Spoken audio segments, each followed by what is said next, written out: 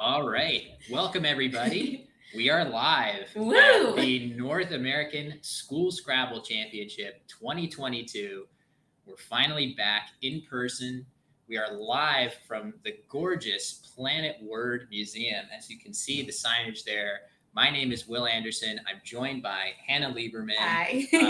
And we are basically ready to jump right into the action. I think our first round pair is ready to play. And I guess we're going to be giving them the signal, and we'll have time for introductions later. And hopefully, the players Will be give a fun us mystery. a chance to catch our breath. I never got to introduce myself to them. I just ran up and said, "What's your favorite ice cream flavor?" So I could have some fun facts about them. So Yeah, and at that age, I mean, favorite ice cream is a big part of your basically personality. all you need to know. Yeah. So yeah, I think we're ready to get started with game one, and we're gonna have a matchup between.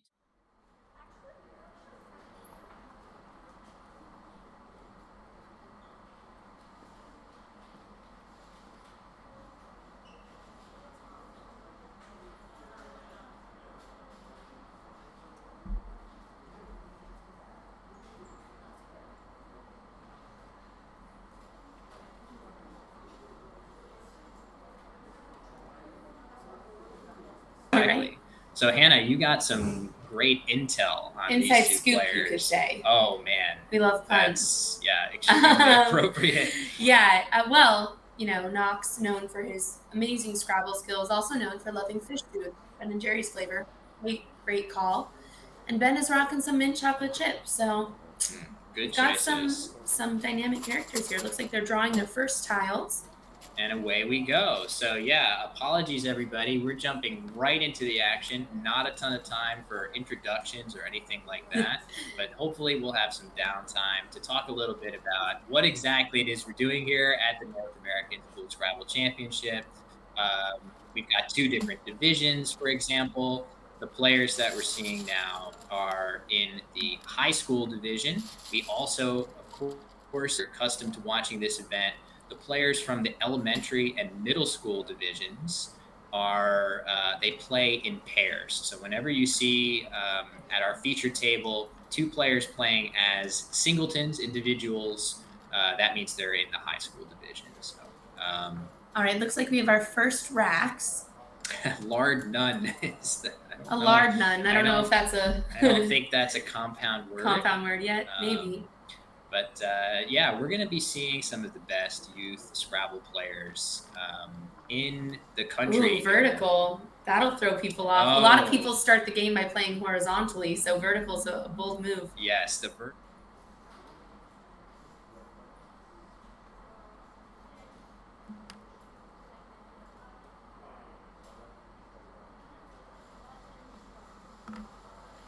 it makes no difference. It's a symmetrical board. But the strategy of it, the gamesmanship, that most people tend to play horizontally. So Ben maybe trying to throw Knox off by this vertical opening. True.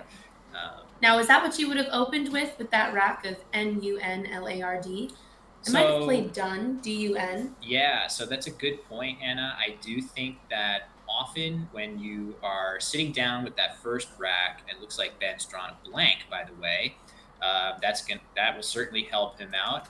But generally, you're trying to identify what are the biggest problems with my set of tiles. And for Ben, maybe the biggest issue he had were those two ends. I would have liked to see him play one. And I would say I'm come around to it, but I'm always more inclined to keep an A than a U.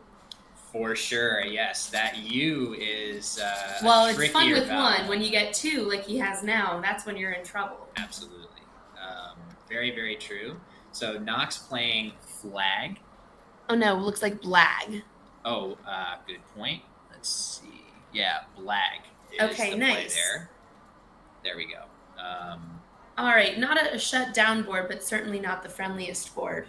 Agreed, especially without that S. You can see if you had an S tile, and if you are sort of newer to Scrabble or haven't followed, players at this level, what you're going to see is these players are going to really value that S because of the possibility to open up the board. Right. And right here, you see lard right there in the center of the board. you were to have an S as Knox does, you Mhm. are about to see, I think, knowing Knox Daniel, we are about to see the first bingo of the school Scrabble championship this So year. bingos are one of those really big ways we can build up points in Scrabble. If you play all 7 letters, you get those extra 50 points. Yeah. So it really, I do like to sort of liken it to a touchdown or a home run Right. or any of these plays from sports, which we can obviously debate whether Scrabble is a sport or not. That would be I was great. on ESPN for it once. I feel That's like it should true. count. Yeah, that's true. I don't know. Alrighty. So he's played staving, an excellent bingo, hooking it with lard. Yeah, You the know, if I value were of that Ben, I'd be S. like, he bingoed, but at least he didn't double double, which is when you hit both of those double word spots, you get your play times 4 in addition to those 50 points. That would have been really killer. Game is Yeah. so early, it's anyone's game. Yeah, but you can see again, Knox with that early bingo, it's going to pump up his score a ton beyond his initial 14 points. But Ben has that first blank on his rack, and that's going to give him a chance of Yeah. striking back here. Does Um, incurring have 2 R's? it does, but Okay, I'm I take it sure. back. Oh man, this is really impressive word knowledge here. As I don't know if this is intentional, but on Ben's rack, he has a very obscure 6-letter word, unseamy. Wow. That I is was a gonna say that no. is an actual that is a word. So if he finds a place to play that, I would be, I I bet mean, he's so looking. I impressed. wonder if he's looking for a place to use his IN to play ing, and seeing if he can't come up with a 5-letter word with CUIN blank. Yeah, that's a great point. So the G of staving, Inducing. inducing, would be a perfect example of that. And that's probably what he's thinking playing Cud here. He's leaving that IN combination on his rack, actually two Yeah. iterations of Something it. we've seen a lot with Ben so far is he's not afraid to leave doubles of letters, which I'm always inclined to try and get rid of doubles, lest they become triples. But so far, it seems to be working. He's been picking great bingo letters. We'll see what he gets now. Now Knox has to deal with kind of an Knox, onslaught of vowels. yeah, Knox is definitely he's happy to see that S. I'm very curious to see whether either of these players will be tempted to put that S at the end of staving. I know, which is Those ing words are so so annoying. hard to know. Which of them have an S at the end, which are not in the Scrabble dictionary with an S at the end. I'm pretty sure that the players are going to be careful about putting an S on It's there. true. There is also an S hook with cud. Scud is also a word, so Right. you might see Now, that be if played. you don't know that as a player, you might be thinking, hey, there aren't a lot of places to end a bingo with an S. Um, do we have a definition? Yeah, at some point, everybody, I'm trying to get the Twitch chat up here so we can interact with you guys. We will definitely get that definition bot up. So, you guys, there will be many, many of these incredibly talented kids playing words that many of us have never seen before. So, Commentators included. yeah, we will definitely have the bot up in the chat at some point. Just bear with us and we'll get that set up. Something these players are doing well is taking their time. I feel like a lot of times, especially with younger players, you see a word and you get so excited you plop it down, and then as soon as you hit that clock, you think, "Oh, I could have done this or that." So it's Yeah. good that they're thinking things through. I think if I were Knox right now, I might be playing EAU off of the N and G of staving, especially if I don't know if staving takes an S. It kind of blocks that lane. That's a really good point. And it gets rid of some of those vowels. On the other hand, I really like to keep E's. Great for bingos. So Yeah, it's an excellent point. oh, The E is, one thing about these players, you saw Knox already get a bingo down. For many of us, and I'm pretty sure we're going to see Ben oh yeah, find one here with this nice S blank combination. And there it is. I AU. called it. That is And it did clairvoyant on your part. block that Very ing. nice. So if Knox had any doubt about stavings being valid, it's now much more difficult to play. Not impossible. There are Right. words with US that you might fit there, But a nice way for Knox to get a bunch of vowels off his rack. And, ooh, man, he's got very good letters there. Whoa, he does indeed. Um, But so does Ben. Ben has a few bingo options. I don't know if he knows Scud, but I'm sure if he knew Scud, he'd see some of those 7-letter words there, maybe ending in IES. Thinking ninnies, maybe. exactly. Any of those innies words, there are a couple. Ninnies is a word that I think most would recognize to be a word. Also, stuff like pennies. You wear that little jersey for your There field you day. go. Wear a penny. Also, hinnies is a word. I think Now, a that's mistake I've made before is thinking about Winnies without an H, which ah. is certainly not. It's not a way to become a Winnie in a game. I'll tell you that. True. So we'll see what Ben comes up with. Though It might become easier for him to get a bingo once he gets rid of those duplicated double I's eyes and are N's. a killer. I'm wondering if maybe if he's not aware of Scud, if he's trying to find something with an S in the middle so he can play it off of Bud. That's true. That's a good point. So there are some obscure words that fit there. It's definitely much easier to hit something with Scud. So we'll see what he's able to come up with. But if he doesn't bingo now, the best thing he could do would be to make a play that uses up at least one I and one N, just because, we're Yeah. talking about those duplicated letters. Every letter kind of has its own set of attributes and superpowers, right? Looks And like when maybe you he's found oh, ninnies. there we go. Yeah, it looks like he's set that up. So now the question becomes, does he see the scud hook or know that word?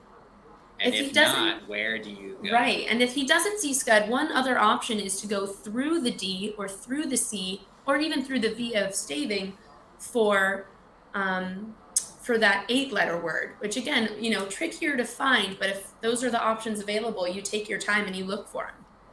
Yeah, always a little trickier to play the 8-letter words than 7-letter words, just because every successive letter that you add, I think we know from things like Wordle, right? Like 5-letter words are just that sweet spot that Yep. most people are comfortable with. Then every letter that you add after that, 4 or 5 becomes a little bit harder to spot those words, just more permutations that you And that's why I tend to use in Scrabble games. No, and that's why I tend to try and find those suffixes and those prefixes. You'll notice if you're watching along when we're looking for these bingos, these 7-letter words, we've been finding ing, ies, ers is a good one. Here he might start with in as a great prefix. Those prefixes and suffixes are a great way to kind of shorten the word that you have to find. Yeah, it's a great point, right? If you have the 3 letters of ing in place, you only have 4 other letters on your rack to deal with. So if you can find a 4-letter word that's a verb and pair that up with ing, voila, you've got a bingo. So that is the way that many, many players start out on that journey. But really, it's not an easy thing. If you're watching along and saying, my God, how do they find a word like staving or hinnies or ninnies or whatever Ben may end up playing? Maybe he won't bingo on this turn, but he probably eventually Yeah, will. And you're looks like saying, like, how is he doing that, right? It's practice, it's talent, it takes time to learn to see words like it's that. true. It looks like if he can't find it, he might be playing off that IN. I saw him reaching for it. Unless he knows that scud is a word. But here's the thing, if he didn't know it were a word, it would be very risky to play it and Extremely have it risky. potentially not be good. So in these Yeah, let's talk games, about that. What right. happens, right, if he plays a word that is not valid? So if What's the he plays that procedure? word, his opponent Knox can hold him. So he can't draw his new tiles yet. Oh, looks like he is playing that IN. Mm, And it would get challenged off the board, and then he would lose his turn, which these turns are very valuable. So that would be a painful, and he'd be still stuck with those letters. yeah, so challenging words, as Hannah says, plays a huge factor in these games. If you are not completely confident in all the words you play, you always run the risk of that horrible feeling when well, it may not be horrible depending on the result, but your Win. opponent your opponent challenging that word, you go up and you enter your word into a challenge computer that has the dictionary on it. Oh wow, as you can see, we might Yeah. be Is seeing that good in school, weenies. Scrabble? I I think imagine I it's a think hot it's a hot dog. dog. Yeah, I I think it's think a it's a hot hot dog. dog. So something that's nice but also risky about IN, he's playing offensively and not defensively right now, as you should do when you're behind in points, is it opened up many more bingo lanes, many more places to play those seven-letter words, but that Yeah. means it also opens them up for Knox. That's a great point. Yeah. And it is sort of a risk that Ben has to take. He's trailing after Knox's early bingo. So if he's not finding a bingo right now, setting up more opportunities for him to play one in the future does make a lot of sense. So just checking in with the Twitch chat here. We already addressed that. Eventually, we'll have the definition bot. And hello to Best and to Austin, everybody else watching. Thank you guys so much for being here. And we are just getting started with the North American School Scrabble Championship 2022. It's been a while since we had one of these in person. It's It's very so exciting to exciting. be here. My mom just sent me a picture of when I played in these. I don't want to say how long ago, but a long time ago. And Yeah, talk a little bit about that. So I got into Scrabble at age 25 or so, so I never got a chance just to play missed it. school. I just missed that cutoff. Yeah. But Hannah, you are a I veteran of I the am school a school Scrabble. Scrabble veteran. I always loved it. It was so fun to play people from um, all around the country and get some Scrabble merch, flex those Scrabble muscles. And the great thing is, it really allowed me to then get into these adult Scrabble tournaments, these not school Scrabble tournaments, which have been so Scud. fun. He knew it and he blocked it. So interesting play by Knox of just he had two. This is a really interesting play Yeah. to sort of delve into here. And oh, what's happening here?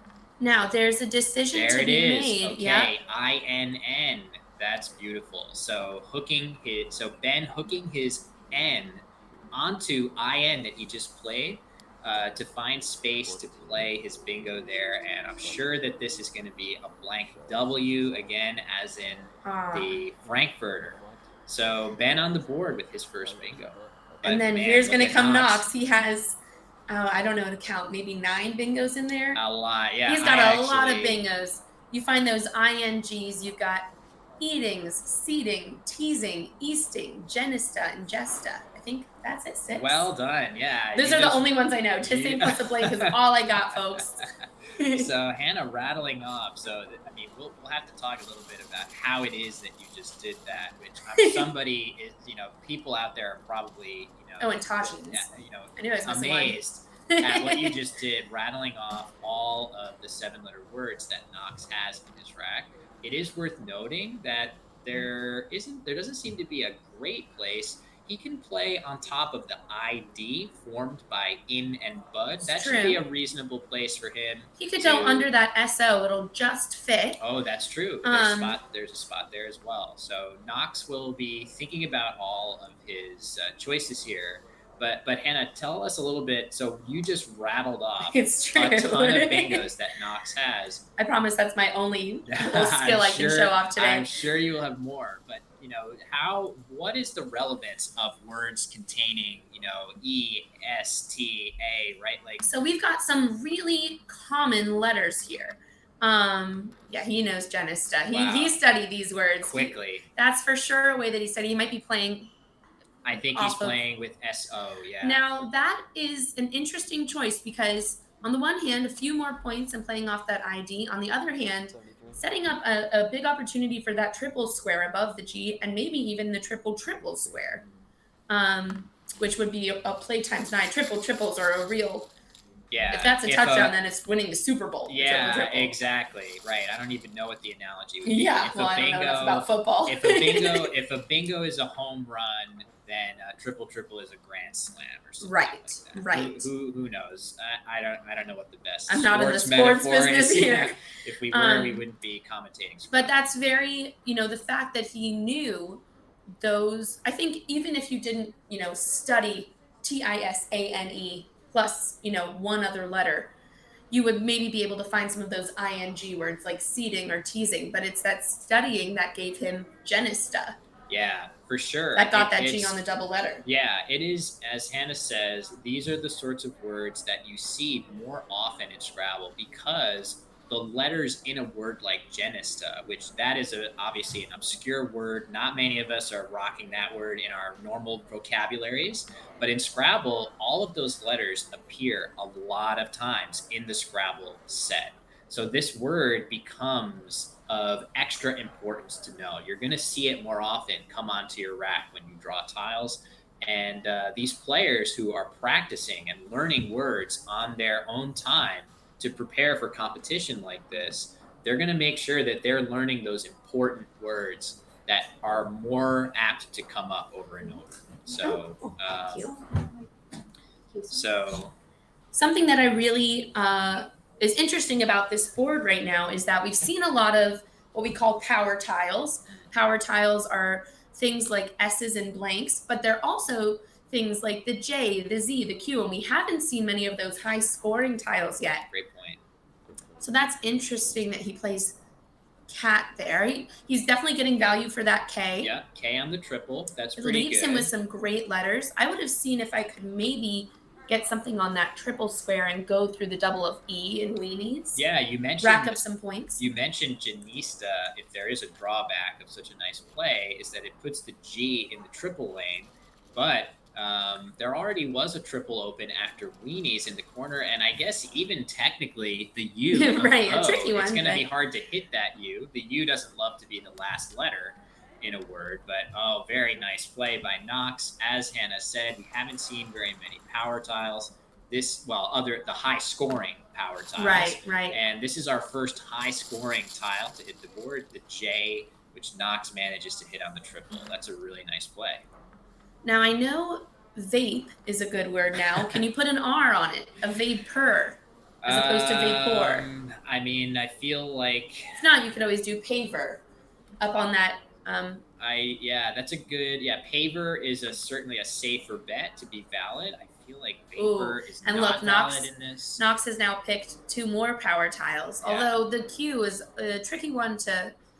It's either a blessing or a real curse, that Q. I think there is no bigger gap in people's minds between the value of a tile at this level and at a newcomer's level to the game than the Q. I think a lot of newer players, they look at that Q and they say, wow, 10 is a huge amount of points. I love this tile.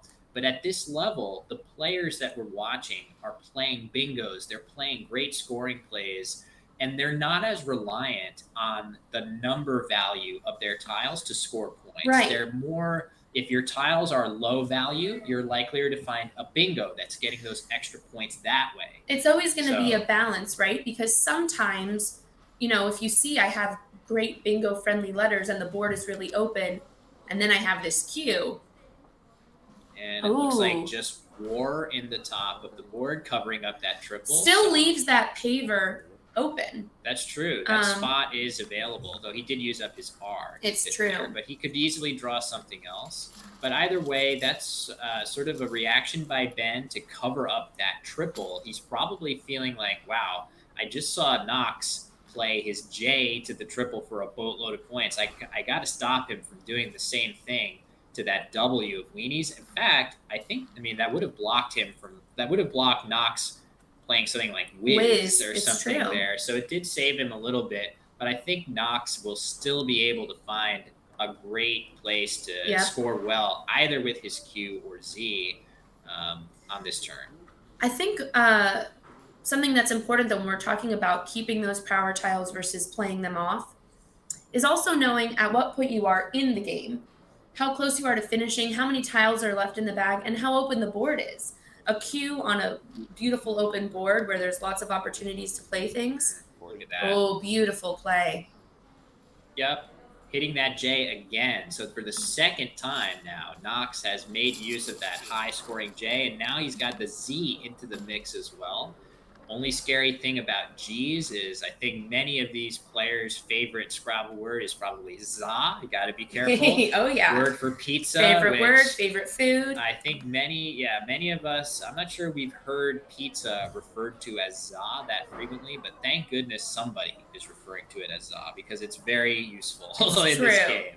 So Ben has that A, but he only has one of them. So he faces a kind of tough choice here. He could play something like love, hooking L and Zaw. Looks like he's playing nap. Okay, Oh, okay, that's maybe even better because he had two N's, so it's he's true. able to Well, he could play use. Nav There you go. and get rid Yeah. of the Z, but he could also have. Oh, he didn't do that. Oh, okay. Let's Nah, he see. played nap. Oh, nap. Okay, Nap. got it. I didn't see Not a that terrible last play letter. though. Hmm. Certainly blocks that spot, racks up a few points.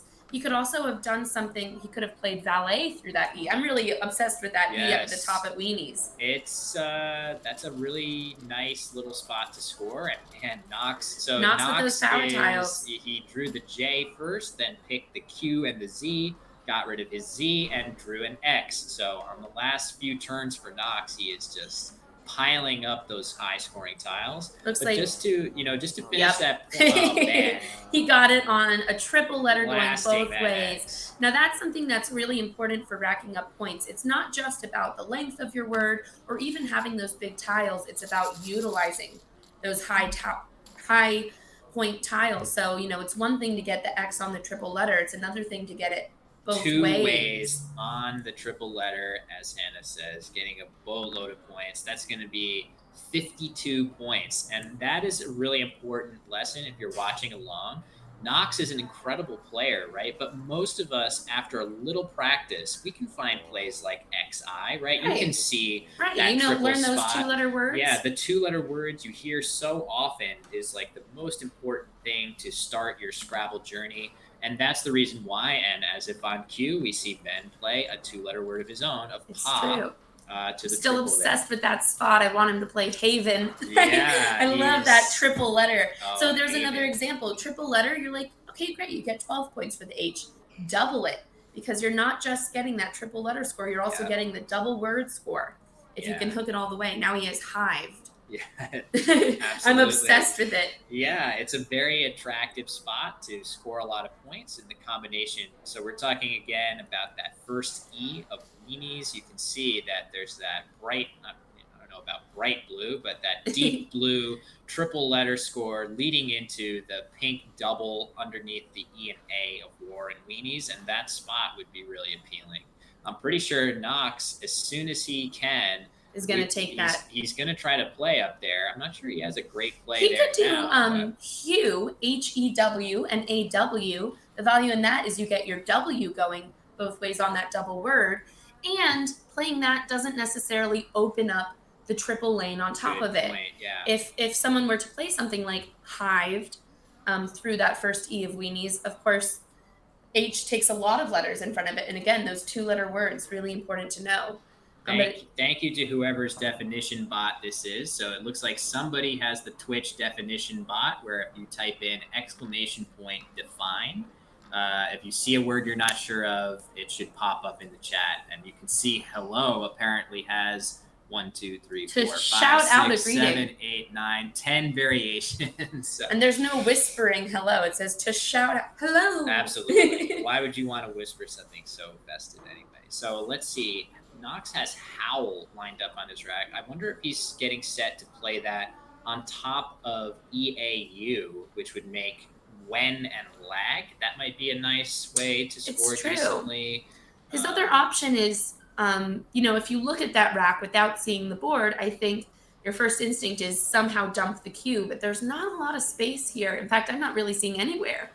This is, as we were alluding to before, the Q with that 10-point value is so enticing when you first start playing. But again, at this level, when you have more words in your arsenal, more ability to find 7 and 8 letter words, the Q begins to often become more of an albatross than a value on the rack. But I'm really impressed by Knox's patience. You can see he's just racking up points. Look at the score. True. I mean, Knox has only bingoed twice in this game, but he is piling on points with his power tiles as well. There is still one more blank lurking that if Ben can pick that, that will help him a lot. But man, Knox is off to a huge Ben start has in a this game. lot of ground to make up, and I'd say we're probably about halfway through this game, maybe a little more. Yep, seems right. Good at eyeballing tiles. Unfortunately, I cannot claim to be talented enough to just look at the board and know, there's got a few X sevens. amount. Yeah. That makes 21. And Yeah, then, I'd say we're probably halfway done. which, the end of the game I always feel like goes very quickly. All right, hid. Okay. Well, it does block if you didn't see that triple to the double, it does block that special lane, but it also puts a vowel right under a The triple eye. letter score. And It that is music to Knox's ears because now, if he needs it, he's got an easy place to just plop that Q down and get 31 points in the bargain. So I'm not sure where Knox may have been considering playing his Q previously, but now he's got a really easy I place don't to know if just there were plop it even down. other spots to play that cue. Yeah, this might be just what This might Knox be was his hoping chance. for. Let's So, talk. Let's talk a little bit about the importance of tracking. Tracking mm, is when you keep track of the letters that have been played and yeah, that as you are see Ben scribbling on his score sheet, right? Like, what is he doing? Not only is he adding the score that Knox just called out, but Hannah, he's doing other stuff too. right. And if you're looking and you're saying, okay, there's only 50 tiles left. Now the odds of picking something from the bag are a little bit greater than at the beginning of the game. In fact, 50% greater. Yeah, You might think, oh, maybe putting an I under that triple when there's a Q out might not be the best move. If he had something like SU and could play Souk, anything that could go both ways, that would have been a killer play. Devastator. Yeah, it would have been huge. Although not too many plays ending in the letter Q, but at least, yeah, something like SUQ, Suk would have done the trick there. But yeah, for Knox, he's just happy to get a really solid score with that Q. But And to that, get rid of I, it. I would exactly. accept 11 points for a QI play at this point, just so it's Totally. you get closer to the end game, you 30, really don't want to get stuck. yeah, 31 is a ton, right? That's a lot of points to get. There are many situations, and we'll probably see a bunch more, Yeah. where players dump off that cube for much lower scores than that just to improve their odds of getting bingos, getting more flexible scoring tiles on their next turn. So, um, Now there yeah, aren't terribly many front hooks for HID. I don't think there are. there is, well, let's see. There is a W that hooks there. I think we've seen just the one W go down with Howl, Right. and then also a C can fit Right. there. And we have just one C for Scud. So neither player, I believe, has a hook to hid, which would make a potentially good scoring play to the triple hooking there. It looks like Um, maybe he's going to play off that M to go both ways. So again, here's a great example of utilizing something that's worth more than a point, getting it to go both ways. Of course, the other option is dump that V and play VET. Yeah, Um, so we're talking about the Q being unappealing. The V is definitely up there in terms of a absolutely. letter that many people, and myself included, rightfully struggle with that V sometimes. There's And part of just that, I think a big reason V's are difficult isn't just because it's not as many words, but because there are no two-letter words exactly. that have a V. So there's no hooking a V word onto something else using that letter V. Same with C. Those make them really difficult letters. Yeah, for a newcomer, as we said earlier, after Knox's play of the Greek letter XI, Xi, we were talking about how important those two-letter words are. And when you're starting out as a Scrabble player, and the V and the C can be particularly bedeviling for new players for that exact reason that you said, Anna. I do want to call out that the C eventually starts to regain some of that Right. value over time. The C is in way more long words than the V is. Certainly than the And Q. yeah, for sure. So the C eventually, you start out hating it as a player because you can't use it in those two-letter words. But I certainly like the C a fair amount now, just because it feels really versatile. You can use it in longer words a Oh, good yeah. amount. So Talk about that with Genesta. If you have those TISANE with a C, you've got options. yeah, You've lots of bingos there. It looks like Knox is maybe trying to balance his rack by playing off Odie under two and under Genista, which, mm, um, is a great idea. Something that I think distinguishes this level of players from maybe your living room players is that they're not just looking at what's getting the most points, they're looking at what's then left on their rack. yeah. You And mentioned that with the Q play of right. maybe at this point in the game, you're looking at the tiles that have not been played yet, and you're trying to use that information to influence your plays. Right, that's Right. really high level to do that sort of There are rules in Scrabble that are sort of applicable most turns. You're trying to score well, you're trying to unduplicate your tiles, you're trying to do this and that. But all of those rules change over the course of each game. There it is. You were right. You predicted it. Well, So he's, in my opinion, playing very well because that's what I would have done. No, he's well, that's a couple times now. yeah, You he's called playing EA. terrifically. You called EAU. You Yeah. called Janista in that spot, and now you called Odie as well. So you, Something that's nice about Odie is it's not just about, oh, I like this letter, I like this letter. You want to leave a good combination of vowels and consonants. You kind of want to think in your mind, what's the worst case scenario I could pick? Will I pick, 6 eyes? What does that leave me with?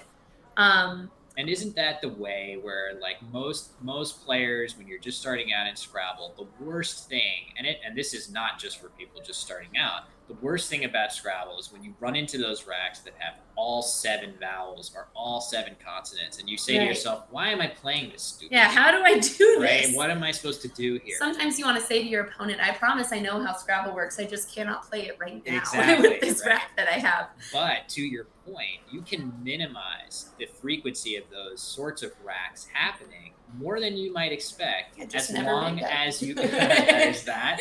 But you can do it by never bingoing. But you can also at least minimize those outcomes by, as you said, treating each play as a combination of not just the word you're playing, but also the letters you leave over for next turn. All right, so a few good things and a few kind of sad things about this move that Ben just played. V. The good thing is, one, he's getting rid of that V, which is, love like to we see were that. saying, a real killer tile, especially on this board. Two, he's getting good value for it because he got it on a triple. And then the good news, but it also comes as bad news, is he's blocking what's potential bingo lanes, getting those 7 letters down and getting those 50 extra points with the E and the N of Genista. Yeah, Which is good news if you're worried your opponent's going to bingo. Again, we still haven't seen that other blank.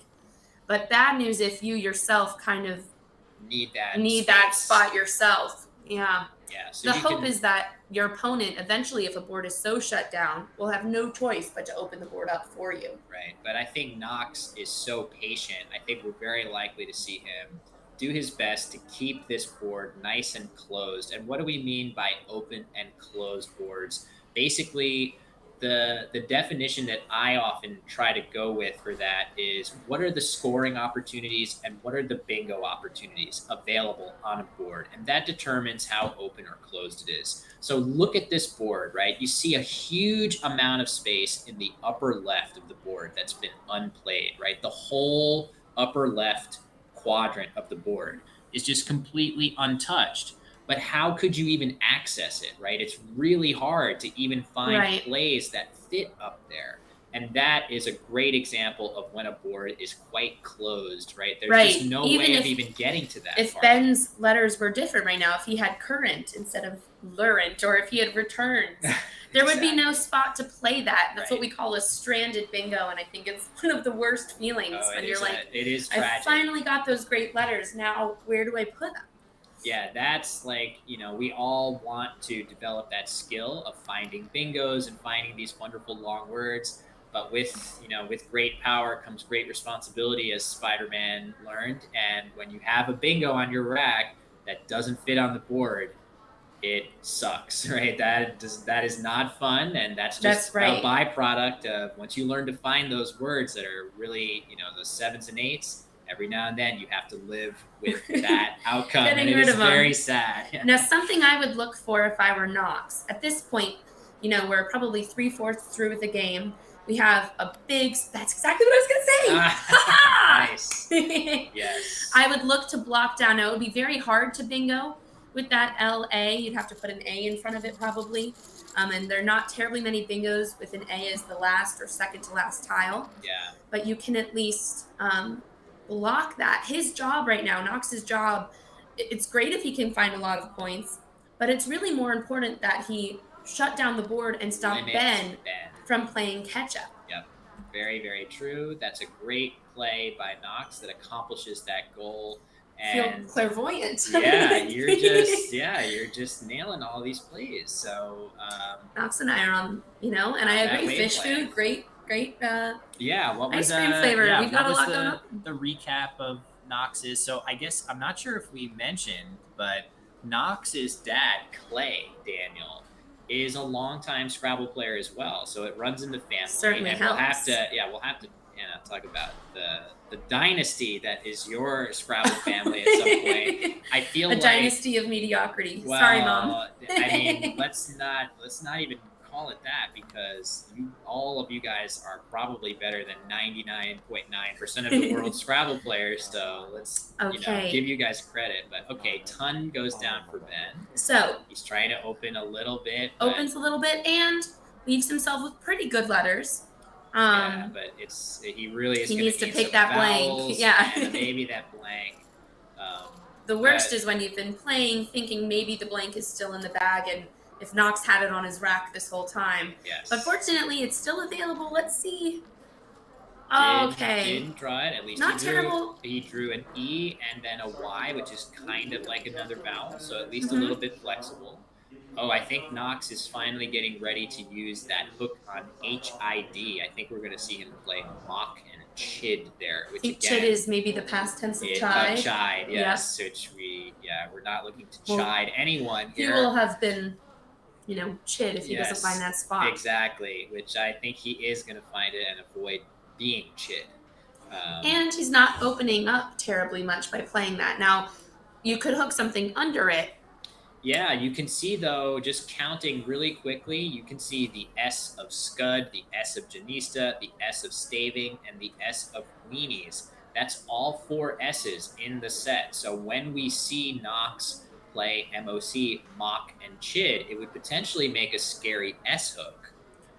But all the S's are gone. So all you have to worry about is the blank, and also the K has been played. It's true. So this is particularly safe now, even with, Knox's goal of trying to prevent Ben from bingoing again. The only thing that can really hurt Knox here is if Ben has that second blank and can make it an S, which is that's a very specific outcome. And even if Ben does bingo at this point, he would have to bingo a couple of times to catch up to that 440 score that Knox is rocking. And Knox has great tiles too, which is going to be difficult. So you have to get at the point where you're saying, is the risk worth these points? At this point in the game, it seems like it's worth it, even if Ben does bingo. And there's always the chance that then you get to use that spot. Absolutely. Set yourself up. So you can see now, it looks like we have the unseen tiles from Ben's point of view. So just as a point of clarity, at any time you can see whose player's turn it is by which of the two clocks are ticking down. So if you're curious, whose turn is it? What letters do they have? You can see Ben's letters there. He is on turn right now, thinking about what to do. And we just saw, if you're wondering, why was Knox feeling the tile bad when he already has all his tiles? You can do something where you can check how many tiles are left to make sure your tracking is accurate. We're at the point of the game where we probably don't have too many tiles left in the bag. Yeah, so it looks like there are something like Let's see, 14 5, 10, 14, unseen yeah. tiles. So when you see whatever number of unseen tiles are there, 7 of them are on your opponent's rack, and well, I think that's so true, he right? will. Looks He like will. There should be an L there, but that's okay. Well, no, I think this is. It's unseen tiles from both it's their from Ben. perspectives. Yeah. So, okay. So the B got it. So that. So makes there aren't sense. going to Yep. be a lot of tiles left if those are the ones on their racks. Yeah, so with this unseen tiles here, 7 of them are on Knox's rack. The other 7 are in the bag.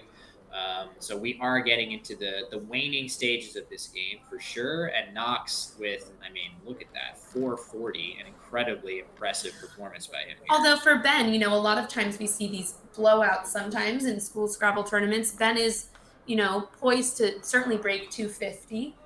Could even break 300, which I always hang my hat on. And he had the milestone of getting that bingo down. That He is something did. where that is not, something that is simple to do.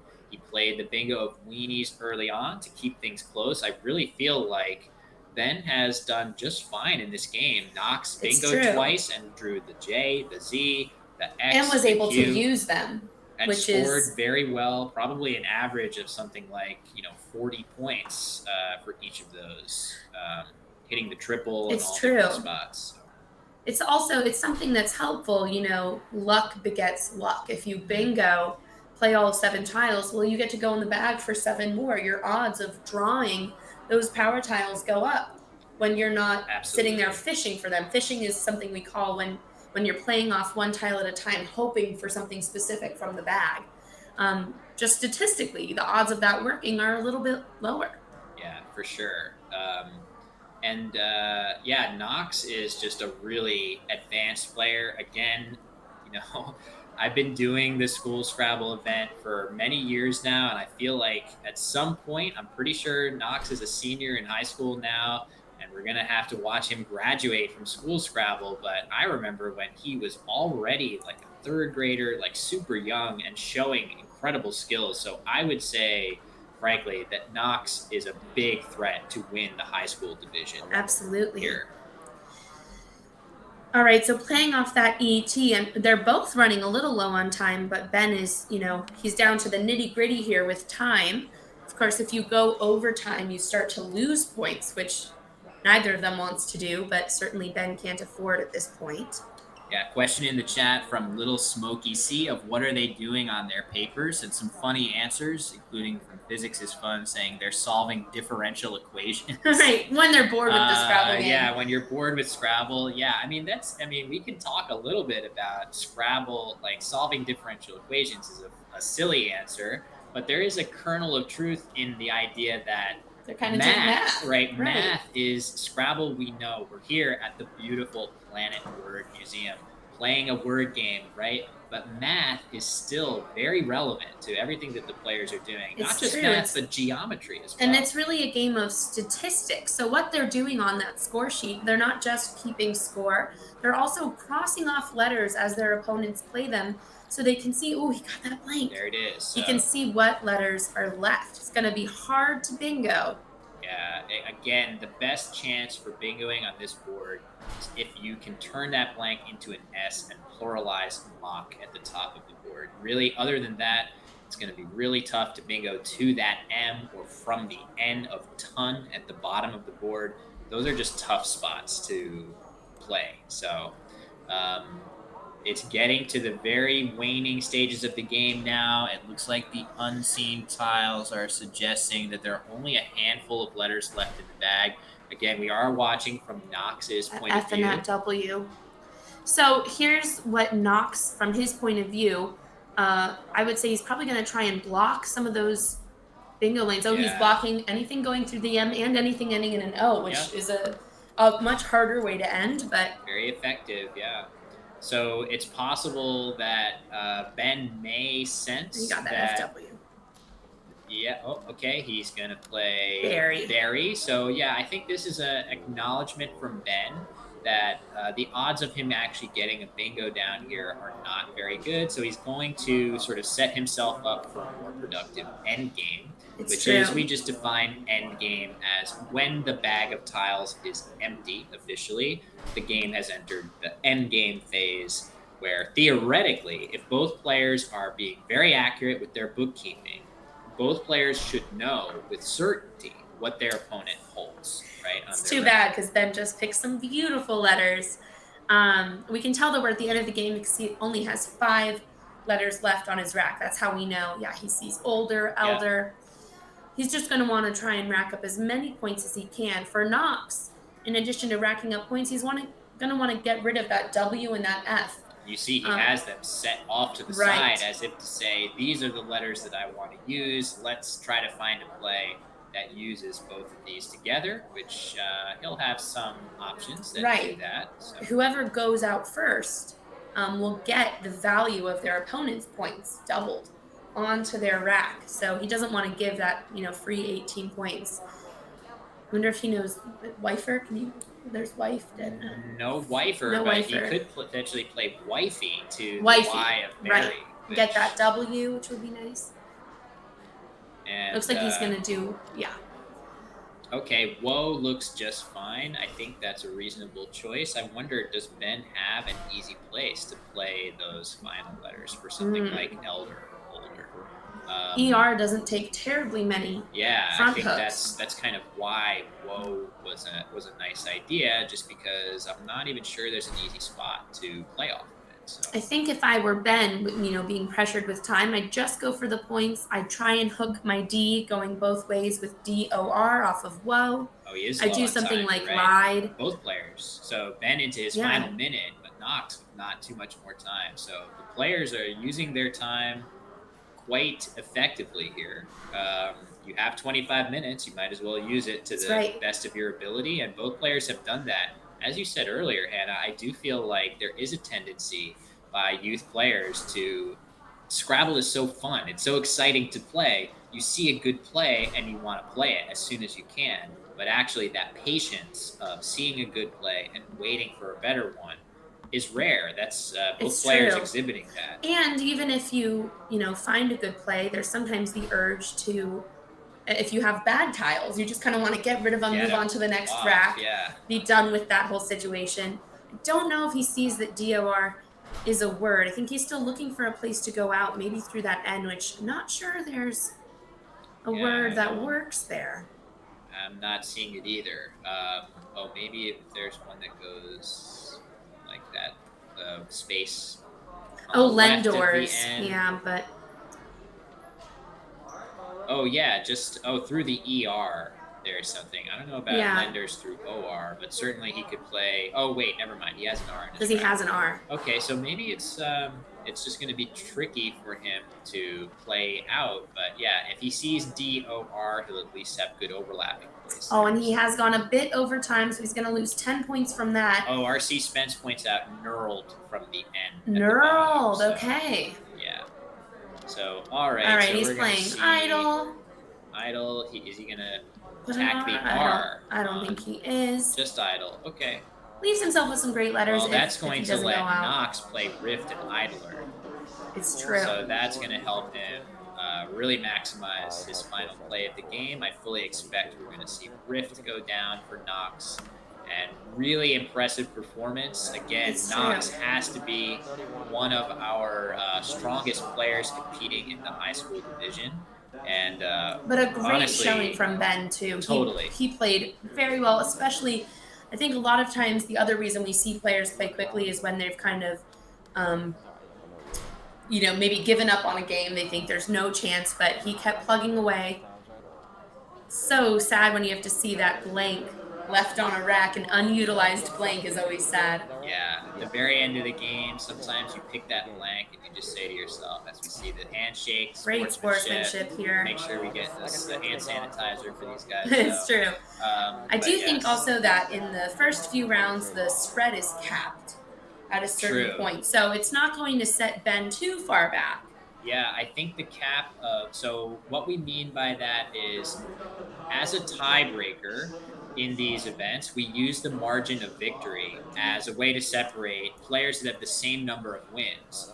But in an event like this, we do have a really wide range of skills from the players. So in those early rounds, when you might get an inexperienced player up against a really experienced player, you what we have is a way of capping that margin of victory at I think 100 and so Knox, with a really impressive win, he's going to officially be 1-0 plus 100 here. Right. But ultimately, for Knox, all he has to worry about is if he can just play like this over the next 7 games, he's going to be in really good shape. Absolutely. And there is a bit of luck involved, but again, you really generate your own luck in this game if you're able to play a lot of letters off early on. Your chances of getting those better letters um, continues to rise. So he kind of there's sometimes you get that momentum going and you're able to have a really beautiful game like this. He broke 500, which is an incredibly impressive score. Yeah, so seeing a 500-point game is definitely in game one of the school Scrabble We're off and Championship running. is a pretty good sign for what we're going to see over the course of the event. I think, and just bear with us as we sort of iron out our procedures for doing this, but we definitely want to also bring you the ability to talk to our players once they've completed a game. So we're going to see if Knox and Ben are willing to do a little post-mortem analysis of their game. But yeah, Hannah, I think that was a really great It game was a to great game to watch. It dive was into. great examples of so many of those skills we're talking about that bring people from that living room player level up to this competitive level. But also by Ben, I mean, an impressive combined score, up in the high 700s. Both players getting bingos down, both players using scoring spots really effectively. Really utilizing all the good tiles that they did have, other than that one leftover blank, which hurts my heart. And that's just a function of timing. You never want, we were talking about it hurts when you have a 7 or an 8 letter word that you have no place for on the board. It also hurts when you draw that blank at the end of the game and can't use it to play a stylish bingo or something that you might get But early I in the think game. stylish is certainly a word to describe this game. There was some suave play that we're seeing at this high school level. They're certainly on their way to then becoming terrific adult tournament Scrabble players.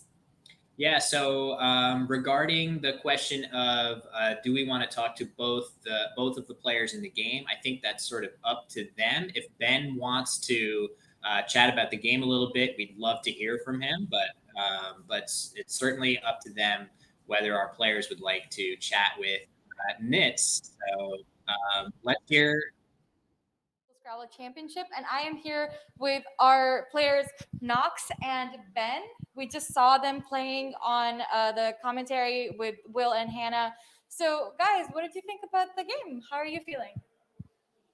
I think I got pretty lucky with getting all the JQXZ, having a lot of big plays there. I think that was pretty lucky. What about you? It wasn't my best game, but I still had fun doing it, and I was pretty proud of a couple of the words I did. Okay, that's great. So, tell me about the words that you're really the happiest about. Well, I got my bingo weenies. I had a couple other almost bingo racks where I thought I saw something or I couldn't place something anywhere. So Fantastic job. The weenies play was really good. I mean, using the blank as a W, not everyone has a chance to think that. Usually we think of R, T, N, S, the usual. So that was a really great play. What do you usually do when you have plays that you really want to make but can't put on the board? Yeah, I think that can definitely be hard. I think sometimes the tendency is to try to play a word that's as close to the word that you want to play as possible. So like, if you've got an ing word, then you'll play a different ing word through a letter that's maybe 6 letters long or something like that. Yeah. And are you excited about the games going forward? yes, I am. I want to make my spread go back up after that. Yeah, the spread is unfortunately and also fortunately one of our most important aspects of the game. So, how did you guys prep for this championship? I did some studying. I looked through the Scrabble dictionary, played some Scrabble Twist, stuff like that. That's really cool. And Knox, what about you? Yeah, playing a lot on Woogles, I'd say, doing a Zizova card box, watching guys like Josh Sokol, stuff like that. Mm-hmm. Yeah, that's really cool. So, Ben, have you also used Woogles in the past? Yes, I have for casual play and online tournaments. And would you guys prefer over the board or online? For me, definitely over the board. Okay. I don't really prefer one over the other, but in person's always fun. Really? I mean, with the pandemic, everyone's had to adjust. So, would you guys think going forward, would you like to play tournaments online or over the board? Where do you guys stand on that? I mean, if tournaments online are the only option, then that's what we should do if the pandemic continues. But in general, I think in-person tournaments are really the highlight of playing. So yeah. Yeah, I agree. Okay. Well, thank you so much for your time, you guys, and good luck with the rest of your games. This is fantastic to have you guys here. All right. Thanks. Thank you.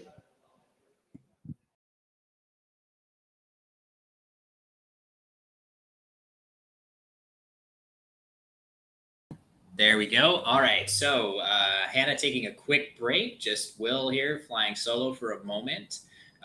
But great to hear from the players. Thank you very much to Nits and, of course, to Knox and Ben for chatting a little bit about their game, about their experience. And you can hear, no surprise, that the players have been prepping for the event here. I fully expect that a lot of our players have been working hard in their free time in between all of their studies that they're actually expected to do.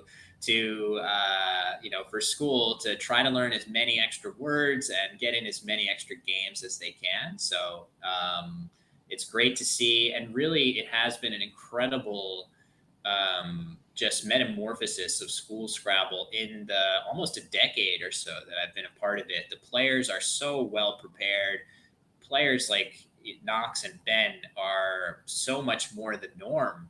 It's amazing to see the improvement and the skills on display. So I can't wait for 7 more games here. So at some point, we're going to figure out who our next matchup will be on the top board. It's going to be another game from the high school division, but then we will definitely be featuring games from the elementary and middle school division as well very soon, where the players are playing in teams of 2. So basically, what we're going to do is have 5 games today, 5 games tomorrow, and we're going to show all 8 rounds of the main event. And then we will stagger the finals of each division. So we are going to get a chance to watch the final championship match in both of our divisions, one after the other. So it's going to be really exciting. So hopefully, if you guys are watching along, I hope you guys are going to stay tuned and enjoy all of the coverage that we have for you. It's been pretty amazing to see everything come together and be back in person playing Scrabble here.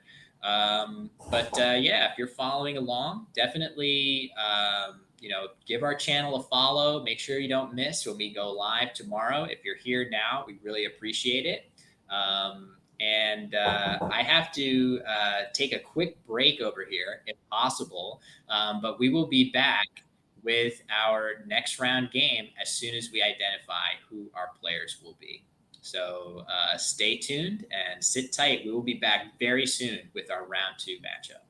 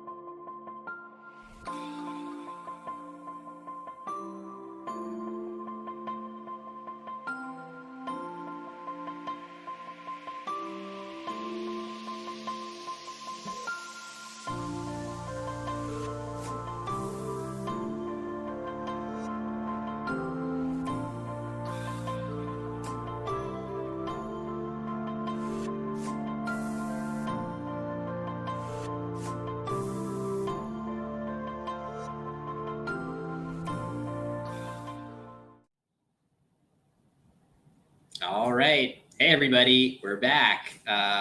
It's Will here with alongside Hannah at the National, or I should say, North American, Canadians here too, School Scrabble Championship 2022, live from the Planet Word Museum in Washington, Basically, D.C. the coolest museum I've ever been to. This thing is awesome. It is amazing. I mean, I don't want to overshare some of the reactions that you had when you were seeing. If you want to share, that's this fine. place is everything I love. It's got great music, amazing exhibits on etymology, super fun aesthetics. The bathroom lighting is really flattering. Big fan of all around. That's right. Yeah, I mean, and who can forget the elevators, which look like they're libraries with books on It's walls, true. And have some word free copies in there by our own Stefan Fastis. Yeah, the Scrabble ambiance in this place is really strong already. You can go into the gift shop and buy countless Scrabble and Boggle and all other games there. It's really an amazing venue for an event like this, and we're one game through.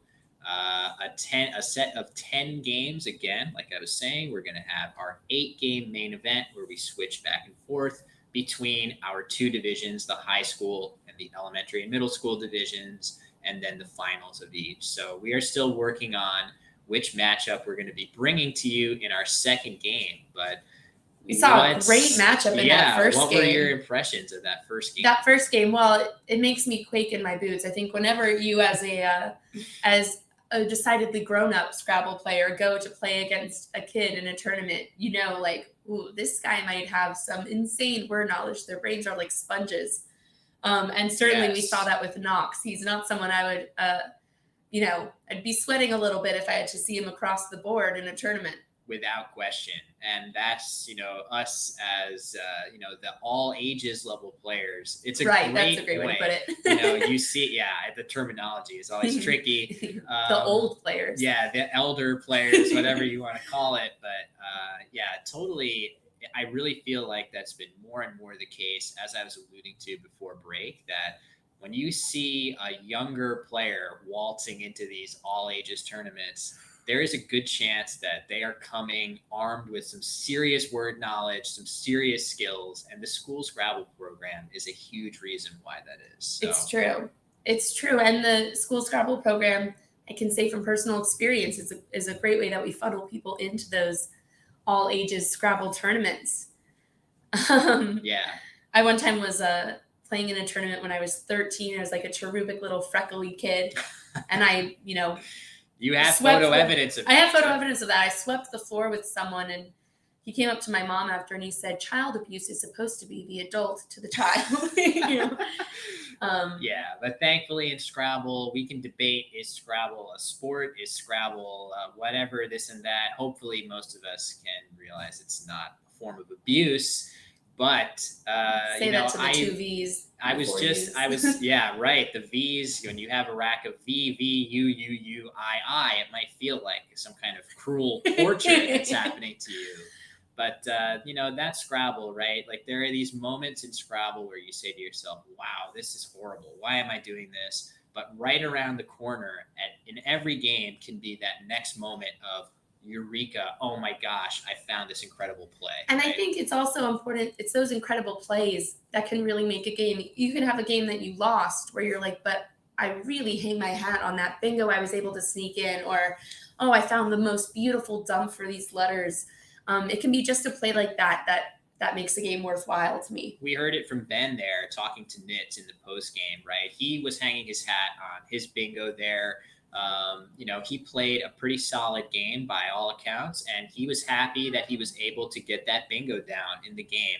Sometimes, even in games where you lose, there are really memorable plays that you can take with you. I can certainly think of situations where I played a game, the outcome of the game didn't go the way I wanted, but there was a moment that I made an inspired play or I did something interesting. And that's what I remember about the game. Yeah, or I've had games that I've lost, but I'll think, oh my gosh, I lost by 20 and I so easily could have lost that game by 200. Yes. You got to hang your hat on something, especially when you lose as much as I do.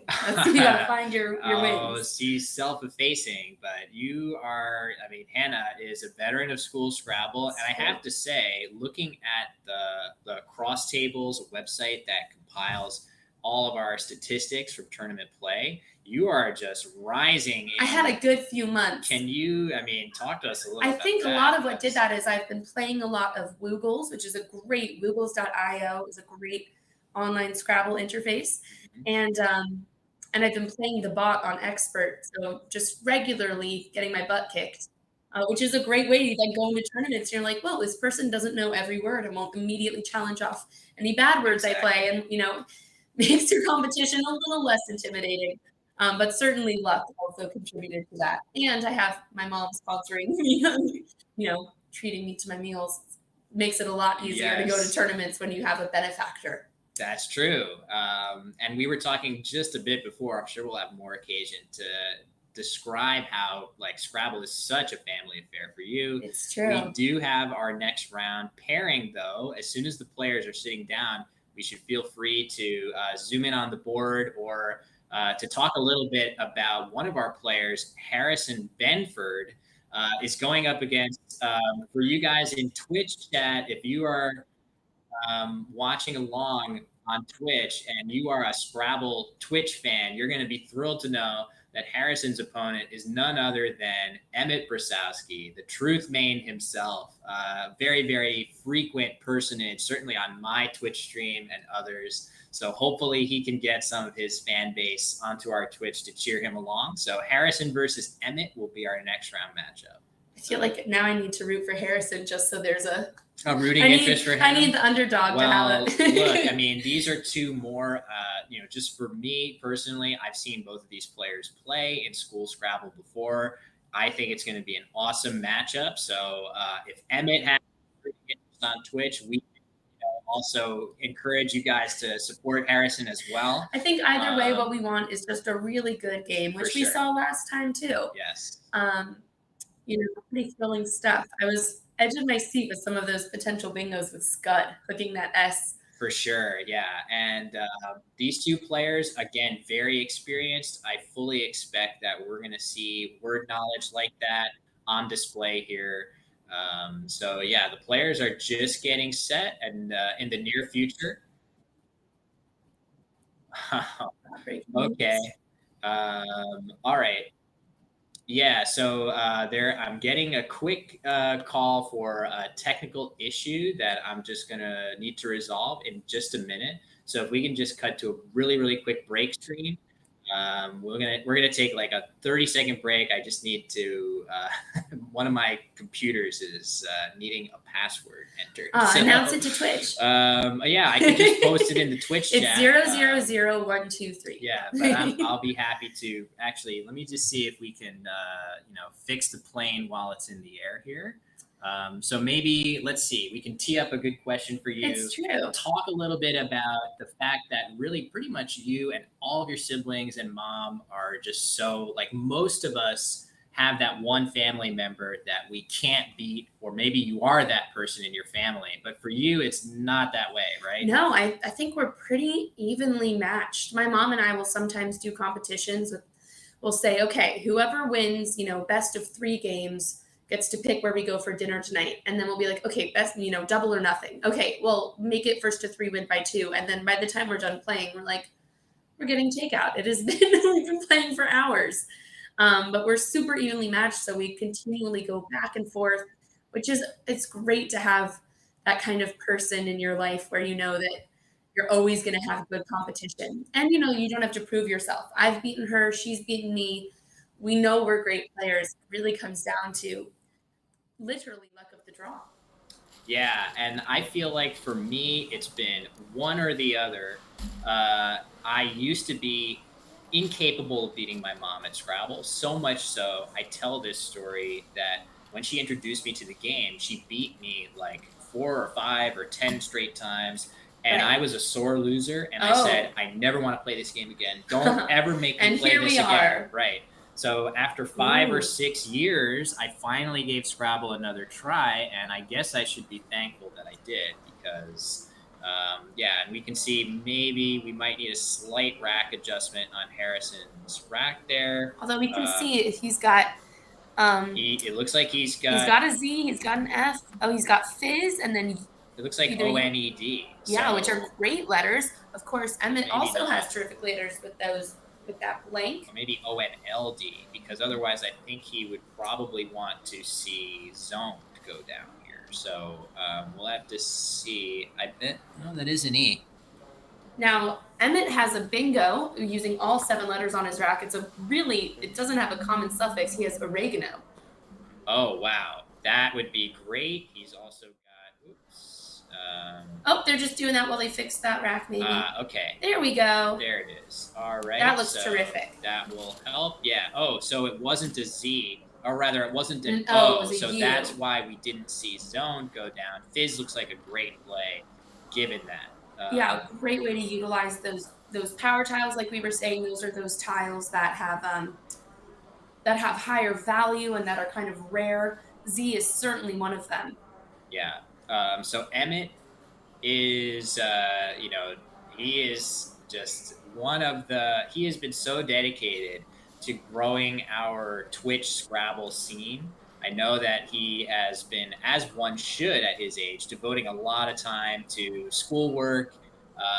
And maybe Scrabble is not as high up on his priority list, but he is extremely talented player, and I do expect that there's a good chance he's going to come up with a bingo here. Now, something when we talk about bingos, those 7-letter words where you get those 50 extra points. Oh, now he's going to play some off. Something that's helpful is looking for suffixes. He didn't have as many suffix options here. ER, AGE is kind of a tricky one. But very smart if you don't see the bingo to play off those O's. Yep, his leave on his rack, the tiles he has left, are excellent. So, oh man, what is unhedges? Unhedges. Okay, so this is not in our dictionary that we use in tournament play. So I think we're going to see an example of what is. Yeah, we may be about to see our first challenge. Yep. It looks like Emmett. See a hold. Is yeah, okay. So you can see, I think they're working on neutralizing the clock there, and now we finally do see it. And that is the sign, and you can see the players getting up. What they're doing is they're headed over to a laptop that has our dictionary in it, and they're going to put in the word unhedges and hit a button, and it will rule whether the word is acceptable or not. We're going to see Harrison picking his letters back up. So an ambitious. He played them so confidently, too. Very confident, very ambitious, and, frankly, the Scrabble dictionary has a lot of strange stuff in it. It's true.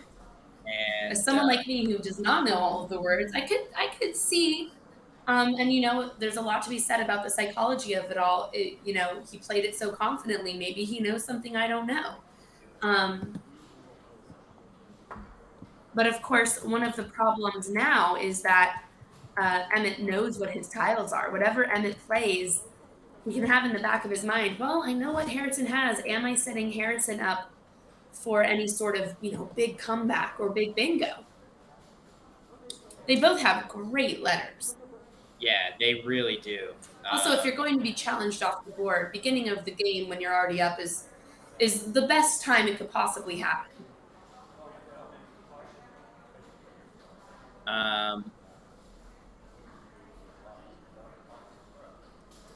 Awesome. So now we're going to see what Emmett comes back with. I don't know if he has a huge bingo in there. He's got those 2 R's That's together, making it and difficult. the X is, you love having an R, you love having an X, but all of them together with that blank is a little bit unwieldy. So he's going to start with the X first. Right. This makes sense, but it is a little scary because he knows Harrison has an E. Yeah. He just saw all of Harrison's letters. Wondering if unheeds is a word. Oh, and if he tries unheeds with axe, A-X-E, that's going to be another play that Emmett will potentially challenge. Now, here again, we get into that big psychology of did Emmett play axe knowing that unheeds is no good? If you're Harrison and you're not sure, That would is he be setting me up? galaxy brain level. All right, he's just going to go with the Okay. safer play, playing Safe. heed. Makes sense. Totally makes sense. Now, Emmett has great letters for putting down all 7 letters, and he's got plenty of spots to do it. He could play hooking something with AXE, put his S on it. That's why we love those S's in Scrabble, because they really enable you to hook words very easily. You could put the S under heed. He could put the S under zaw for multiple slices of pizza. The question is, what word will he play to hook it there? He could do, oh, looks like there was an overdraw. So this is a great little. Another rule. So what happened was Harrison drew 1 too many letters. So Emmett got to flip over 3 of them and pick 1 of them to put back. It looks like, let's see. Oh, he put back the S. That is so sad. Harrison had an S and he lost it. Huge swing. That's a really, he does have nice letters though, abound. Sure. I mean, he definitely has a good But that S set would have, of you know, vowels. abounds would have been nice. Yeah, vowels, consonants, but I think he's going to hook it with axe, right? I think the most points he can get right now is if he hooks that play. It could be curries. It could be hurries. Is furries good in Scrabble yet? The point is there's a lot of not words yet, he could but play. I'm sure it's headed into the dictionary sometime soon. I think it's not anyway. There are, arguments to be made for all the letters. The C is kind of harder to play through, but of course you can put an S on top of that for scurries. Yeah, good point. However, he did just take Harrison's S, so that's going to be yeah, maybe an extra argument for making it a C. A little nuance about making it an H is that there actually is a really obscure D hook effect. Oh, juries, that's so right. Which that would be incredibly impressive to see that go down. I think the S hook on curries is much more. Most of us have heard the word scurry before, whereas Right. I don't know how many of us are Duries. knowing duries here. So we'll figure out what this blank is at some point. Now, Harrison has some great opportunities to utilize those tiles that are worth more than a point. He has some great opportunities off of the word goo. He could play pound right there, making po and oof. It wouldn't really very be nice. setting up the triple because it puts the U. Even abound plays. He could do abound. Yeah, with ag. And right. That would be quite impressive. So that would be a really nice spot. Good It's catch, true. Anna. Thanks. Another thing he could do is try and go off of that ZA, play something with zap. He could play bop or bap, just to get those points going. He's of course not terribly behind. So that blank is an H, in fact. So we'll just have to see. I mean, Duries with the D would be an incredible spot by either player. We'll just have to see if well, first of all, they need, like in this particular situation, I don't think Harrison has a great play with the D hook of Duries anyway.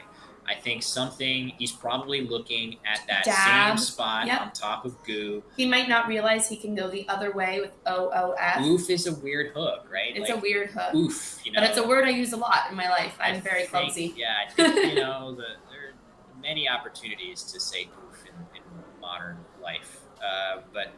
Yeah, it's tricky to spot on a Scrabble. Another option he has is if he wants to try and use that X, he could go through the eye of fizz. He could do something like dip if Pax isn't good. Of course, I think it's in his interest right now to play off those tiles, try and get that S back, to play as many tiles as he can. That's a great point with those hooks. There are a number of interesting scoring spots. So Harrison taking his time as he looks to figure out where on this board does he want to play, and it is dab. So something with dab is you are setting your opponent up for some nice plays. Looks like he could play jaw and wag right off of that AG. On the other hand, then that ideally sets you up for something. So you give and take. Jaw is going to be tough to re-overlap though. It's true with that J. The J is going to block all that action. So just envision Emmett playing JAW with wag, and that J is going to prevent great overlaps, but swag is, I guess, still possible. Looks like he's going for Oh, Raj, yes, which Raj. it's Okay. going to be a great number of points getting that J going both ways. On the other hand, it does leave that spot a little more open for something like poof. True. That's interesting. So putting the J in that spot definitely scores more overall points, but the W in Emmett's rack is certainly less appealing for bingoing than the R would have been. It's true, and Jaw up there is only 2 points fewer. So this is an argument to be made for taking your time to think over those plays. I think if I saw Raj, I'd also be so excited to play it. But Jaw was only 2 points fewer. Oh, and it's it wouldn't that have allowed close. that Okay. poof play. There he Oh, goes nice. with poof. Yeah, nice play. So this is gonna really this underscores the difference, right? Imagine instead that where that R is on the board, instead you would see a J. It would prevent plays like that completely, as there are no two-letter words ending in J. So tiny little variation. It's so funny, right? Scrabble, you see these plays that have almost nothing to distinguish themselves It's between true. them, and sometimes they can have this huge butterfly effect, not only on the next turn, as we saw here, but in the future of the game. I mean, it's all butterfly effect. You can never know what's going to happen. He could go now through the P of poof. Emmett could use that triple. But imagine if his rack right now had an R instead of that W. He'd have some beautiful bingos on there. I'm not going to rattle them off again, but there's a good number. Well, all else being equal, if you, and we know we can't do this because Raj is on the board and not Jaw, but if you were to just take that W on Emmett's rack and replace it right now with an R, you would have a triple of trap line through the P of Whoa! So and we were talking about that before, right? A bingo is like our home run or our touchdown. A triple, which again, if you can imagine it, imagine a play through the P of poof that hits both of the red triple word scores. That is going to multiply your word score by 9. That's a huge amount. Plus the 50 plus for the bingo. 50. That's a real soul crusher when you're on the other end of that. I'm just happy that Harrison got his S back. Because I was going to be so sad for him. Yeah, he did get the S back. Looks like they're double checking what the score was there. Yep, that's fine. That's the right of the players at any time to just check the score that's been announced. 38? Oh, you're very good at the mental math. I feel 8 very... 6, 14, 56, 17, 18, 19... 38, 39, 40. That's what I meant. 40. Wow, 40 points. Yeah, that's pretty nice. I mean, look at the way that he has scored those 40 points too, right? There's no J, X, Q, or Z. It's all in that parallel spot. You're using the P on the double letter score, the F on a double word score, both ways with not just it's almost as if you that. said the F times 4 because you're getting the times 2 going in both directions. Yeah, for sure. So it really is a good example of these players really don't need the J, the X, the Q, and the Z to rack up points because of their ability to make parallel plays, to use the geometry of the board in their favor. Looks like Harrison has Huns set up on his rack. I wonder where he's thinking about. Maybe with Zaws, so he can get that H.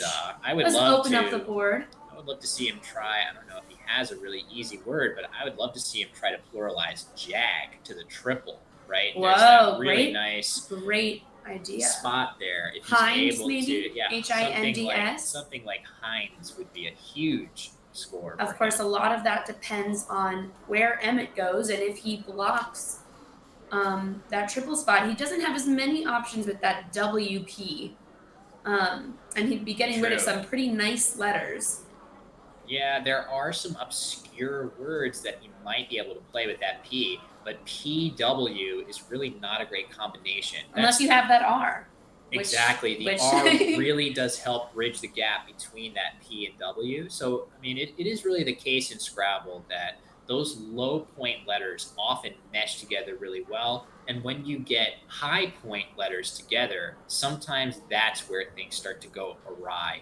Absolutely. You have combinations like PW or FB and things like that it's going to be hard to play longer words with those letters together because these high point tiles they like to sort of absorb all of the other low point tiles along with them. It's So if true. you have more of them together, there can only be one star of the show sometimes. So Kind of and oh, you see, he has Heinz set up. there you go. Something that happens if you you have these low scoring tiles that you think are going to be great for a bingo, one of those 7-letter words with the 50 bonus points. If you can't bingo with them though, and you have nothing high scoring, then all of a sudden they're pretty useless. For sure. Hines would certainly catch Harrison up. It just depends what Emmett does. It looks like maybe he's trying to find a bingo through that D. That's He, true. Yeah, he might be looking for a bingo. Of course, if he just gets rid of just that W, really, he'll have great letters set up for the next round. He's definitely so on Emmett's mind right now is that he has a W. That's the only tile on his rack that's not a good bingo tile. So anything he plays here, I would be astounded if he didn't play his W on this turn. So he's looking for a spot. Where can I play it? He's definitely wanting to play it through the P of Poof, but those words are going to be tough. There are a handful that play in that spot, but really no easy words to spot there. A lot of words in the chat being suggested: pilaw, pinwhale, peewit. These are really I would not obscure, have known any of those. Yeah, really obscure words. It's no fault of Emmett's here that he happens to only really have tricky words to find through that P.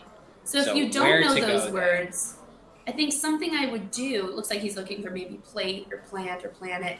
Something I would do is maybe, since there's so much open on the board, play off my W to just make WO. Because then no matter what spot my opponent takes, I know I get a spot the next turn. It's a riskier move. He's up ahead by a bit. It looks like he's probably going to do pleat. Oh, Yeah. maybe he's looking for a way to do pedal or something so he doesn't get the vowel in front of that triple letter going both ways. It looks like he will do leap instead. So this is probably, oh man, this is interesting because had he managed to play down from the P here, he would have prevented this massive play that he's about to get hit with. Heinz. So just playing 45. instead. So yeah, that's a huge score. It really is going to catch Harrison almost all the way up.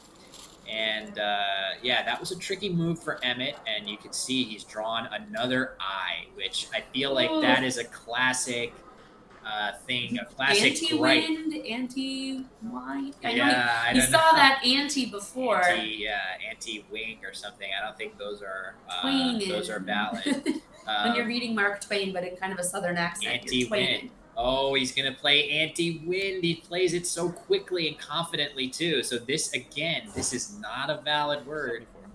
Are we going to see Harrison challenge? You can see Emmett is not drawing tiles. So what that means is that Harrison has, as you say, he's requested a hold. That is the word that you say when you are considering challenging your opponent's move. So if I see somebody put a nonsense word on the board or even a good word on the board, and I just don't know if it's for sure in the dictionary or not, you say hold. It looks like Emmett is drawing. Now, I have to say, even if you're, like I'm 80% sure that's not a word, I can see the merit in keeping it. It sets you up, you being Harrison, for a great catch-up play with something like quit. You have great tiles at this point, and if it is good and you lose that turn, well, then all those good spots that were set up are now your opponents. It's a very big risk. It looks like Emmett is going to escape unscathed here. Pretty amazing. Anti-wind is just, what can you say? That is a courageous play, and it's going to pay off for him here. And played so confidently. I feel like that was part of it, right? Both of these players should try poker. They're great. The confidence. You're so right. That poker face. We'll get the score fixed. It's certainly a closer game than that. Yeah, I think there's a third digit in there with the 1-6, but we'll figure that out shortly. But now, what is your move here if you're Harrison? Do you think it's too risky to play something like quit off of the AT of anti-wind, the anti-wind? I don't know. But whatever you. The benefit is that you get that Q on the double. You're going to get 40 points for that Q because it's doubled with the double letter. So you're talking like here and use up the blank there.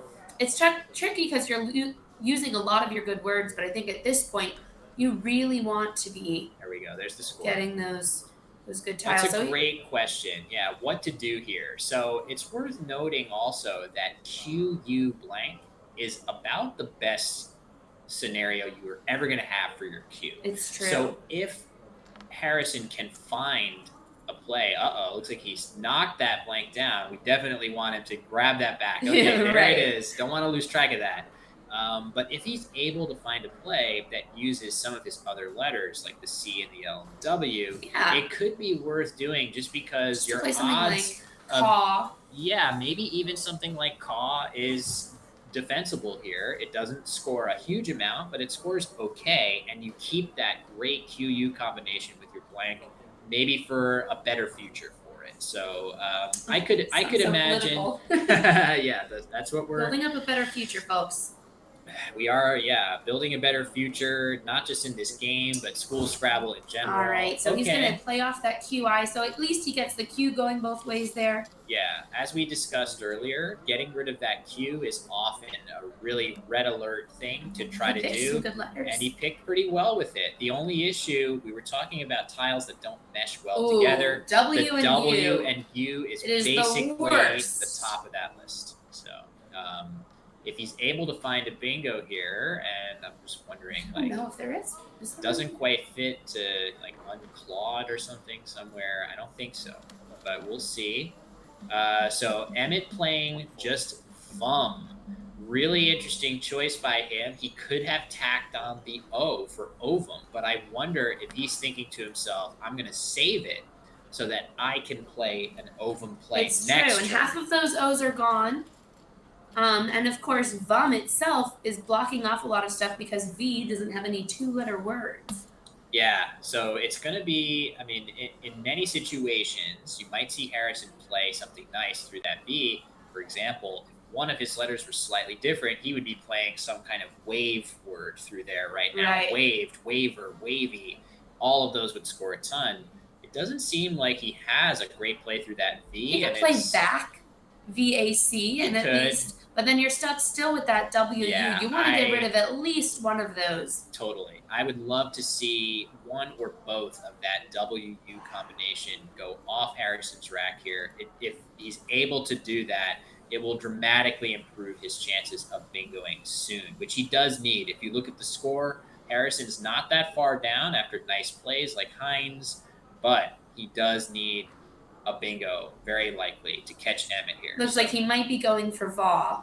At least That getting rid looks of that good. W. Yeah, that looks nice. It does, if your opponent didn't have the O yet, it does set up that triple, but you don't know. Maybe your opponent was setting himself up with the O. With someone as great as Emmett, I wouldn't put it past him to be setting himself up for those great plays. Yeah, I would be looking at Vum and saying to Oh, myself, okay, he's putting it up there.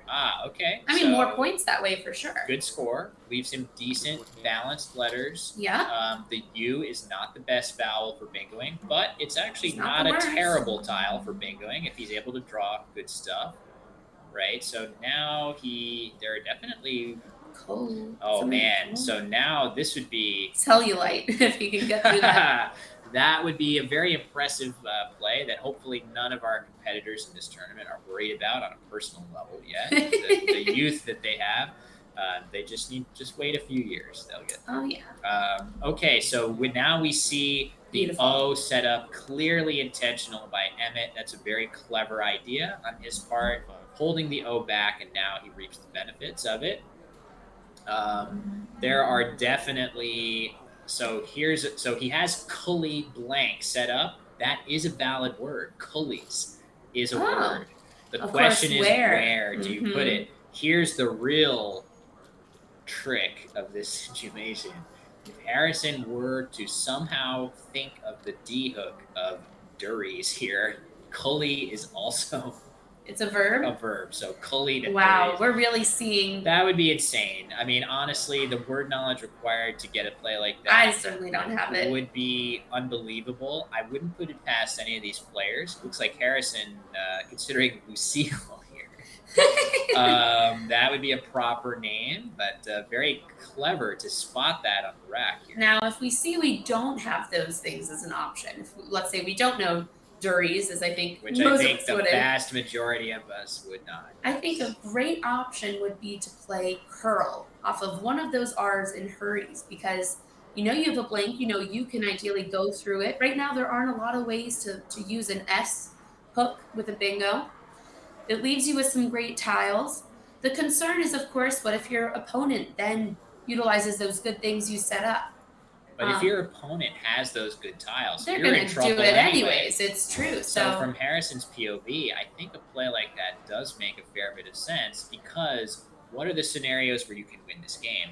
The good tiles are still lurking in the bag, and I draw them after making an aggressive play. So I like that idea. And we have, he's got a blank. We still got some S's out there. In fact, yeah, we have only 2 S's that have been used.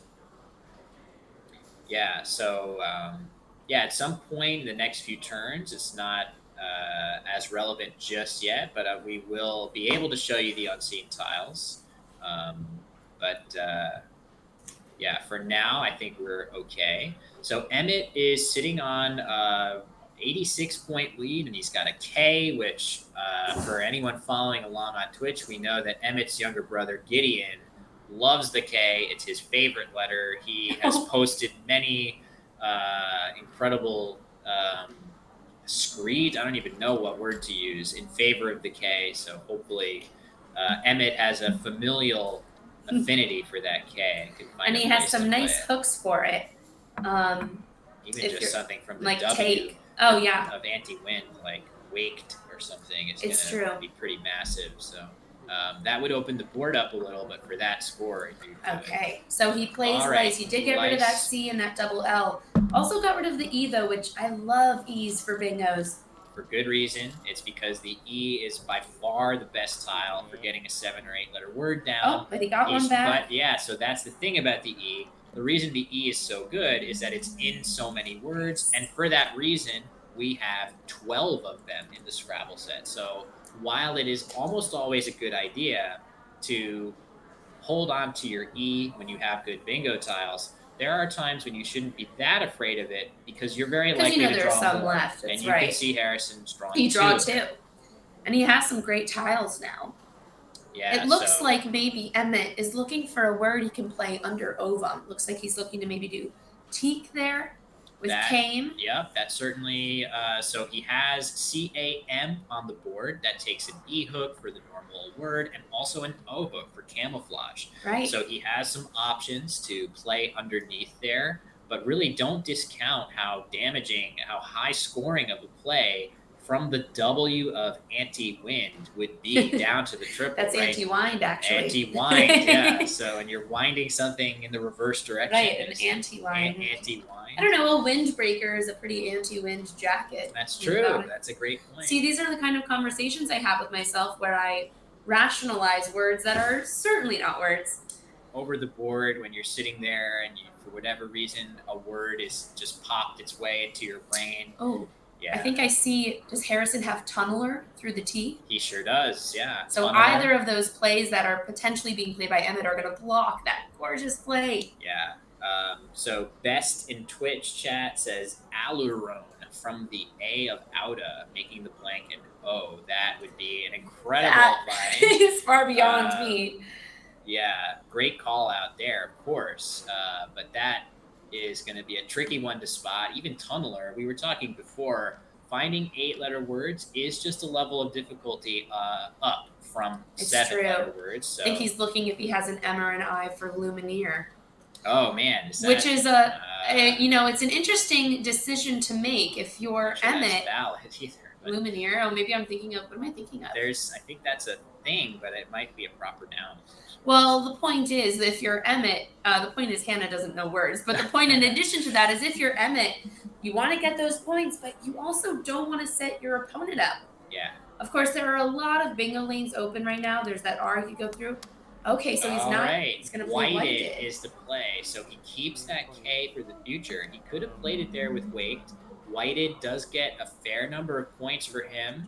It's going to put his score back up into basically up 100, but it really opens the board a lot. Now, we were talking about those suffixes and prefixes. Under can be a great prefix. If he goes through Under- that D under let, I, yeah. under let, both of those are available here. So the play of whited is good for the scoreboard for Emmett, but it does put some really nice letters. The T, the E, the D of whited are all really nice bingo Yeah. tiles. You see those in a lot of 7 and 8 letter words. And they're Let's a see if little more Harrison- flexible because, you know, we had the T and the A of outa, but you had to start with them. Now Yes. you've got a little more wiggle room to go on either side of those letters. I wonder if he'll find under. Yeah, if he spots that, that should really help him put the rest of his word together. You were talking about it before, the prefixes and suffixes. Why are they so important? It's because when you spot one, it leaves you only a small number of letters left over to work with to complete your word. So under, that's 5 letters of your word. So Right. you've only got 3 left, right? L And E one of them's a blank. blank, which is great. So let's see if he. He looks like he's looking for REs. I think if he ends up Yeah. settling on UN which is another great prefix, maybe that'll lead him to under. Yeah, it's tricky. We'll see what he comes up with here. I think at this stage of the game, he definitely is needing to get this bingo down as soon as possible Yeah. so that he can maximize his chance of drawing another one. He might need 2. If Emmett continues to pile points on, even one bingo that scores 60 or 70, you can see Emmett's up almost 100. That's not going to do it. Looks like he might be getting rid of the extra E and the U. So And he's setting himself up there, you know, letters that go in front of rune. Oh, are there? I'm not sure. Prune. Oh, just okay. Prune would work. Yeah, for sure. So now at least there's more than one lane open, so Emmett can't technically block everything. That's true. What is the status of the P's? We see one Ooh, with and the he B. picks some great Oh, letters, Harrison. yes. He's got battles, bottles, Yeah. tablets. So, okay, and you can see very quickly he arranges those letters to suggest he obviously sees it. The question is where to play it. I think there should be. Yeah, it feels like there should be stuff through the E, like testable seatbelt. Yeah. You know, seatbelt's cute. something like that. Something with that ABLE. Again, that's a great suffix. Yeah. So Statables? sure. Yeah. It's those. Although Oh, yeah. statable, yeah. Let's see. Statable would have 2 A's, right? Or Okay. EST is another really fun. He Yep. sees tablets. So Harrison is right on the verge of bingoing. Emmett has to be really careful that he does not open anything new, and certainly it would be great if he could come up with a way of closing some of the options that are available, right? Like something, it's going to be hard. He doesn't have a really easy way He to. could do he could play gecko off the E of whited because it's not far enough that you can hook an S on it. That was a Wordle word recently.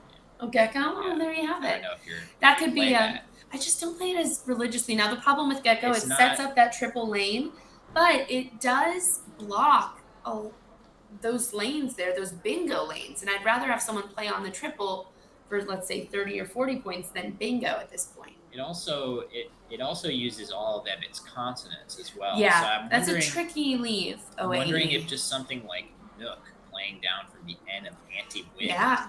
might be scoring close to as well, but also not giving nearly as much back to Harrison without an S in hand, right? So if Nook were Right. to go down here, it kind of cuts off all of the letters of whited without doing too much unless Harrison has that S for Nooks, or maybe a Y for Nookie. I think that's good. I don't know if that's in this dictionary. I need to not be worrying about that yet.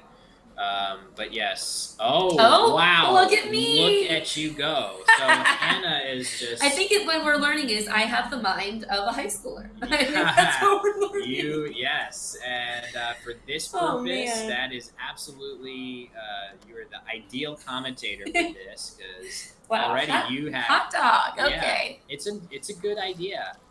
In certain situations, you might regret opening that triple just because you might give up a really nice scoring play that also puts more bingo lanes on the board that are tough to block. Mhm. But Harrison does not really have a good play there. So this is where you Um, want to really look at the tracking. You can say, hey, I've got an S, I've got a blank. How many S's are left? I know there are no other blanks. If I play something like belt, that maybe doesn't have a lot of That makes sense. a lot of things that go after it.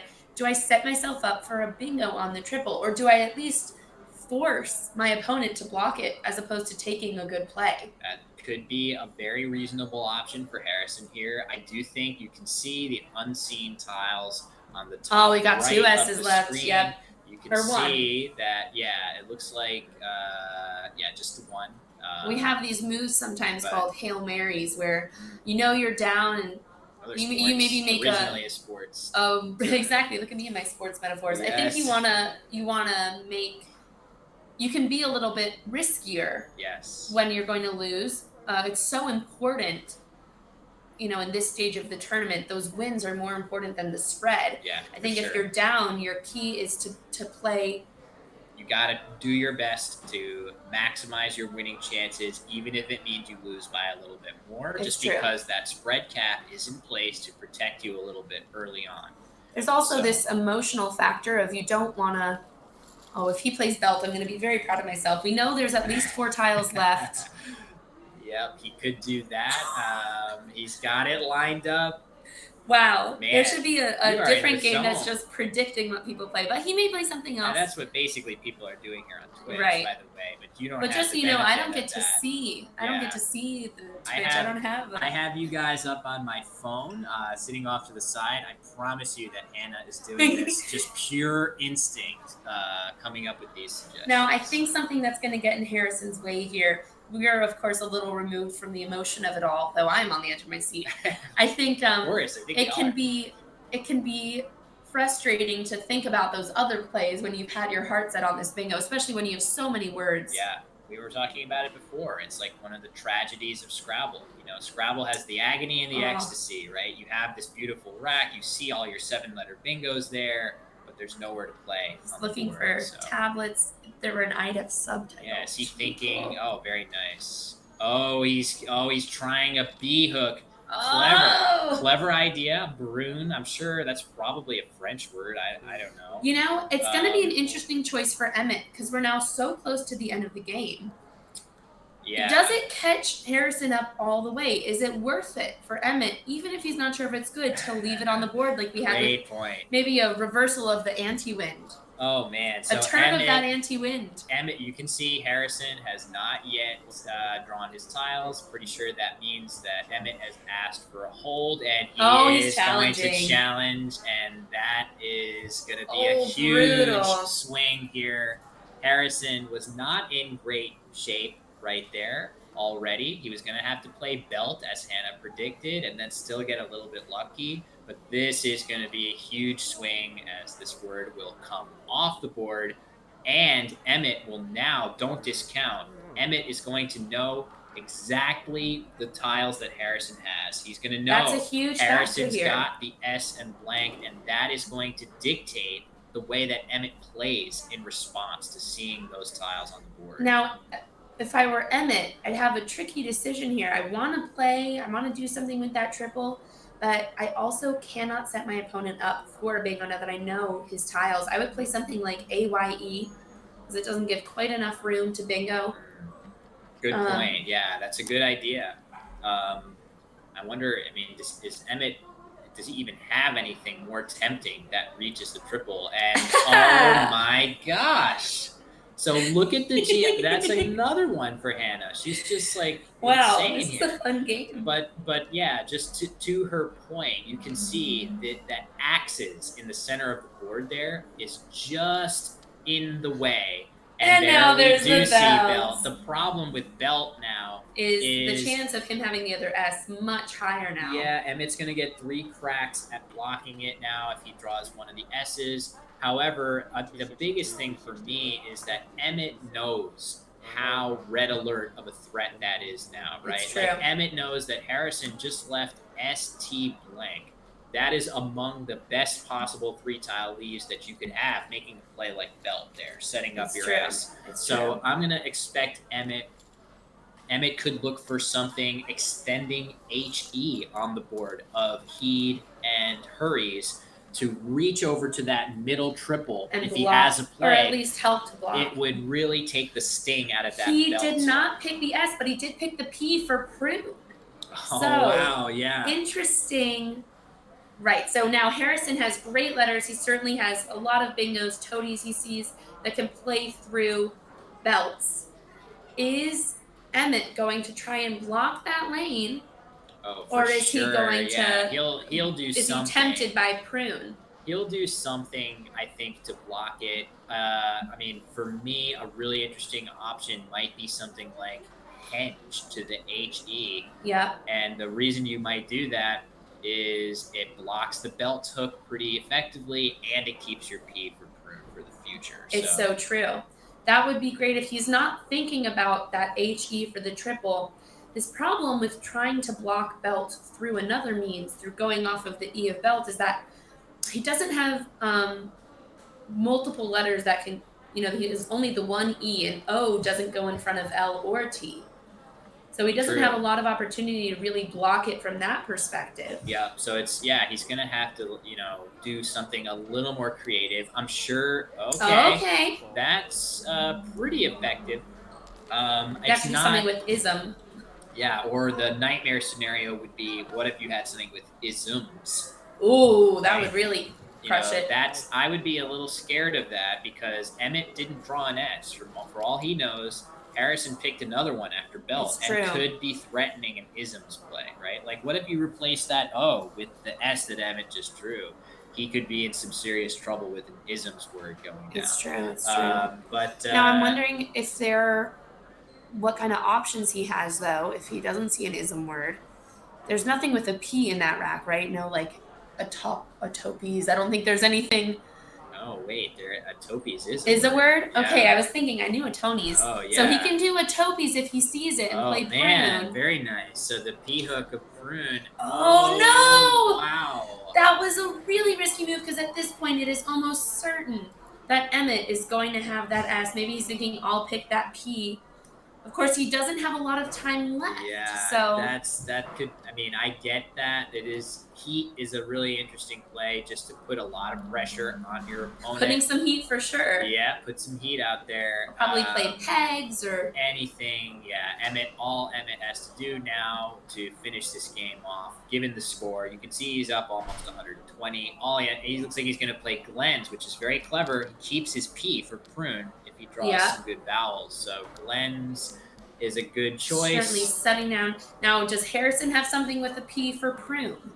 Oh, there's definitely stuff with P in there, riposte or something like that would play with prune, but even that is not likely to be enough at this point.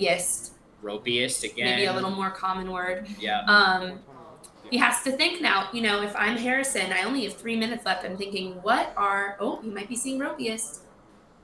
Oh, he has rosiest, so I feel like all he has to do, given that he sees rosiest, is think about the P hook. Oh. He's trying to do Troon.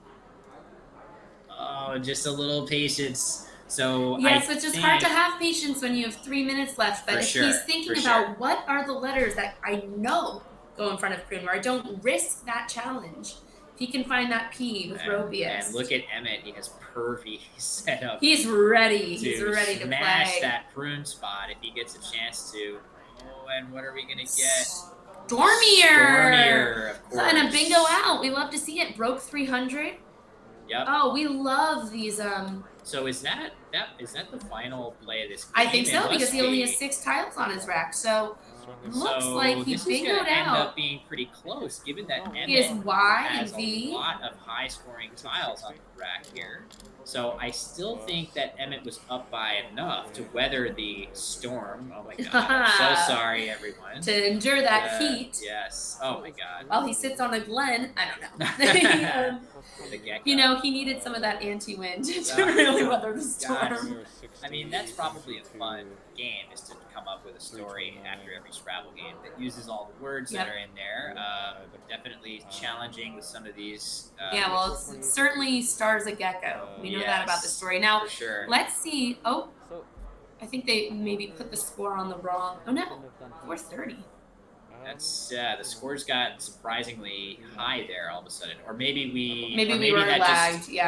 Lagged Glenn's behind there. Either way, a terrific score and a very competitive game. Harrison has nothing to be ashamed of for ending in the 360s. Is a perfectly competitive game. We've seen For two now, sure, two yeah. games with both opponents bingoing.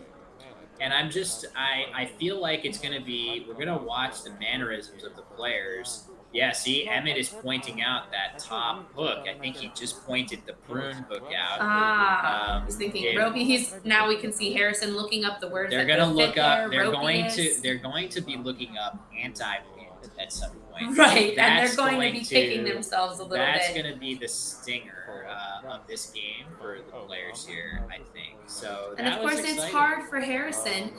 There is so much psychology that goes into this game. You know, if you've already lost a turn, if you challenge anti-wind and it's good, now you're losing another turn. That's daunting.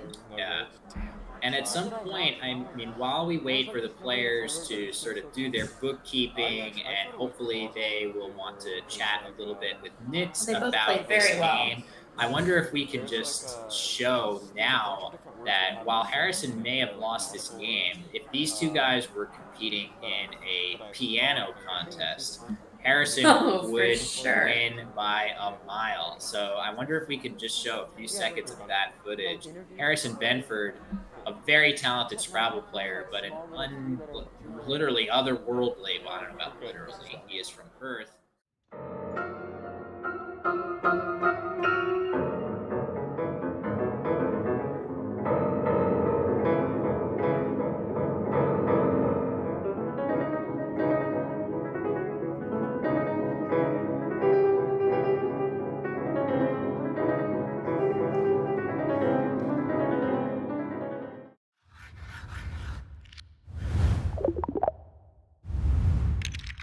It's a great game.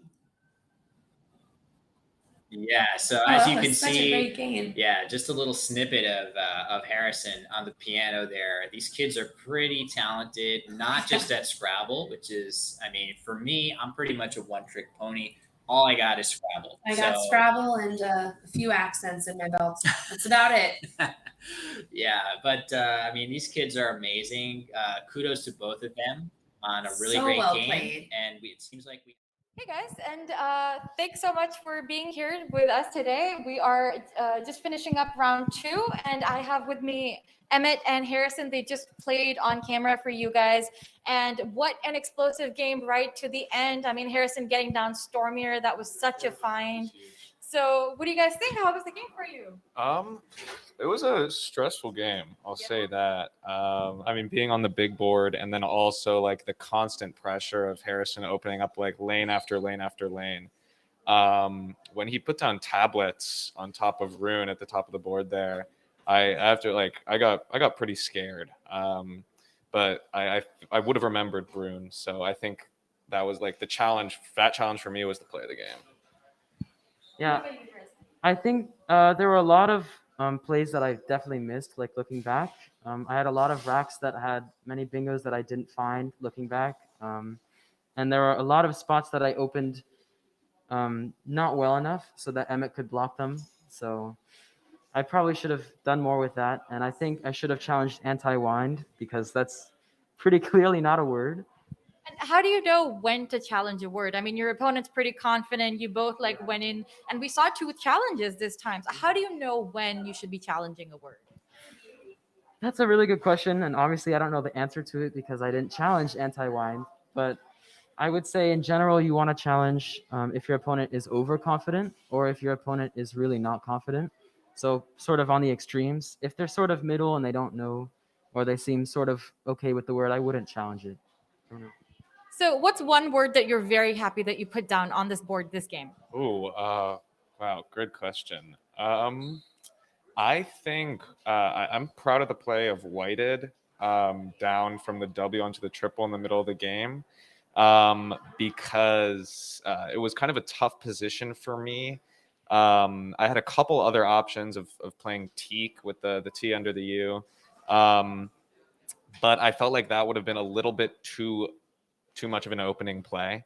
And I felt like I liked, based on the letters that I thought were left in the pool, I thought Whited didn't give Harrison too much chance to drop an 8. So I think that allowed me to really like end up shutting down the board at the end of the game. So I was pretty proud of that play. Same question for you, Harrison. What's one word that you were very happy with that you played? I think I have to say Stormier because it closed the game, and it made the score so that he didn't win by 100. But if I had to pick a different word, I would say heat at the very end. It was a very gutsy move, and I don't know if I would have been even closer if I didn't play it. But I think I'm happy that I made the move. So Fantastic. Thank you so much. I really appreciate you guys taking out the time to talk with me. And I hope you guys have a fantastic rest of your championship. Thank All you. right. Thanks.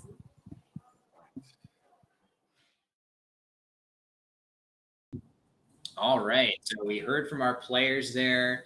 Thank you very much to Nits again for having our players talk a little bit about that game. You can see that certainly, the phonies on each side. So again, a word that's not in the dictionary we refer to as a phony, kind of a harsh term. I wonder if we could come up with something funny. gentler. You mean Yeah, a little funny.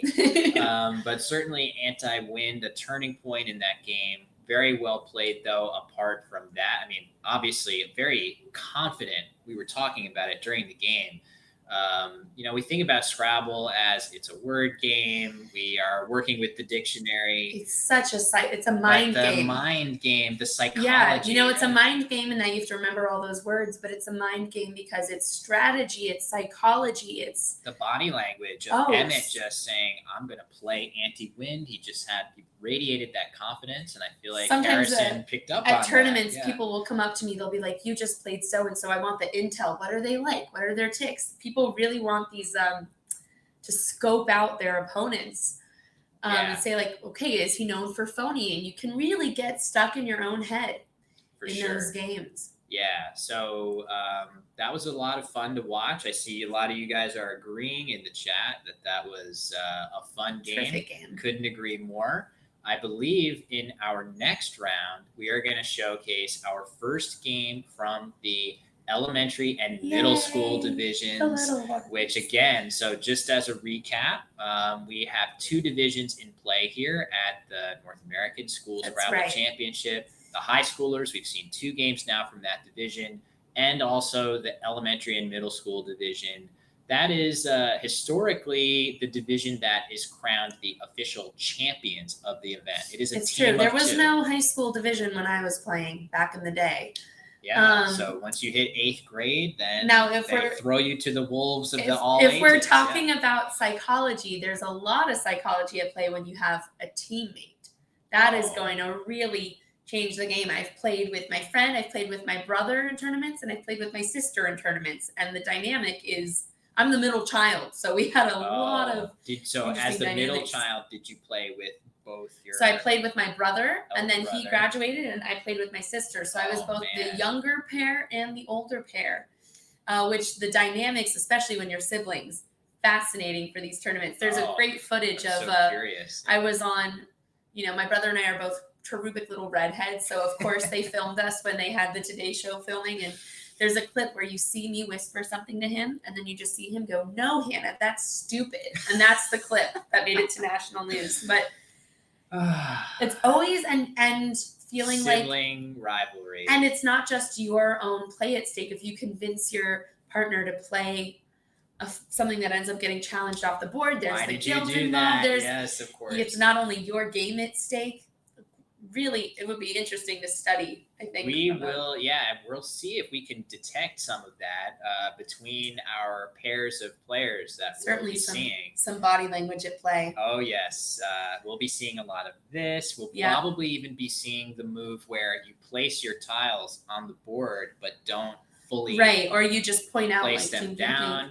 So a lot of stuff that we'll be looking for. You can't quite be as secretive with True. This is where, again, when we were talking about what do we do on those score sheets, this is where we have some really important things happening on those score sheets. Not just notes, but you can draw a little diagram of the board. You can say, hey, I want to play it right here. That way you're not letting your opponent know what you're thinking. Yeah. Or opponents, as the case may be. And as a singleton player playing individually, all that stuff is taking place in your brain. You don't have to worry about giving your opponent extra info.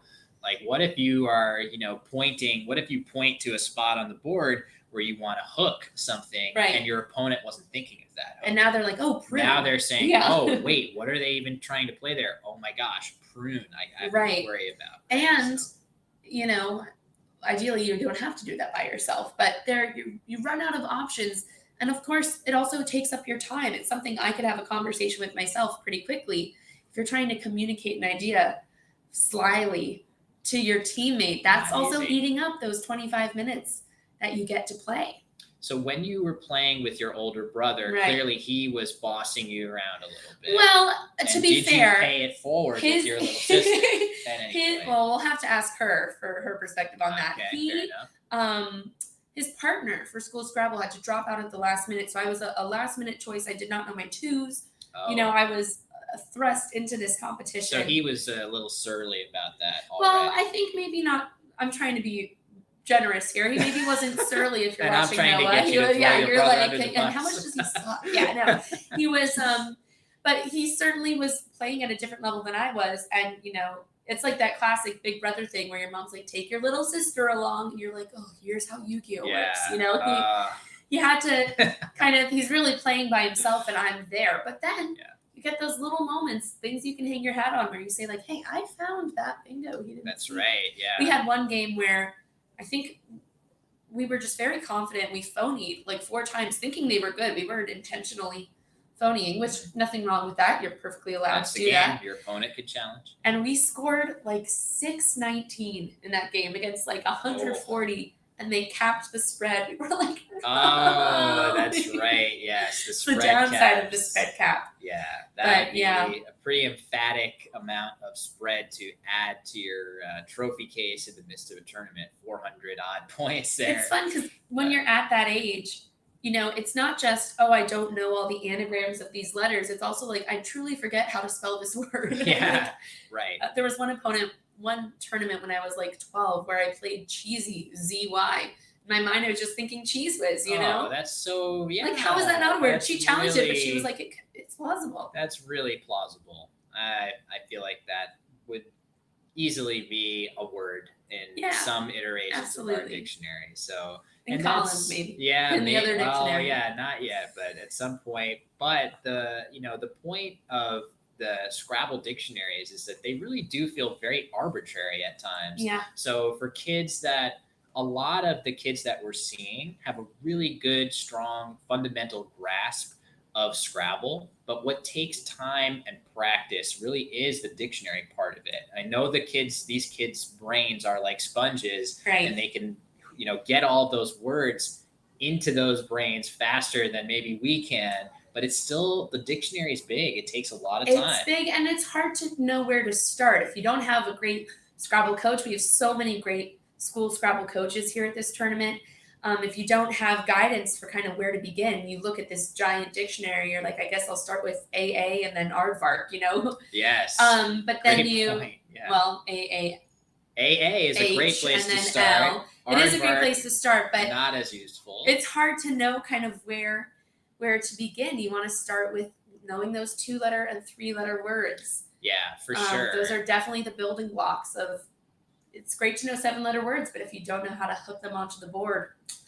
Absolutely. Yeah, we talked about it, and you're just going to see these players making use of the 2-letter words in all different ways. So like you said, it's a way to place more of the longer words that you find onto the board, right? So you have those possibilities there. We saw Knox Daniel just play XI by itself, making only 2-letter words for 52 points in the first What game. they call a binglet. It's worth basically as much as playing all 7 tiles. I think that's something that, you have your first level of strategy, which is I want to balance my rack. I want to leave a good mix of consonants and vowels. I don't want to maybe set my opponent up for too much. You start playing defensively. But then you get to this next phase where you're like, hey, I have to take away that assumption I had that the only way to get a lot of points is through bingoing. Yeah, and that's tricky. I feel like it's a hard one to learn, to internalize. Least, for me at the outset, I found it to be such an amazing idea that on any Scrabble turn, you obviously want to score as many points as you can, but this idea of flowing from one turn to the next and giving yourself as good of an opportunity to have a nice scoring, balanced rack on your next turn, like that idea is so it gets into your brain, and then you kind of overcorrect for that at times. Right. And then you sort of, You're the out pendulum here comes 8 back. steps ahead when you miss the obvious play that your opponent can play. I do that all Yeah. the time with my end game when we're down to our final tiles, where I will be thinking like, and if they see this and this and this, and then they go out with cat, and I'm like, oh yeah, that was the other option for the outplay. Yeah. But you're right, it is so much about this flow and this balance of knowing when you want to play aggressively, when you want to play defensively. It's a really hard thing to learn, and you kind of have to internalize it. And it's certainly a hard thing to communicate to your opponent. For sure. Or to your, well, you don't want to communicate to your opponent, Yes, to your teammate. To your teammate, of course, yeah. And again, I just find it so amazing that these players, having played maybe a year, 2, 3, so fresh to it, have already internalized a lot of these ideas that certainly took me the better part of a decade to get down. True. So nothing but admiration for the really talented youth players. It's that we're seeing true. Here. So. You know, I think one of those strategic things that took me a long time to figure out was with fishing. Fishing is when we're going for those tiles that we really want. Oh, if I just had this one letter different, I'd have this beautiful play. You know, if you're taking 2 or 3 turns to set yourself up for that bingo, at that point, if you had gotten 3 20-point plays, it's worth just as much. That's a great point. And it's really hard to divorce yourself from the idea of like the glamour of playing all your tiles, and it can feel like this big, accomplishment or like an intimidating moment. But chipping away, I've had a few games in my life or more than a few, where I haven't bingoed, but I've won the game because I've just spent my time kind of racking up that spread. Such a good point. It really is a great point, Anna, because you have to realize that bingoing is a huge focal point for what these players are trying to do. Right. But it's so easy to confuse that with winning the game, right? Like, of course, your goal is going to be, for the bulk of the Scrabble game, is getting your rack into position to get one of those bingos that give you those big bonus points. But the point is to win the game, not right. get That's bingos, not the end goal. right? It's a great way to get there. Yeah, bingoing a lot is a great way to reach that goal of winning the game. But if you go too far you towards can get lost in it. The bingoing as opposed to winning, you can have these sequences as you described where you play for 5 points, 6 points, 5 points, then you bingo. You haven't come out that far ahead. Yeah, and I think there's a point to be made about sacrificing points for the sake of winning. The goal is also, in most cases, unless it's right at the end of a tournament where you really need the spread, the goal is not necessarily to win by a ton. If the option is win by a ton or lose, go for winning by a little bit, you know? Maybe you don't play the highest scoring play that you have if it's going to set up your opponent right at the end of the game. For a potential winning play. Right. Yeah, we saw that in the last game where we had block of belt set up the possible isms play that would have. It's true. Yeah. Certainly, Emmett could have gotten more points for not just playing OM.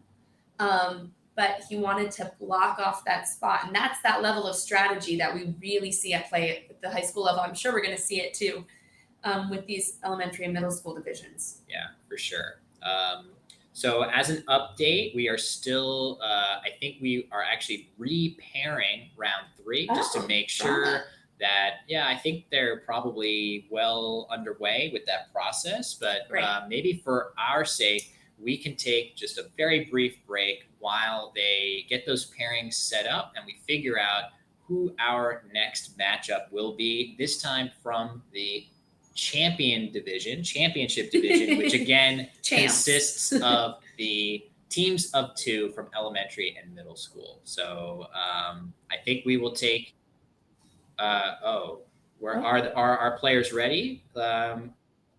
Oh, okay, got it. So we are ready to take a break. So let's do that, and we'll come back in just a couple minutes with round 3.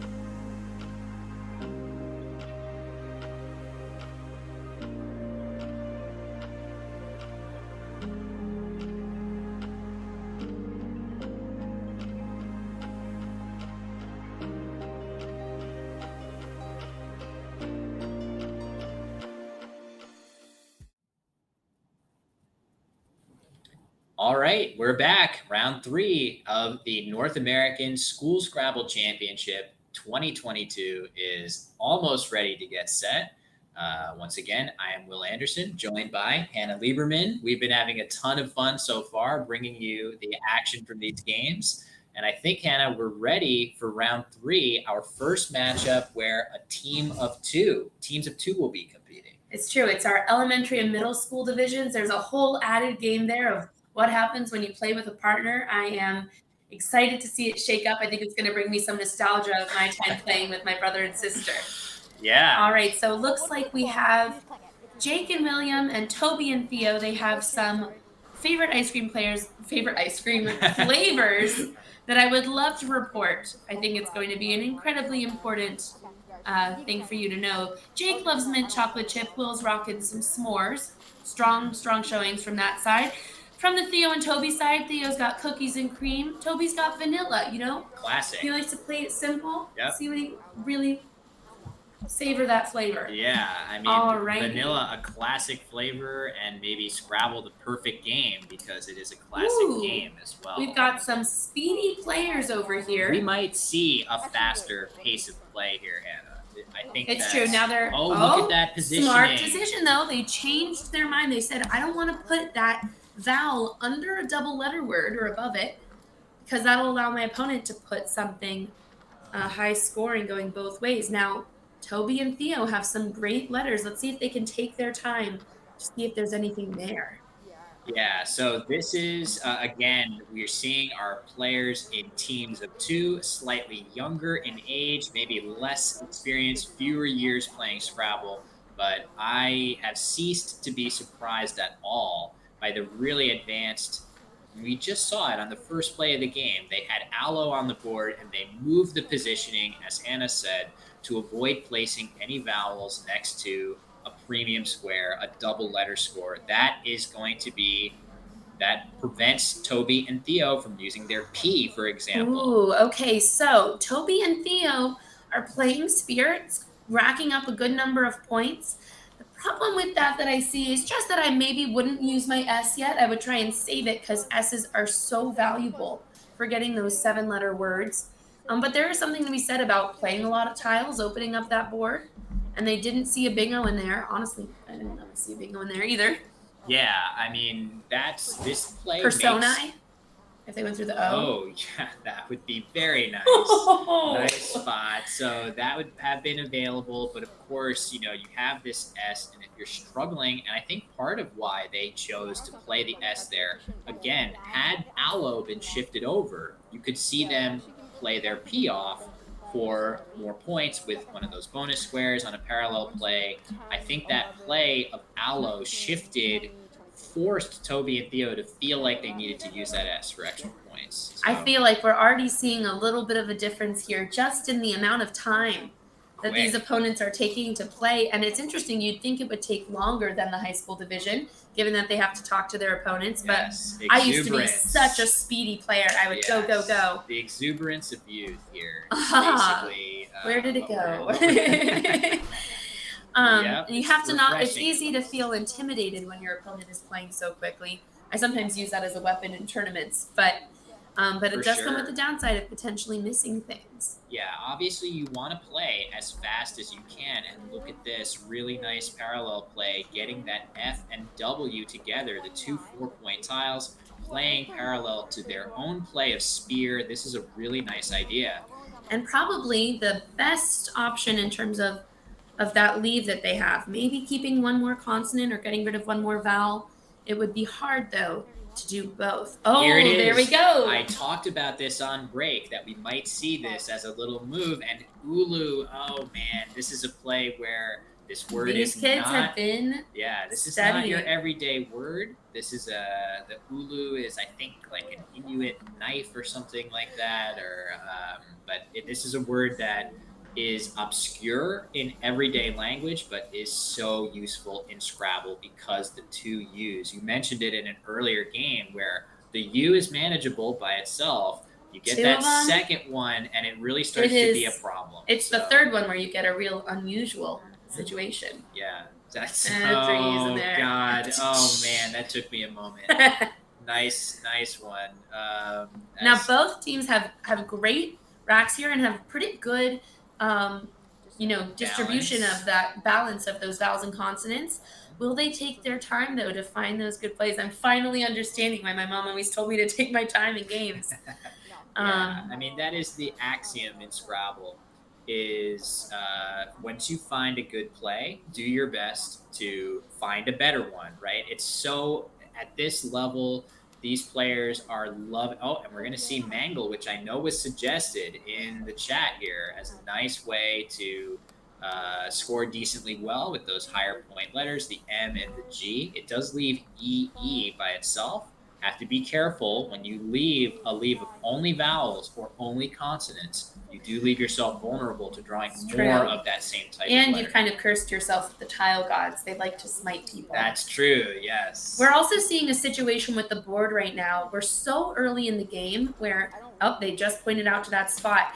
Anytime you set up a good spot, your opponent could take it, but then they will probably be setting you up because the board is so open. There's a lot of Yeah. you can't play as defensively this early in the game because it's just about getting those points going and picking good letters. Now, this is a risky move to make.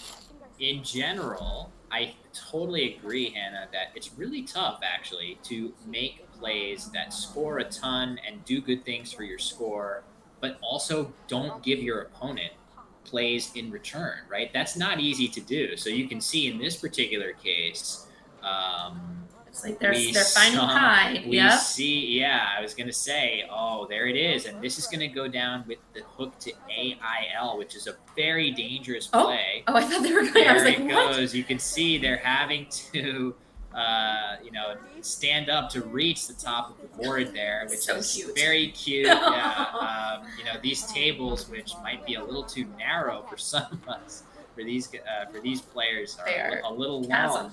Yeah. So that was a risky play. move to play ale because there are a lot of tiles, including some.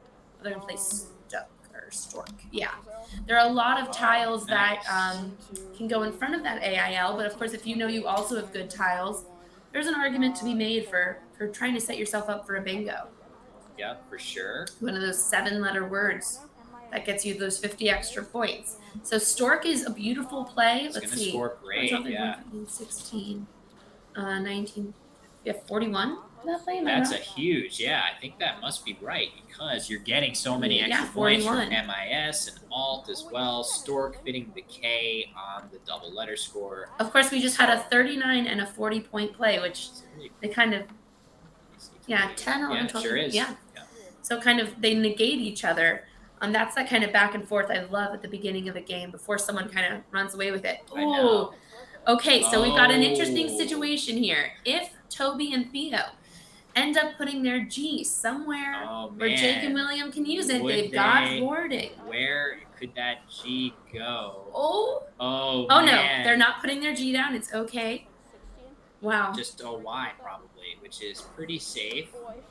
Yeah, that's a great move. That's clever. They must know that OY does not take any hooks in this lexicon that we're playing. So this is a really safe play. It shows real maturity on their part to be absolutely sure, probably, that this doesn't take an S or anything else. And very quickly we see a response from Jake and William as neither player is really close to going under 20 minutes yet. I feel like this is what actual sports reporting is where you have to say like, and he caught the ball. Yeah. There's a quickness going on here, but honestly, a terrific move. Oh, they got stuck with those I's and R's, Jake and William. They're gonna have to come up with a clever play for that. We also now see Toby and Theo with a Q.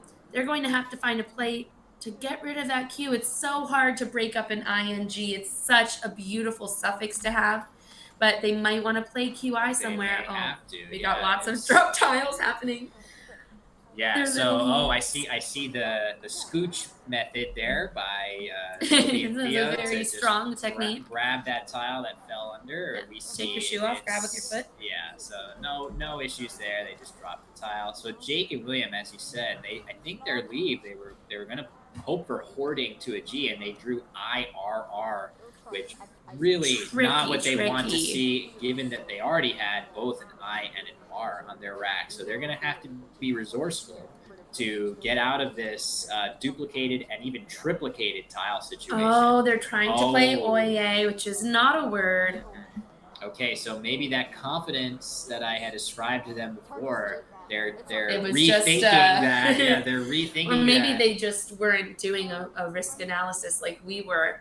And But, this is exactly what we were talking about, right? What if Jake and William see this and they're saying to themselves, wait, does that take a hook? Oh, you start to question yourself. Yeah. Those mind games, and now you're playing with two minds in that mind game. Yeah. One opponent might say no, it doesn't. The other says, oh, doesn't it? Oh, and I now think it you've does, right. got this whole questioning of yourself.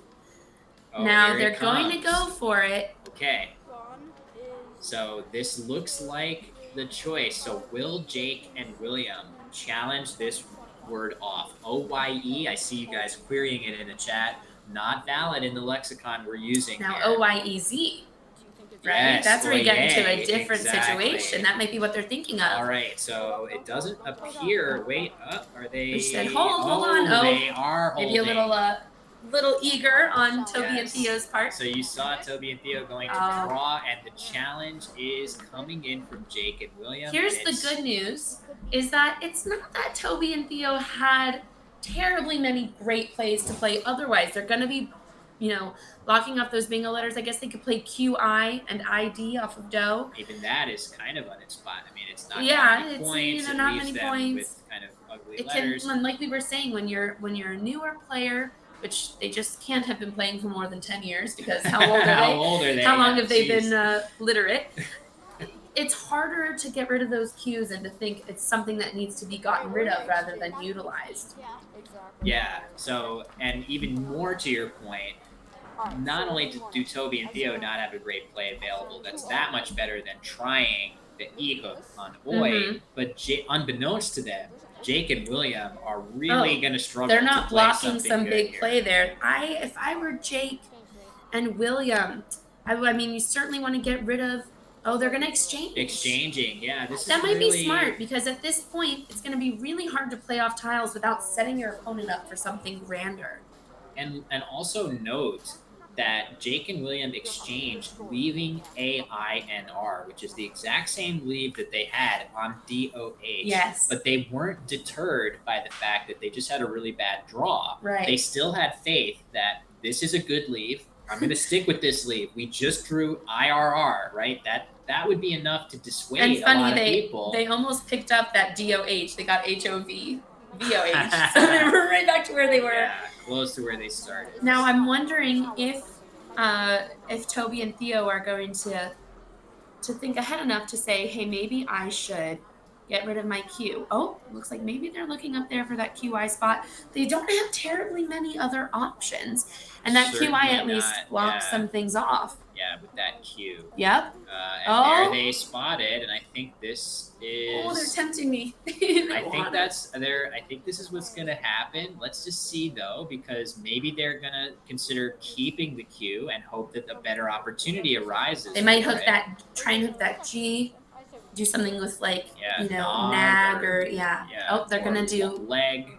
Ooh. Okay, so the Interesting play choice. is leg. You were talking about it before that if you can avoid it, it's nice to keep the E on your rack. Or maybe play log instead. Maybe log, right? Also, of course, it sets up an ED. If you've got a little verb, you've got a nice way to end that verb. That's right true. over on. Yeah, that is. So playing a 9-letter word in Scrabble, like a 7-letter word, pretty hard. 8-letter word, even a little harder.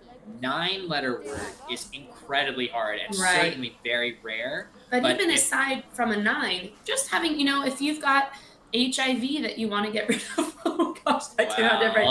If you've got the letters V, H, and I that you want to get rid of, Yes. playing hives gives you this beautiful spot on a board that otherwise sure. might not have many spots. For sure. Oh, that came out different. It's fine. It's Twitch. We're all. That's pretty tame for Twitch. We're doing fine. That's funny. If that's all. Okay, so they are going to take that opportunity. Okay. One thing I'd say is if they could find a way to get the V at the start of the word rather than the R, it blocks off their opponent's ability. Ooh, and look, Toby and Theo now have a QU. Yeah, Quid.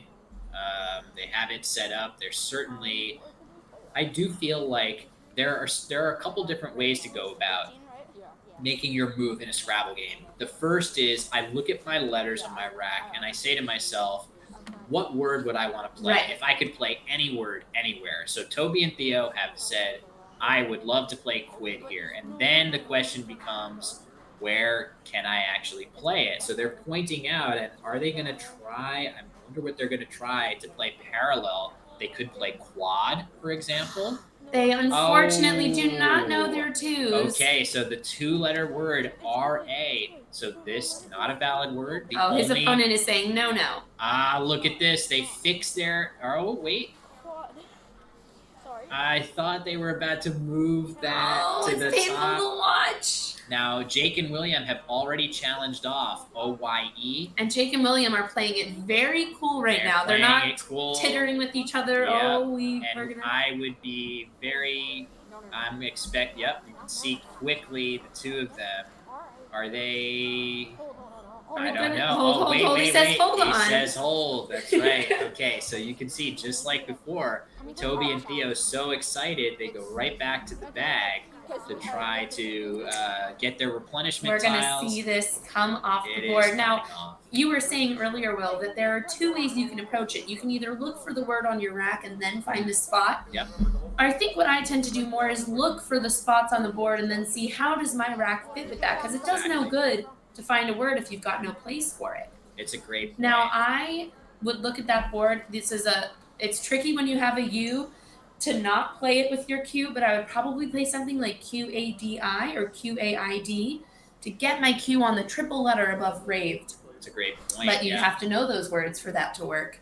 Yeah, and those words, the words with the Q that don't contain a U, are definitely pound for pound, maybe the most important words in the game of Scrabble to learn. And we think of that as, a lot of players see that and say, oh, this is going to make me use the Q so much better. But actually, what that is a byproduct of is the Q has so few words that you can play with it that those words like chi and cat and caddy, as you alluded to, become of incredible outsized importance. That's more of an indictment of the Q than praise Oh, of it's the Q, certainly right? not like But the most fun word. Now, alt doesn't take a D hook, right? it does not. Okay, no. I'm Yeah, just so making sure we couldn't do something there, with right. Yeah, would be huge. Yeah, but not playable here. Now it's hard to know what to do as Jake and William, because my instinct, without knowing what my opponent's tiles are, which of course they do, is to play EH off of raved. Get EH, HA, and ER. That's but gonna make that lets make quad happen. Yeah, quad plays in the same spot there. Great point. Yeah, so you have to think where ahead. to play, right? Do you instead play your H in the upper right hand corner with Now, EH? Now there's another point to be made. Okay. If they end up playing quad there with era and had, now you've got the QI and you have an I. Yes. So you're setting yourself up then for another great play. It might be worth it.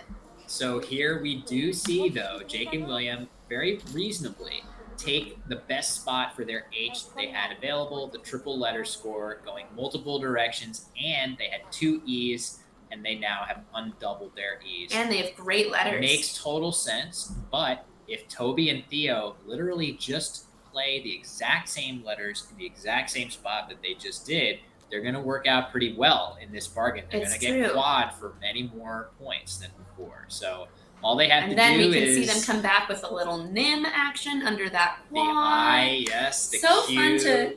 Yeah. I'm playing out the whole game in my mind. We will see. We will see. So this is really, really interesting to see how things are going to unfold from here. I'm a little worried by how they have Quaid set up. We all love the Quaid family from all their Jack movies. Quaid, Jack and Dennis, right? Randy, who is a bit of a crazy guy, but we still it love looks him. Like they're really trying to find a word. Now, if they wanted to get to that double, they could play Quoin, Quoin, with ERA. Oh, very nice. Quoin would be really high scoring. It's going to be a give and spot. take because, yes, that's another example of knowing those short Q words, which I don't even know the definition of coin. It's just something you kind of know as you go. Yeah, we we can always. Let me just see. I will query that in the chat, and I'm sure somebody's going to beat me to the punch, but Right. maybe not because we're slightly delayed. Nice. So, coin is a wedge or a cornerstone, or to secure or raise by wedging. That's what I was So, gonna say. of I was gonna course, say yeah. like probably it has something to do with wedging. And cornerstones, right? Right. Yeah, of course. Now it's gonna be hard, you know, first off to see that, but it would also be if they did see it, it's a hard decision. Do you play quad? Do you play coin where you're potentially giving them the cue to the triple, but quad is Where are they hoping to play quad? no, I mean to you AD, that initial play. No, Oh, no. man. Oh, the O hook. Okay, so Toby and Theo, all they had to do was play the same combination of letters. Obviously, coin is would be a crazy find, but OYO, oh Wow. man. And so this boy, I'm not sure even if this is Toby before- or Theo, but he's eager to pull those tiles. Yeah, he is, but we're going to see a third successful challenge here by Jake and William. And yeah, I mean, that's a The tough only break. word to say to this is oi. Oyo. Oyo. Yeah, exactly. So, but look at the score. Despite this, you would think, man, I've lost 3 challenges. But what Toby and Theo have to do is to relax and realize Take a that deep breath. they're only trailing by 19 points. It's going to be a little bit more after Jake and William make their next play. But this game is nowhere near out of reach for, Oh, Toby not and at Theo. all. So they're doing okay. They just have to relax.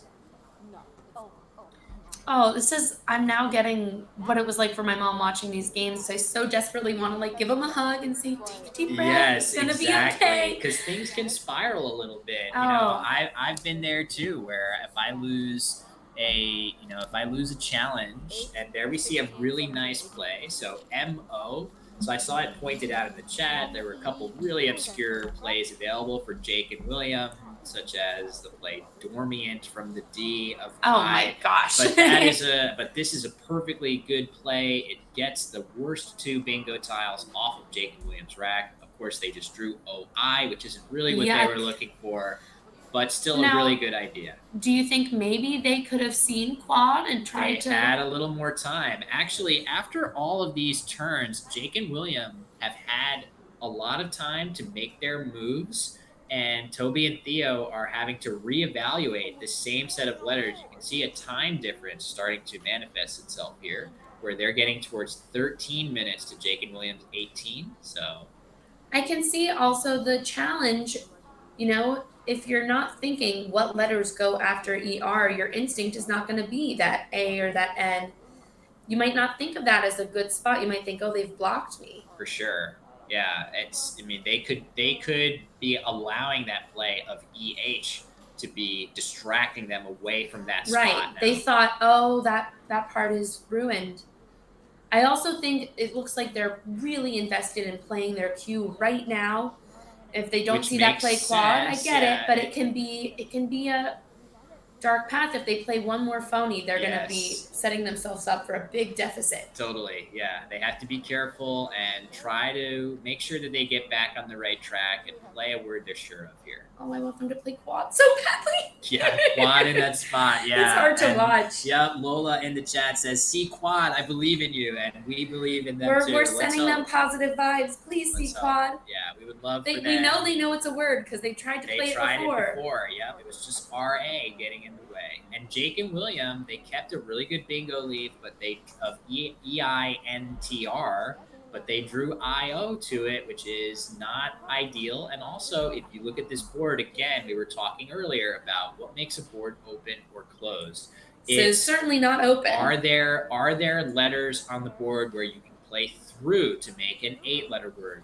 No, almost not at all. There's just the N of mango, really. Oh no, they're going to try and go down that way. Are they thinking about, is draved a word, which I don't believe it is. Oh, I wish they would look the other way.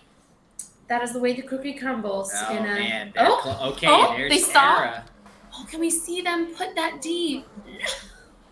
Okay, All right, at least they figured out era. It's just okay, so they still retain. Not bad though. They have that O for Oda now. Yeah. Could always do their little coin move there. Yeah. They still keep their QU for next turn. We'll see what happens, and it looks like very, very fast.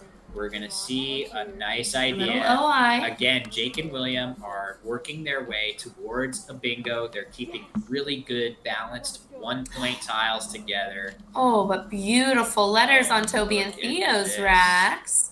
Yeah, we'll see. So I'm a little worried, though, They based might on not what know. we've seen, Yeah. that they're going to put an S onto OY.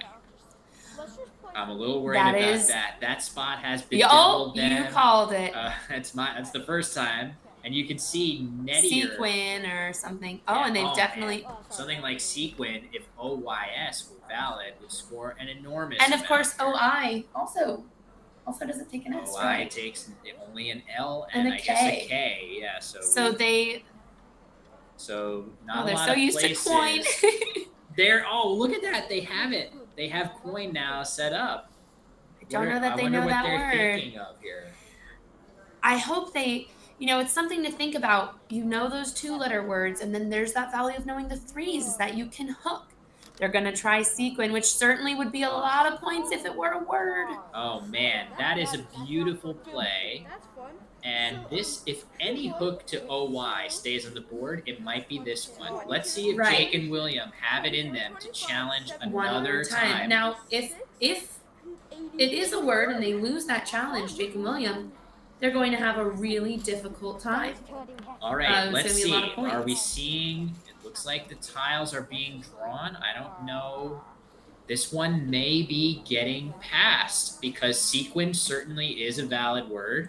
If And Jake if you and know William you're on the that, brink of bingoing, oh man! So wow, look at that. So the It pendulum stays. swinging hugely here. I think 75 plus whatever's down plus there. another 81 points. That would be a really good bingo score, and they didn't even need to use all 7 of their tiles to get there. So wow, a huge swing in this game. Also goes to show, don't be afraid of using those power tiles, those Qs and those S's and stuff, even when you're not bingoing, because it can be worth just as much as a bingo. We were talking about it during the break. Bingoing is a really important goal in Scrabble, but ultimately your goal is to win the game, and you can do that by making plays like sequin. Obviously, OYS, not valid, but as I said, I feel like that is the most plausible looking one. So, well, they have some gorgeous letters. Well, they just played TE, I think, right? Played off some they tiles. drew a blank there.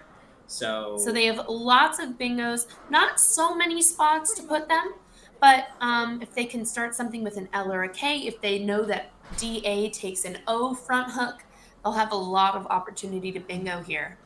And obviously, at any point, we might see Toby and Theo create an opening for a new bingo lane. They obviously now don't have to do that because Sequin has vaulted them into the lead. Now they need to be thinking about protecting that lead, whereas moments ago they were looking at a pretty big deficit. But that's what an 80-point play will do for you. Now the thing with Yo, good play. It doesn't take a front hook, but it is pretty easy for them to play underneath there. They've got those man, that's an interesting play. The O was the only vowel on Toby and Theo's rack. You can see if they draw 2 more consonants, they're really going to struggle here. And they drew an I, but that rack's still really imbalanced. If they had known that front hook of YEH, they maybe could have played corny. But again, it shows you the value of 3s here, knowing that OY doesn't have a 3 after it, knowing that EH takes that front hook.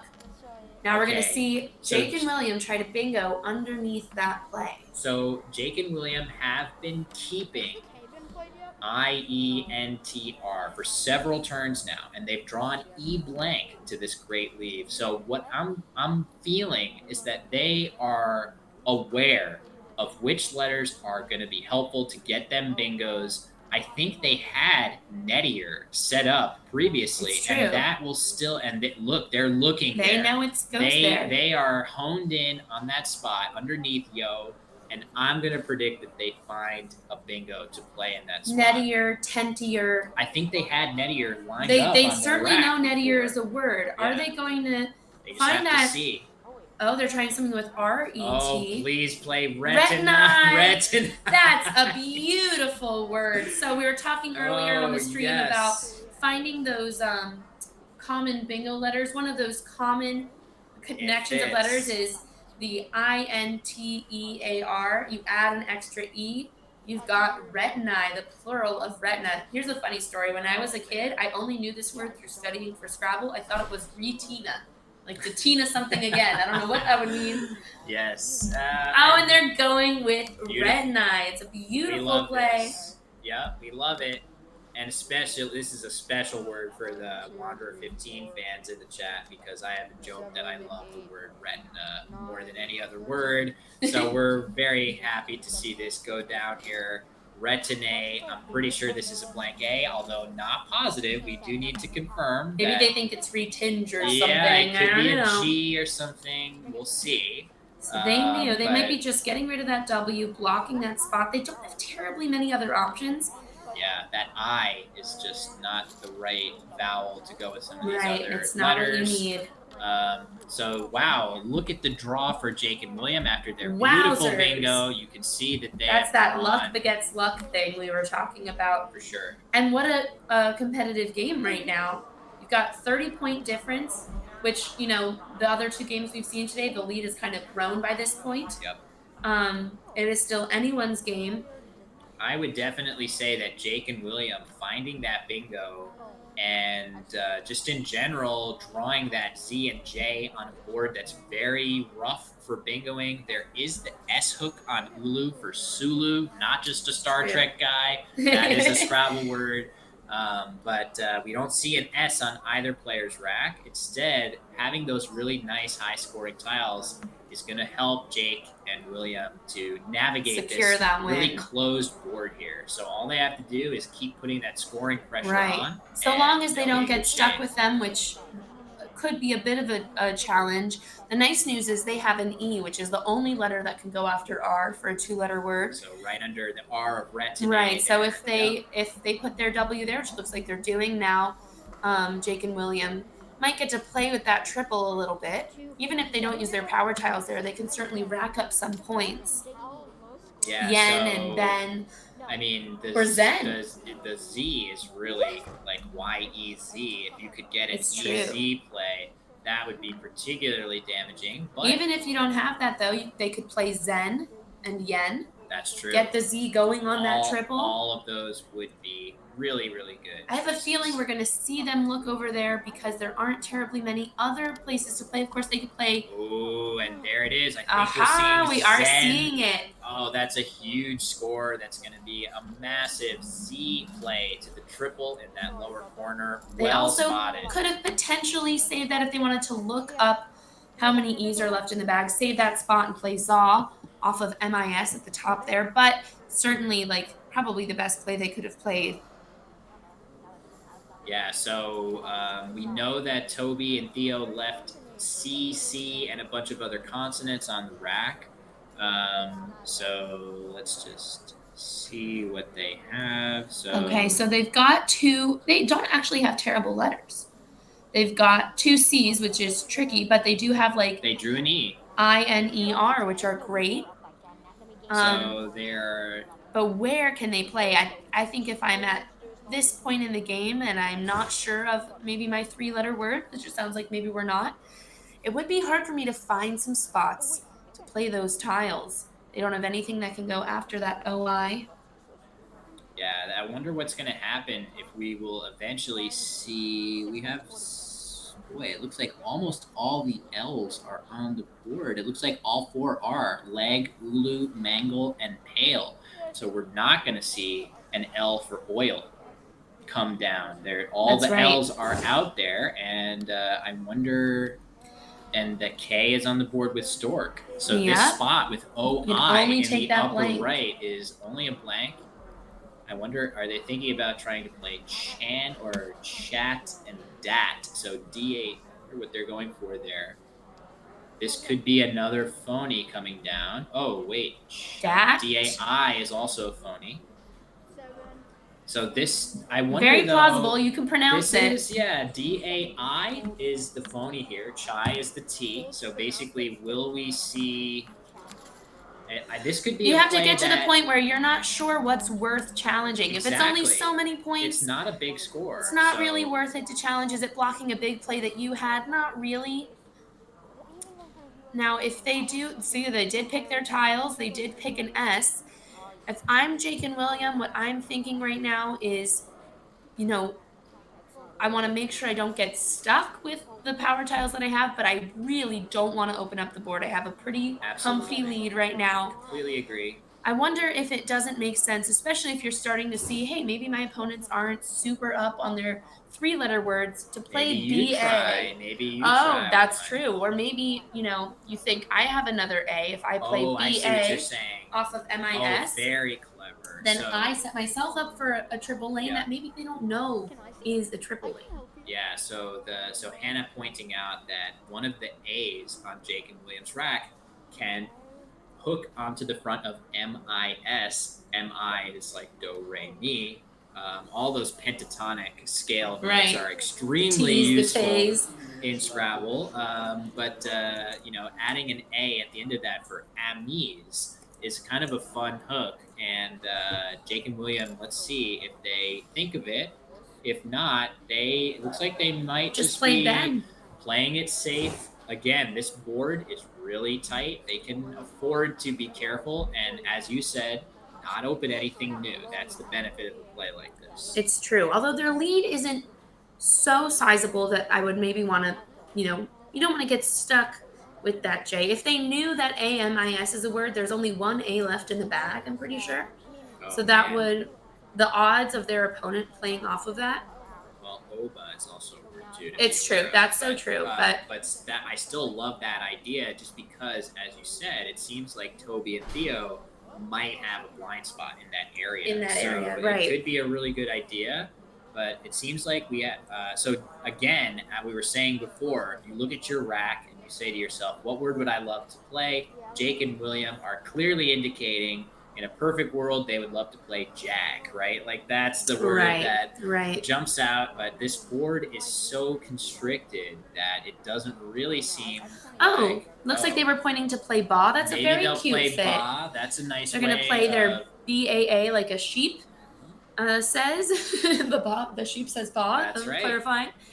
And then that AW, you get the B on something a little valuable, and you're certainly not setting anything up. They're also looking at maybe DA, playing, Yes. just trying to block those spots. I think BAA is a great word. It also shows they really know their threes. Oh, they're just but they playing don't that go. B. Yeah, they don't go for the extra A, which is okay. So they're getting just a few extra points on, again, the board so constricted that I think the best goal they could pursue is just don't open anything new. Again, it is a little scary if you imagine that Toby and Theo are going to try something like Sulu, which seems unlikely. Oh, it looks like they're going for Scream. Okay. So, interesting choice. That is grabbing a few extra points, but certainly, if you were to tell Toby and Theo that Sulu is a word, they probably would be trying to play in that spot with their S instead, but that's really not a normal common word at all. So, hard to fault them too much. I wonder if either player now will think to put an E in between the EX and S to pluralize Ooh, very that. That would be clever. a really cool way to grab a couple extra Now points. here we have another situation where I think Jake and William Ooh. maybe are gambling on their opponent not knowing what can go in front of that IF. They of course have a D and a G which can both go there. Fortunately, they don't really have a word to play with it, but it's nice to know that spot's open. So interesting. That is so interesting. So the IF, it does have the disadvantage of opening on that third row, a really nice place to end a bingo in S. I think that I would imagine both teams know SI. Again, another one of those. I think SI is like an alternate of this pentatonic scale. Right. But either way, yeah. So is sharp. A sharp of so. Got it. So, all right, and what are we seeing here? We might just be. We're going to see Ba maybe down there at the base of the board. If I'm my opponent here, I might be. If I'm Toby and Theo, might be thinking, okay, I want to get rid of some of these kind of yucky letters. Something with For putting the sure. B both ways in front of that I. Yeah, nub looks Nab, like a nub. good idea. Mm-hmm. Yep, getting that B there. Oh, Oh, we might be seeing something. Or are they gonna play oh, they're N gonna try an I? I, which of course Okay, is no, not. they're Oh not. no, okay. They're gonna play Via. My That's bad, okay. Toby and Theo. I take it back. So Also, that a is great move. valid. You really want to get rid of those V's, especially this late in the game with this yucky a board. And they're a little bit running out of time too. As we saw before in a previous game, I think we saw one of the teams or one of the players, maybe it was Ben. He played VEE in a very similar place on the board, and as then, the same applies now. That V out in space, incredibly restrictive Mm-hmm. because of no two-letter words containing it. You can't play anything parallel on either side. I think we're seeing a little bit of accidental constriction here with the OY. We're giving him For a lot of sure. credit for these strategic plays, but Maybe. but they do seem to all know their twos. And Look at that rack. oh, though. beautiful rack. Gotta be careful. Gotta hope exactly with Jake and William. The temptation is Oh, so Jig Oh, is here. that's So nice. It blocks. here's the thing about Jig, right? Had that word been Jag instead, JAG, you can add another G to that word. So I wonder if they're gonna try bunting and see if Jig with two G's is a word. I would be tempted in this situation, losing by 65. I might try JIGG here if I was Toby and Theo. That is not a valid word in our dictionary. It's true. So, Or I could just see trying to get at least some points on the board, playing something like buns, where you know that JIG takes that S. Just trying to get some tiles down before the end of the game. We're right at the end of the game here. We see Jake and William only have 6 tiles left. yeah. Another option, it would be to just take a look really quickly and see that, okay, how many S's are on the board? And is this, I only see 6 tiles on Jake and Williams' rack. I feel like they must. Maybe they don't know holding? that there's. Oh, they are going for bunting. As I suggested, they are going to play a try here. Jag with 2 G's is valid, and Jig with 2 G's is not. So here's going to be the play, and Jake and William have a big decision to make. This is also what's, if it's the very end of the game, which maybe they just underdrew and we're just watching it happen in real time, If this is really the end of the game, then it's kind of like a free challenge, you have right? to challenge, yeah. Then you have to challenge. So Now that's a perfect example of what I call that Hail Mary. this is a total Hail Mary. If this is the end of the game, Jake and William have every incentive to challenge this and make absolutely sure. So they're saying hold. Okay, it looks like they have underdrawn. That must be what happened because there are, I guess, Maybe tiles not. left. Yeah, maybe not. Okay, so the unseen tile suggests that this really is the end of the game, and this makes total sense under those circumstances. You have nothing to lose You by have to go challenging. for it. Yeah, let's go for the win. This There's- makes a ton of sense. It's So, true. Oh, I definitely understand their decision. I could totally see thinking that that's a word, especially if you know JAGG is a word. Yeah. And Jake and William will get the good news. Again, I think this is the 4th challenge that they won. The only blemish on Jake and Williams. Oh, I think it's the Challenge 3rd because we card. didn't see sequin come off. Right. Oh, but didn't we saw OY E, and we saw OY. O, Oh. and we saw RA. Oh, that's so, So true. this is going That's to be so number true. 4. Yeah. So you're totally right, though, that, again, the only blemish on Jake and Williams' report card here will be not challenging OYS. Which But is a- again, understandable if they weren't sure to Yep. So it comes off. Yeah. it looks like they're looking it at makes, art. It with makes all Todd, the Todd. sense in the world to try it under these conditions. The bag is empty. Either you are going to play bunting and jig with 2 G's and win the game, or you're very unlikely to have anything And again, in else. this kind of tournament, you also want to consider, Spread. does it make sense? Like, spread doesn't factor in quite as much in these games. Yeah. Of course, it does. It can matter, but there's Getting often that win is paramount. getting the win is paramount, and there are often players who, you'll have a few teams go undefeated up until those final rounds. So those wins tend to be more important. Spread does occasionally make. Are they going to go for? I think they're just going to play bunts. Bunts. Yeah, that Which makes is a sense. great play. This is probably the best play that they have available for scoring. So this makes a lot of sense here. 23 points, I think. Yep, good idea. So this is going to be the blank as an S, of course, which had they had a bingo with making that blank an S, a valid word, they would have won this game. It's right? true. So that is kind of a scary thing about the play of Jake that Jake and William made. So you open yourself up potentially to those scary S blank bingos. But they're going to escape with a really nice win in round 3 here. And both teams breaking 300. It's the closest game we've seen so far. Totally. That last play would have swung the game. So yeah. I thought I saw earlier they were starting to put the tiles for art with KA and POT right by that triple on the right side. They Yes. might not see that. Either way, the game is in the bag for them. Yep, they've been pointing out, at least one of the two teams were pointing out that spot to see if they can find something. So, a suggestion of sunscreen. I don't know. Yeah, I don't know. I'm not sure how. I thought someone was more... just making that suggestion because I'm a redhead. I'm like, I know, I brought some with me. I mean, look at I can almost compete with you. If you can't see us right now, just know we're two very pale commentators. Very pale. For color commentary, we're lacking a lot of color. And I don't know about you, Hannah, but when I get, I just fizzle. go right back to being pale. Yeah, you go red back to pale. Right, they're going with Brat. Perfectly fine play. Yep. And now we're probably going to see Toby and Theo go out. They have lots of options. None of it's going to quite make up that deficit that they have. Yeah, they'll just find somewhere to play off the I and the N. Maybe they will do an homage to our sideline reporter, so to speak, and play Knit.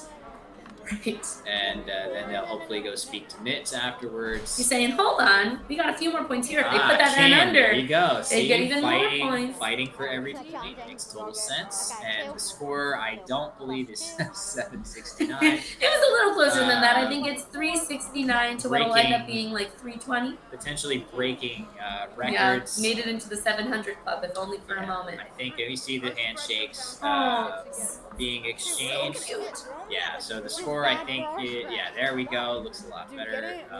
Right, so under 50-point game.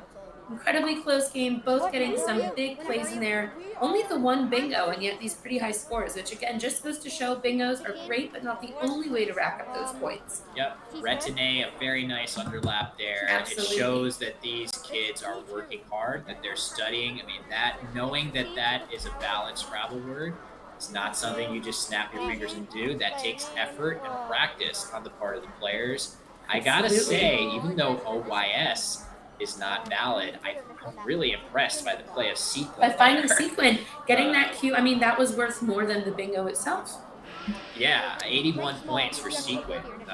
So very, very impressive. Lola in the chat says, that was fun to watch and also stressful. I need ice cream. It was so stressful. I also would very much like ice cream. If you need ice cream and you want to treat some of our players. Wait, mint chocolate chip has been the most popular so far. Yeah, Jake and William for winning that game could go for some mint chocolate chip and s'mores S'mores is great. Clever flavor. Good choices. Good choices over the Scrabble board. Good ice cream choices. It's true. You know, Sequin was a great find, and I was also biting my nails. I was so desperate for them to find quad. Oh, such a turning point. All they had to do, and you saw, and I think someone pointed this out in the chat of Twitch. It's really interesting. I wonder, after that challenge, did they start to doubt themselves in quad as well, right? Because that's a really great point. Think about that. Sometimes right? you don't know.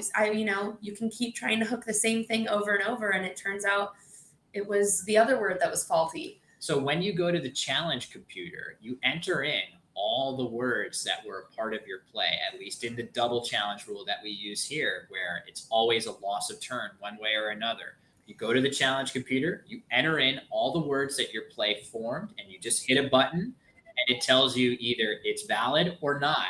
You don't know which, get to know. Right? So that could have been a factor there. It's true. That can really throw off your game. I also think, we're talking about the mind game of it all. you assume your opponents play EH, that it has just blocked you off. You're like, well, that's it. They took that spot. Absolutely. It can, you kind of, if you've already given up in your mind, it's hard to be clever and see those places. But certainly a great game played by both. Oh my gosh, their little hands when they couldn't reach across the tiles.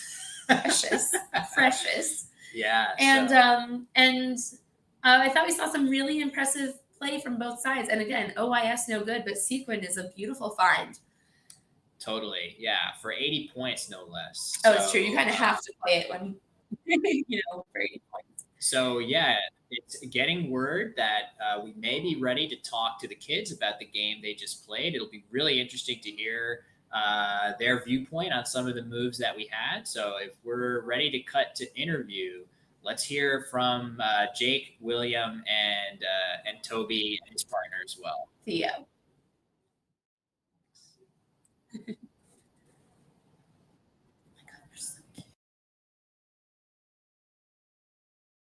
Round 3. And I am here with Jake, William, and Toby. They just played the last round. And currently, I want to ask you guys, have you guys ever been on camera when you played a Scrabble game before? No. What about you, Jake? Yeah? So what was it like? What was the experience like? Well, it was definitely a bit like, nerve wracking and all. You got like people watching you, but there's also some sort of, there's, it kind of helps too. I mean, pressure is good for playing sometimes. What would you say, Will? It was definitely different, but it's cool to have like people watching you and like see your plays, and it was definitely a different experience, but I definitely liked it. It was a lot of fun. Yeah, I agree with Will. I think that it was not what I'm used to, but I liked it.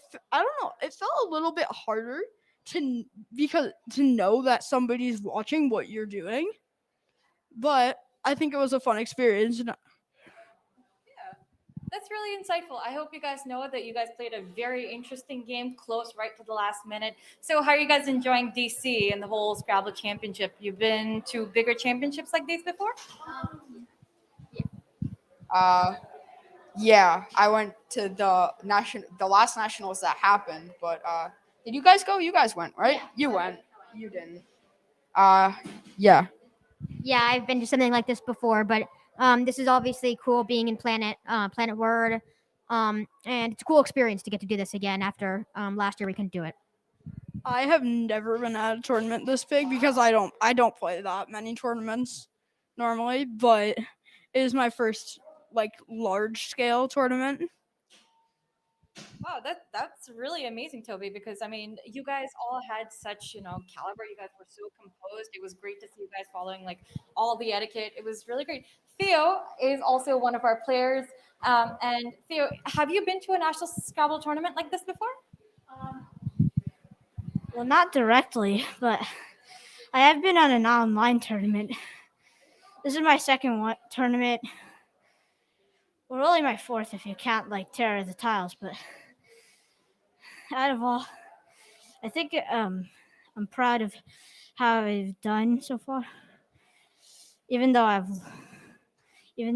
we may have lost 2 times. So, what's different about over the board versus playing like an online tournament? What do you guys like the most? What do you guys dislike the most? I like how on online Scrabble it's scored and drawn for you. Plus, you don't have to hit the clock or anything. And I feel like that makes it easier, but not really as fun. I like in-person Scrabble more because with the computer, it can tell you exactly whether or not it's right or not. But I like it because in like in-person Scrabble, you never know what's gonna happen. I think half the fun's the experience, so I definitely prefer in-person Scrabble.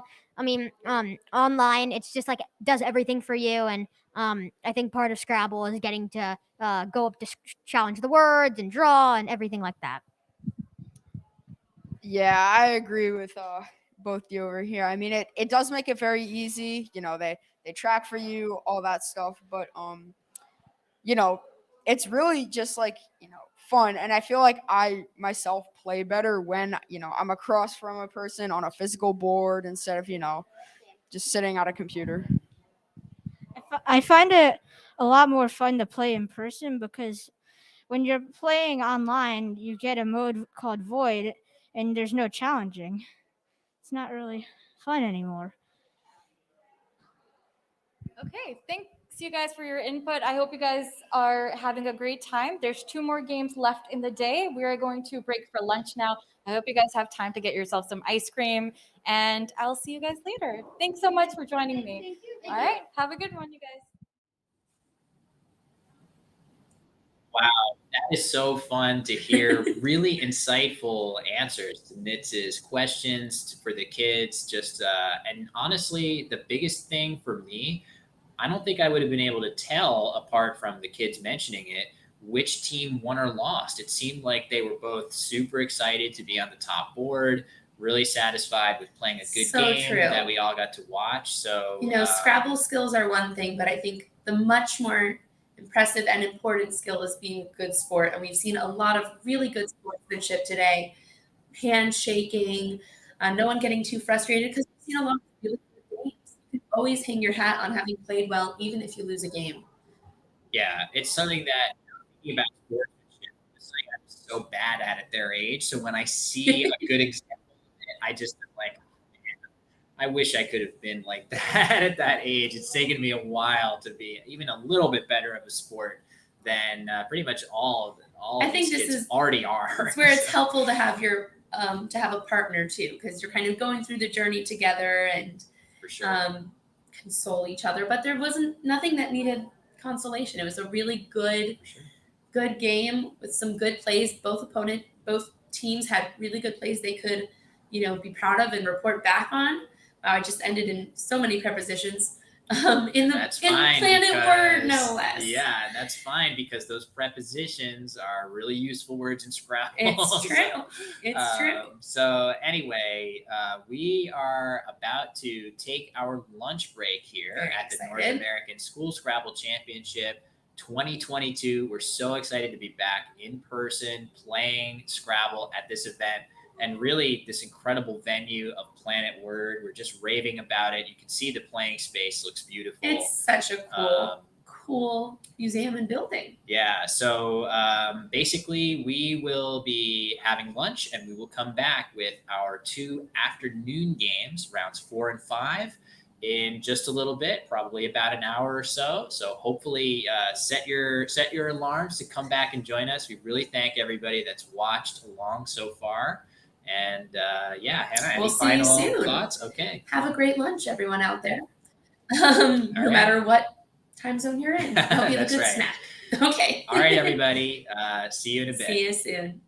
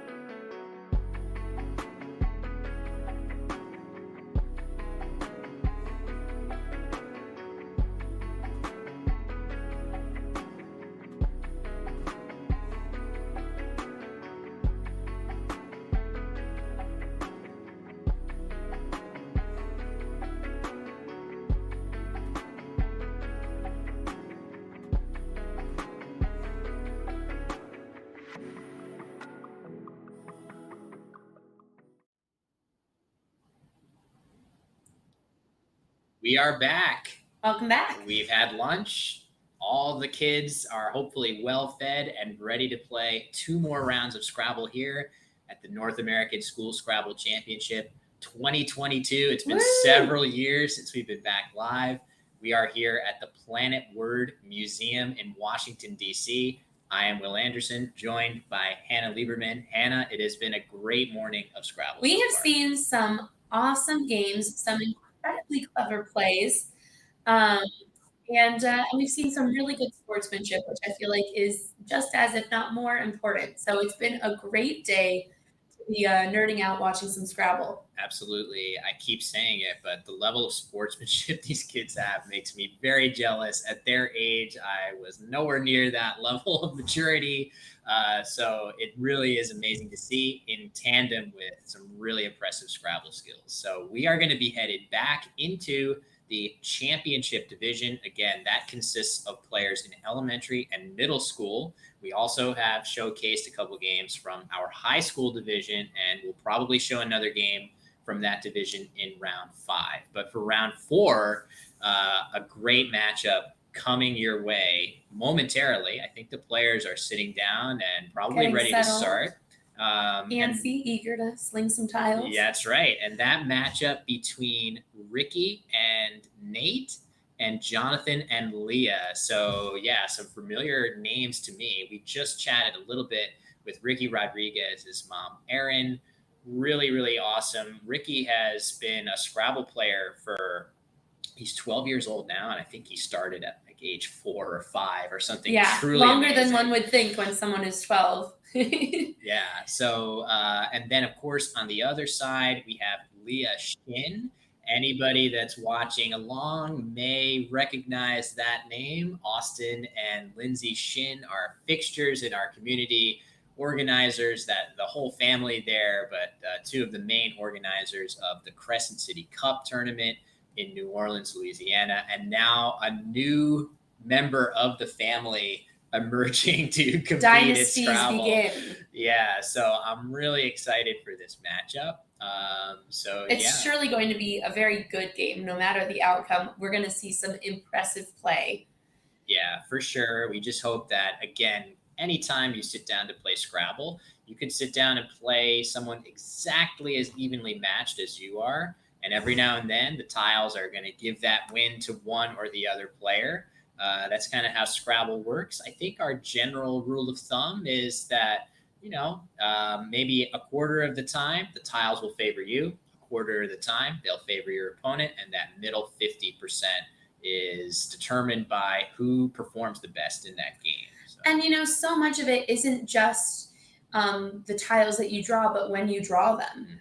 So much, you could have what on paper looks like okay tiles, but with the right timing, magic. Or you could have what on paper looks like awesome tiles, and with the right timing, stuck with the cue at the end of the game. So it really comes down to so many factors.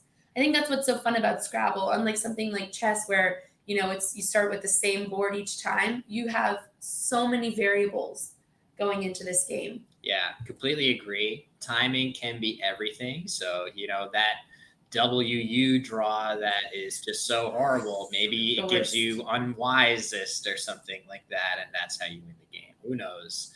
Though still probably wouldn't be rooting for a WU. I'm sure there's other, gross. Probably other tiles would do better. But yeah. So, yeah. Momentarily, we will be cutting to the action from our streaming board, and we're going to watch Ricky and Nate against Leah and Jonathan. Do we want to talk about some of the things they'd like to do outside of Scrabble? We asked them what is their go-to summer activity. Okay, Ricky loves video games. Go Ricky. Relatable. True. Nate, going on vacation. Love it, especially when you're at the age where your parents are paying for that vacation. Relatable in many ways. Go for it. Yeah. Jonathan likes to go to the beach. As a redhead, cannot relate, but go for it, Jonathan. And Leah also likes vacation. We were mentioning our skin tone earlier, Yeah. not well suited for beach activities. That's why we're here commentating a Scrabble championship. It's true. It's why we have the color behind us for the color commentary and not. Yep.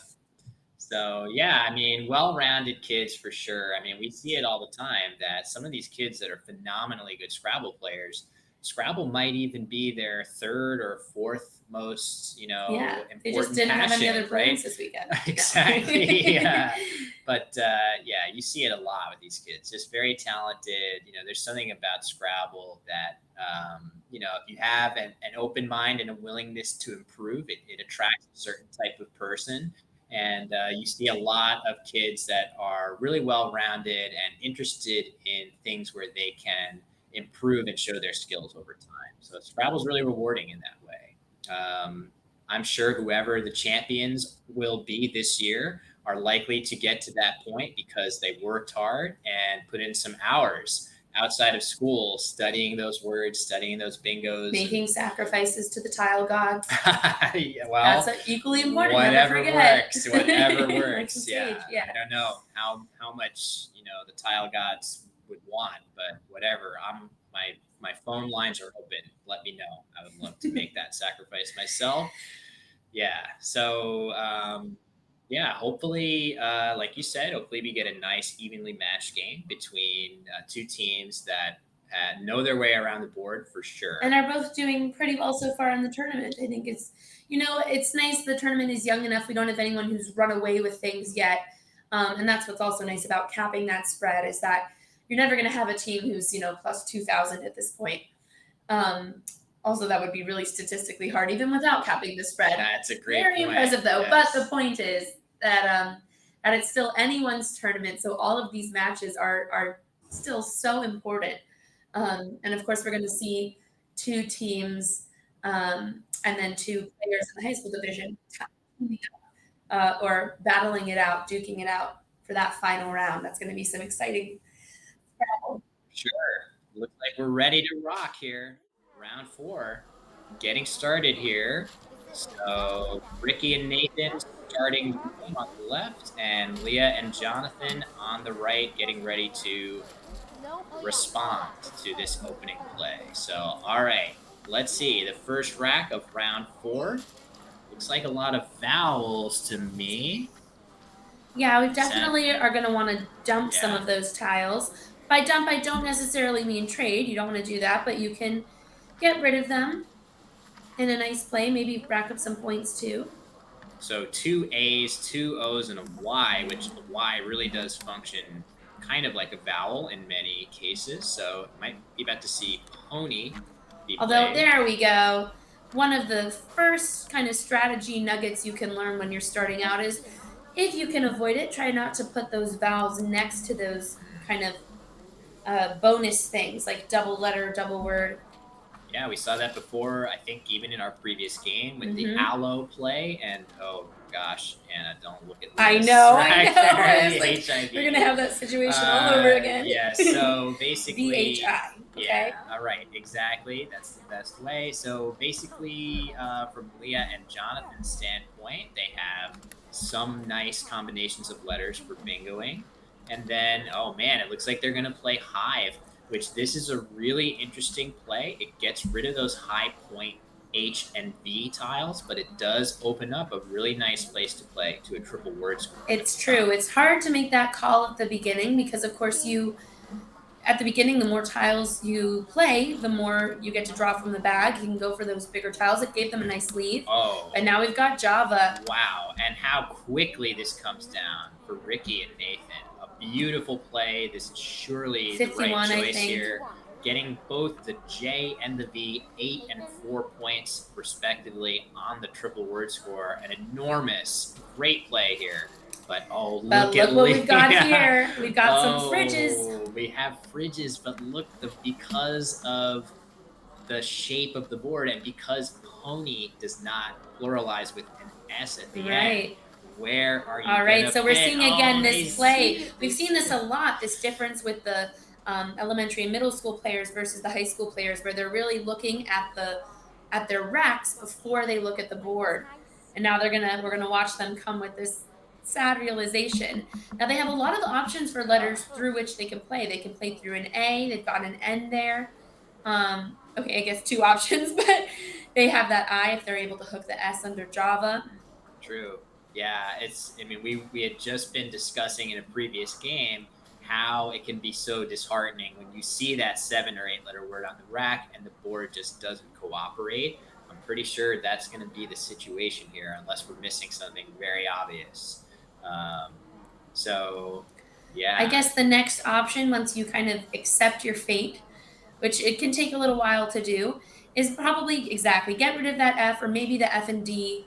They're looking to play Fry, which would be a great little play. I mean, it doesn't open it up for them, but they can assume that whatever their opponent does is probably going to set them up for at least some sort of hook. Yeah, I do also want to point out that it's really bad luck that Leah and Jonathan have that 7-letter bingo that doesn't play hooking onto PE on the board, right? If literally any other letter on their rack other than I was the starting letter of their word, they could play ped, peg, per, PEE, PES. It just so happens that the bingo they have starts with an F, and PEF is not a word. So by getting rid of that F, and maybe it looks like they are considering trying to play off GIF somewhere, which would be a great idea to keep DERS. They have a few spots they could do that. They could do it with PEG. They could do it with diff or GIF and if and ahi. Yep.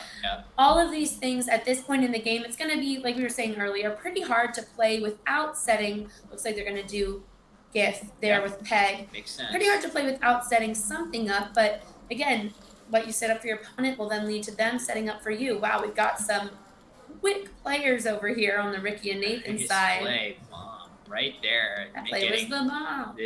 I'm fired. Very nice. No, you're promoted in my opinion for these puns, but and that was also a great spot to not only spot to play it, but probably the perfect word to play given their leave. Oh, we should. Do we want to open the can of worms of how to pronounce GIF? That is the debate that is. I think we can all agree it's Jifa. I mean, wow, that is. Haven't heard that one. Maybe we should all get behind the third option. Yeah. No, of course, but question with bomb is bomb actually takes E hook, so I wonder if they're going to know that. Don't know that they know that, but they are playing. Okay, this is still a good idea. Still a very good play. It's early enough in the game where getting rid of that S isn't necessarily a huge sacrifice, especially if you're racking up points. Also, it scores a lot of points. So even normally you would consider using that S to get some of the unappealing letters like the U and the K, which are not as good for bingoing, but also, man, nice play too. Oh, they know their Ixia. Ixia. So Ricky and Nate, I mean, both teams are showcasing a pretty good level of word knowledge here. Ricky and Nathan now to an early lead, but we'll see. Looks like WU has found its way onto Leah. Our least favorite. All right, but they definitely have opportunities to rack up a few points while getting rid of at least one of those. Now, I see they're pointing out EAU on their rack, which is definitely an option. I would be more inclined to get rid of the W with something like AW. I would rather leave the E than leave myself with that WI, which doesn't necessarily go well together either. Yeah, it looks like they're getting ready to play EAU, a word that you correctly, Hannah, predicted to be played earlier. Once you learn that word, you're like, it's a lifesaver, that one. Yeah.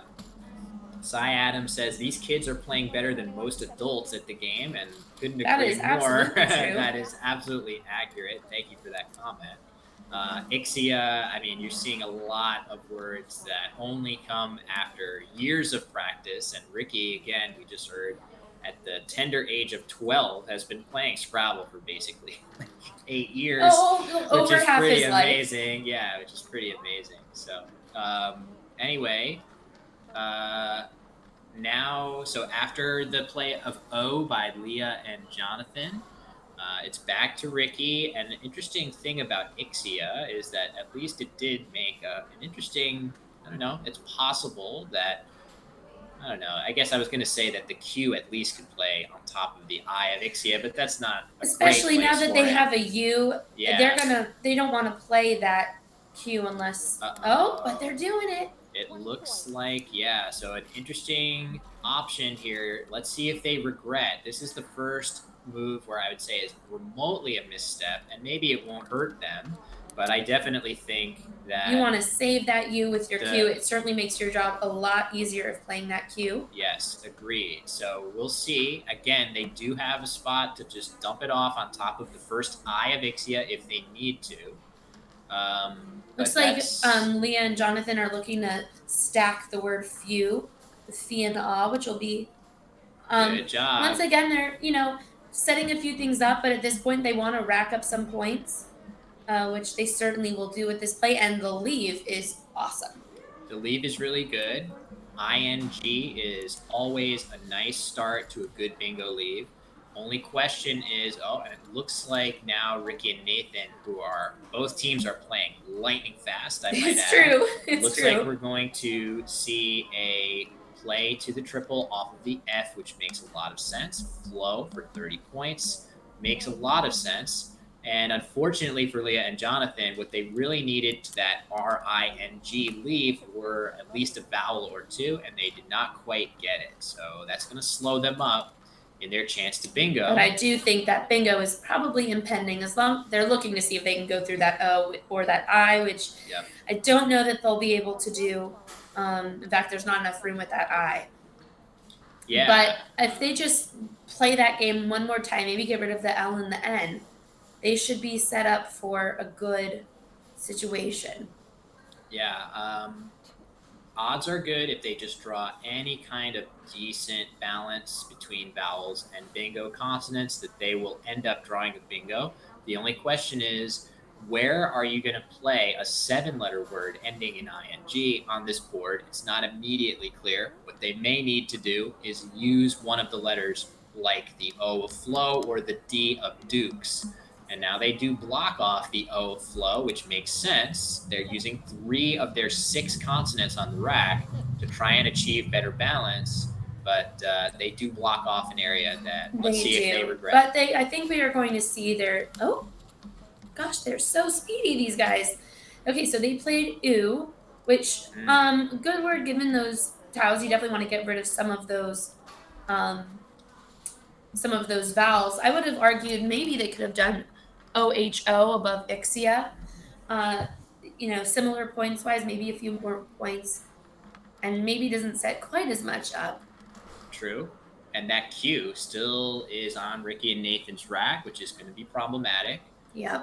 It basically ensures if they don't get a U, it's going to be really tricky to bingo. Yeah. So, but the score of the game is definitely in favor of Ricky and Nathan, who again they've been scoring very well throughout.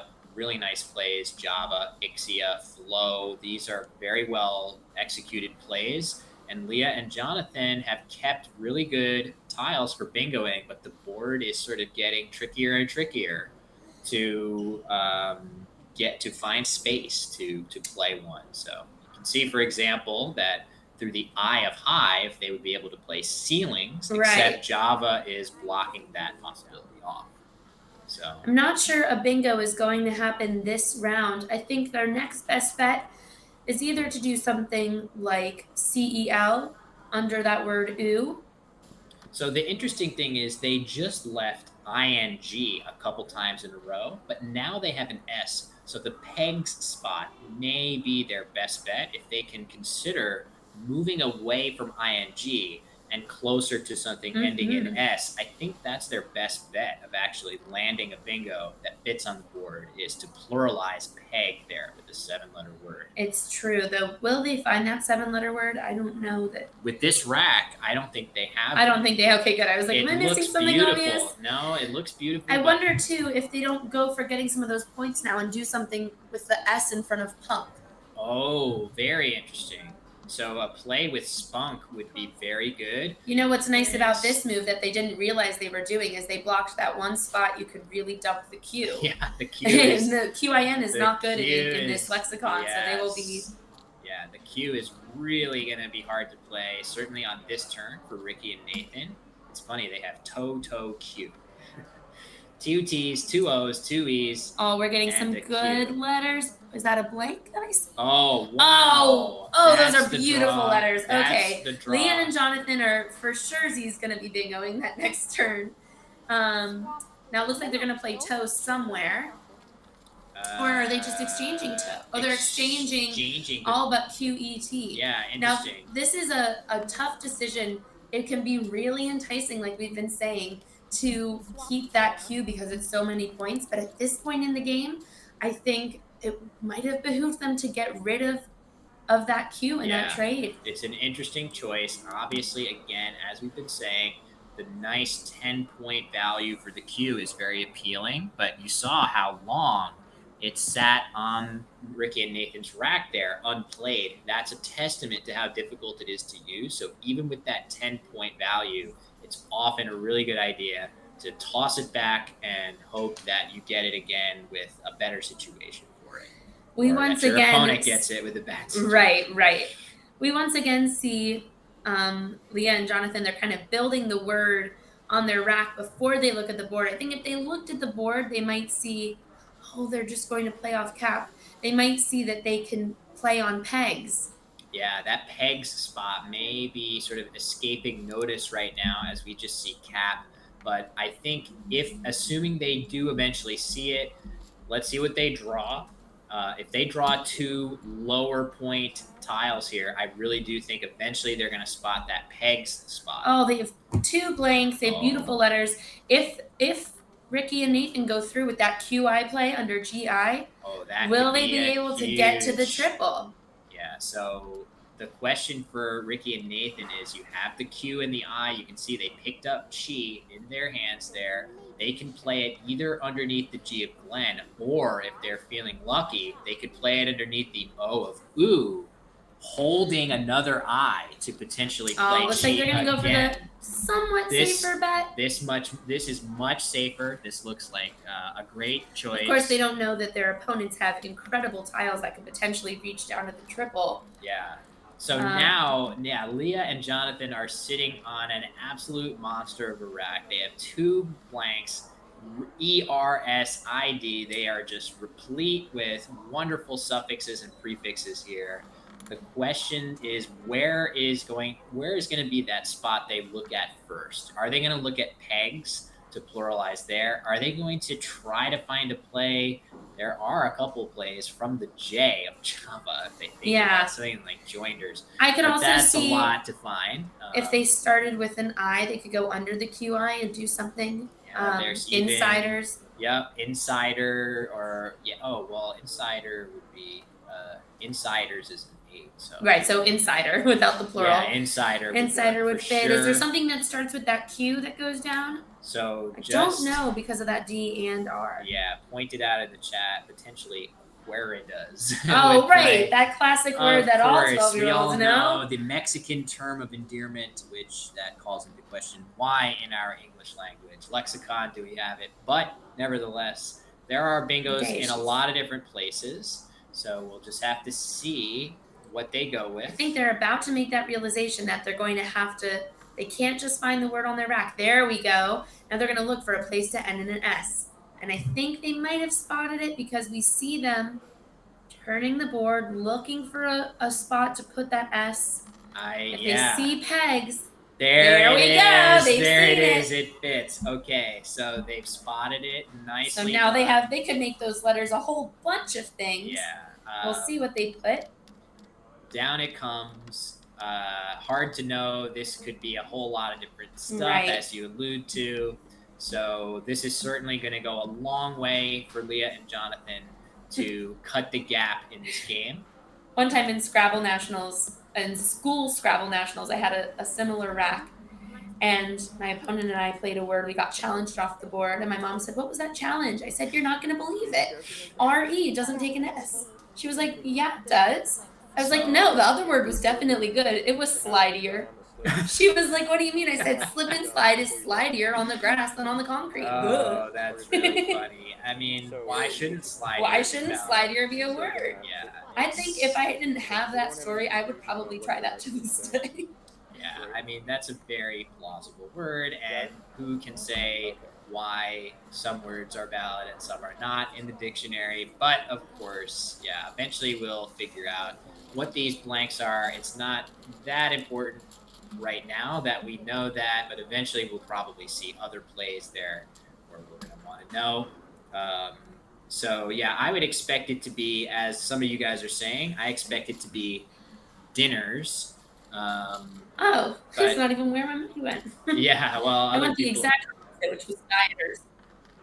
the blanks are both peas. Dippers. So we are hearing that it's Cute. dippers, as in the big and little dipper, and I'm sure Oh, that's funny other- because my mind went to chicken nuggets. my mind is always going there, so that's totally fine with me. Interesting play. Just cat. Okay, so this They're could at least be. blocking it down. I think part of the logic there is just being careful to not allow Leah and Jonathan to hit a big play there. But if you notice, a lot of the U's, there are 4 U's in the set, 3 of them already on the board. And oh man, look at that.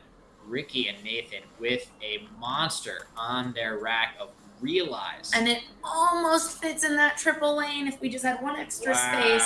Wow. Doesn't quite though. So this is the other thing. It's so tragic when you find those great words and then you think, where on earth would I put are them? you gonna play them? Yeah. So this is a huge. This is an important situation. Obviously, no way for Leah and Jonathan to know what Ricky and Nathan have on the rack there. But it's. I'm just wondering, could they possibly make a play somewhere that will give Ricky and Nathan a chance to play this excellent bingo? I think if I am Leah and Jonathan at this point, I just want to grab some points to kind of catch the game up. I would maybe try and take that triple lane at the top left corner that's been free for so long, play something like Adams. That is a really appealing spot to play. I am totally agreeing. It looks like they're going to play Mo. Another great play, or That's nice. It gets a good number of points with the M, and also block something a little bigger with that D. For sure. It's kind of a scary spot just open there too with that M on the triple letter score. So you're preventing Ricky and Nathan from hitting it. It's true, and a great lead that they're leaving themselves. Hopefully they pick like an E or something. If they get an E, yeah. We talk a lot about, getting bingos and, what letters are good for that purpose, but the E would pair so nicely there. Another T. Not the T, though. But not terrible letters still. Yes, okay. And of course, YIN is a word, and so maybe they can get something like tasty. Tasty would be good, yeah. Up on that. Yeah, tatty would be even better. That would be even better. They knew it, but that's okay. Anything in that spot would be really good. Okay, so Ricky and Nathan looks like retrieving the I and the Z. Now they could do a similar thing of blocking if they wanted to play like lays with Zin and X up in that X, or they could try, if they can think of a word to get themselves, they might try laser with the Z, which of course is not good. It's a really hard lesson to learn. Oh man, laser with the Z is very Of course, sure. I also would not be challenging that if I were. That's definitely how I thought laser was spelled when I was that age. Yeah, I feel like I've had that played on me early in my career. Oh, is that what we're going to see? But they're going to go with lays. Good for them. Wow. Or with rays. Yep. Very nice. That's a really, really good choice by them. It gets a bunch of points for the Z in 2 different words, a few extra points from the X by getting the E out there. Nice play. And it does not necessarily take a double word or a triple letter to make those power tiles worth something. You can play them, those big scoring tiles. Yeah. Just going 2 ways is Really worth nice. plenty of points. Okay, looks like a play of sty coming down, getting a few extra points from the Q here by pluralizing there. I guess, this makes some sense, but I do worry a little bit that they've left this big spot. Yes, also that They Leah got and rid of the Jonathan, S, yeah. Leah and Jonathan are in a situation where they may be down by a little bit too much to just outscore Ricky and Nathan. They may need to do their best to get another bingo down. So not sure where they'll be able to do that. Ricky and Nathan in good shape here for sure. It's true, and I think they know that ZINE takes an E maybe. Oh, no.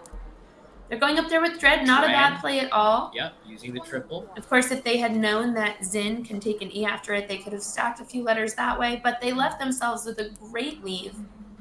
Yeah, that's and they're not hurting for points right now, so it's okay. The Zine spot is very appealing there. So it's true. We'll just have of course, see. After ZINE, oh, you know what? But both the Bs are played for bombs, so you're not You're not risking too much of that Oh, that funky wow. word Zeneb. Great point. I didn't even think about that.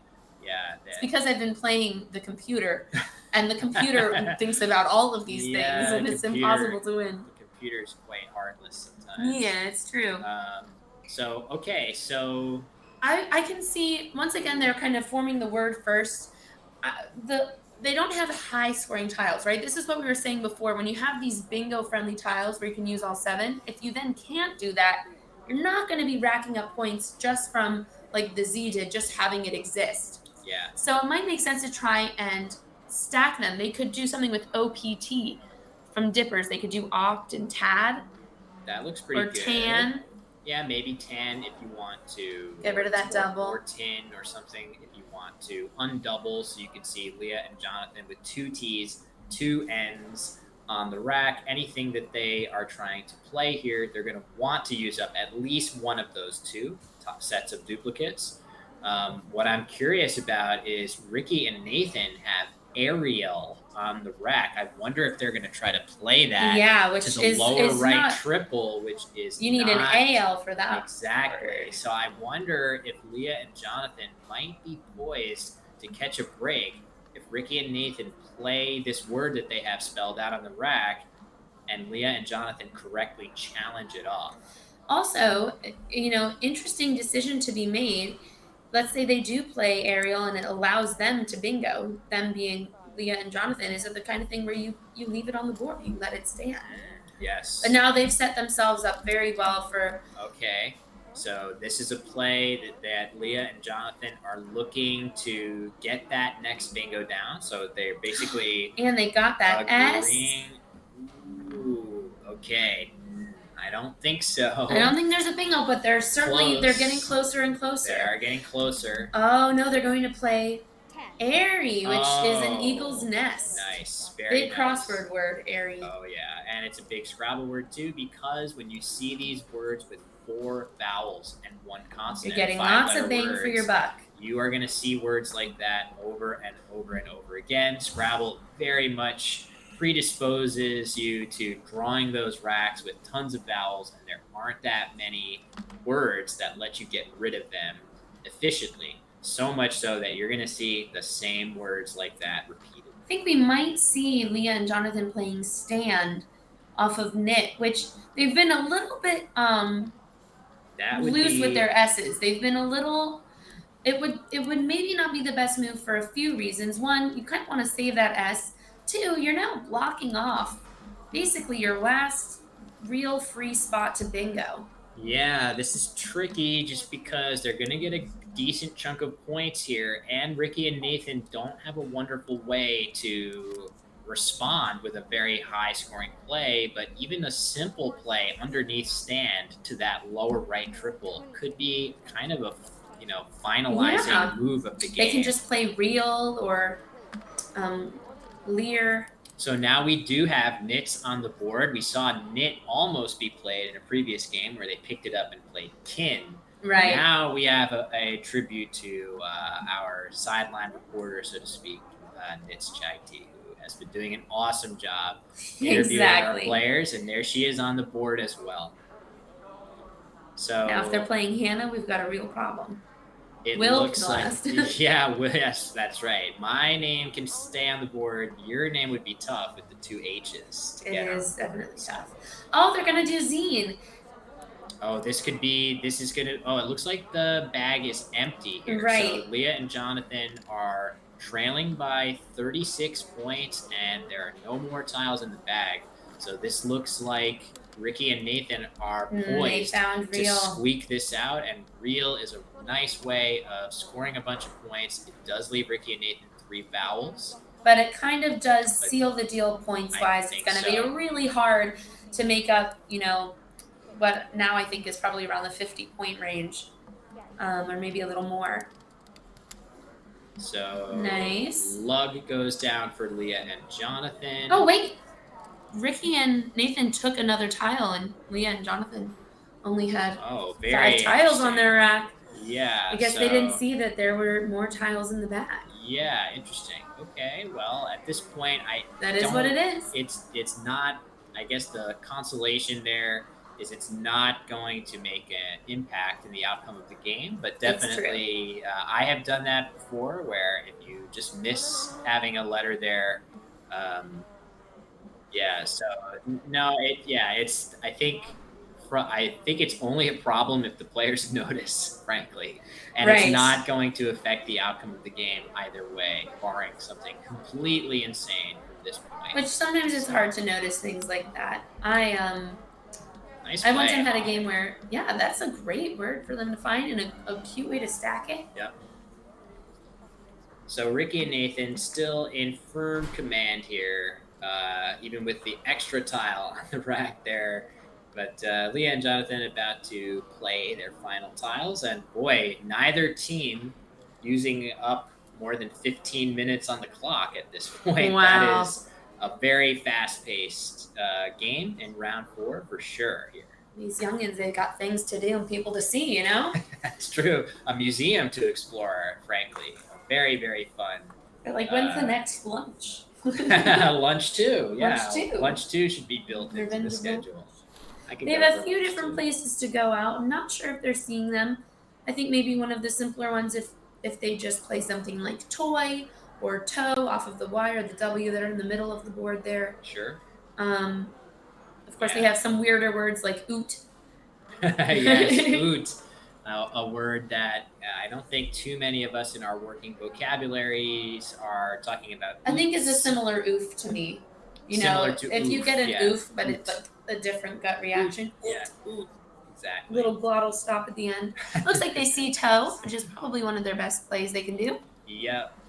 That looks fine. That might even be the best play that they had available. Yeah. But even after getting an extra couple points from Ricky and Nathan, it's going to be so Ricky and Nathan got a couple extra points in the bargain here. I don't think they have 432. Right. I think it might be a 332 situation or something close to there. I think it's like 290 something.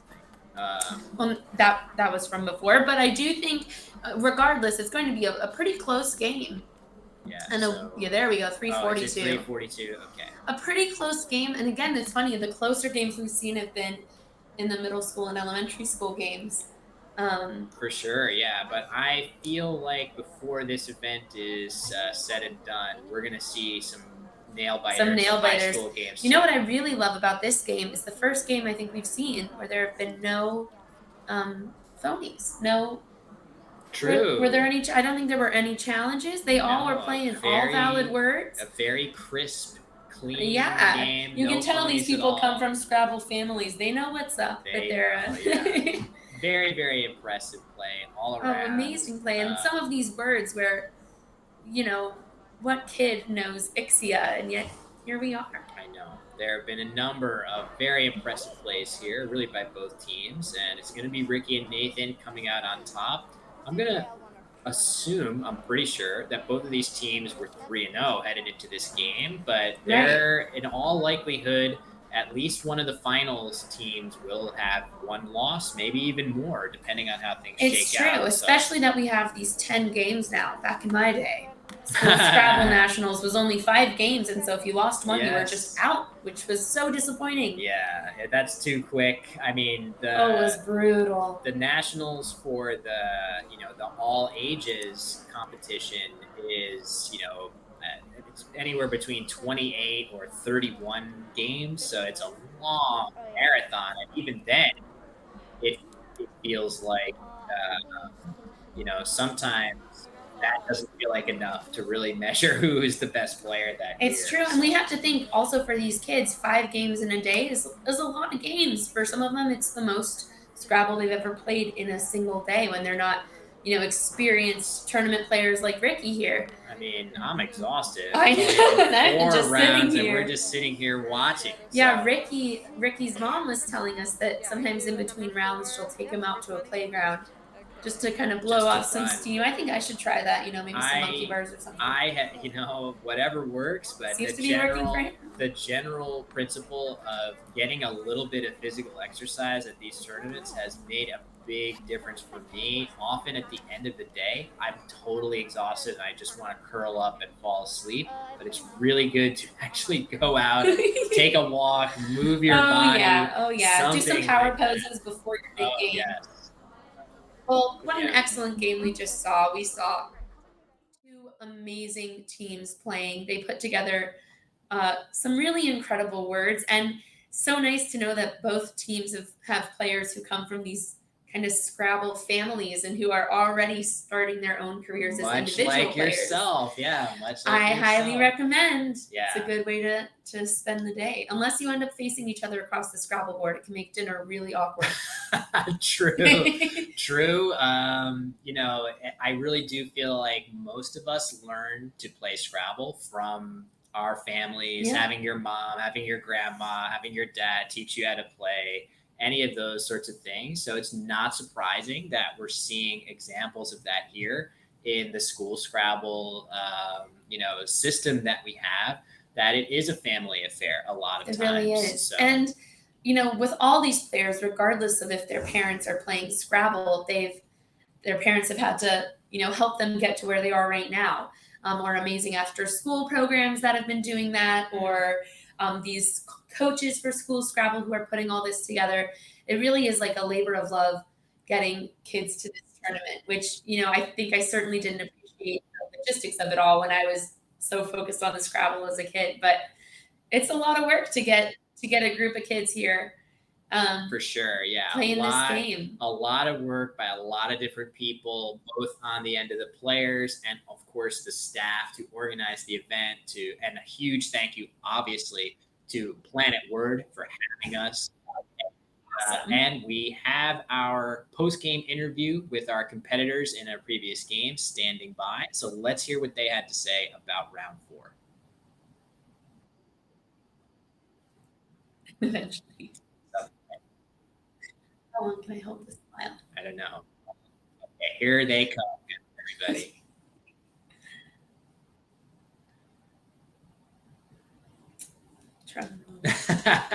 At least I think so.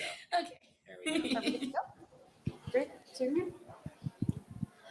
Hi guys, this is Nit streaming from the National Scrabble School Championship, and I have with me our competitors from round 4. We have Leah, Ricky, Nate, and Jonathan. So guys, this was a really amazing game. We saw absolutely no false words played at all. You guys were neck and neck the whole time. Really fast game. What did you say your favorite moment of the game was? My favorite moment was probably when me and Jonathan played the bingo dippers with 2 blanks. That's really cool. How did you guys decide to make it 2 Ps?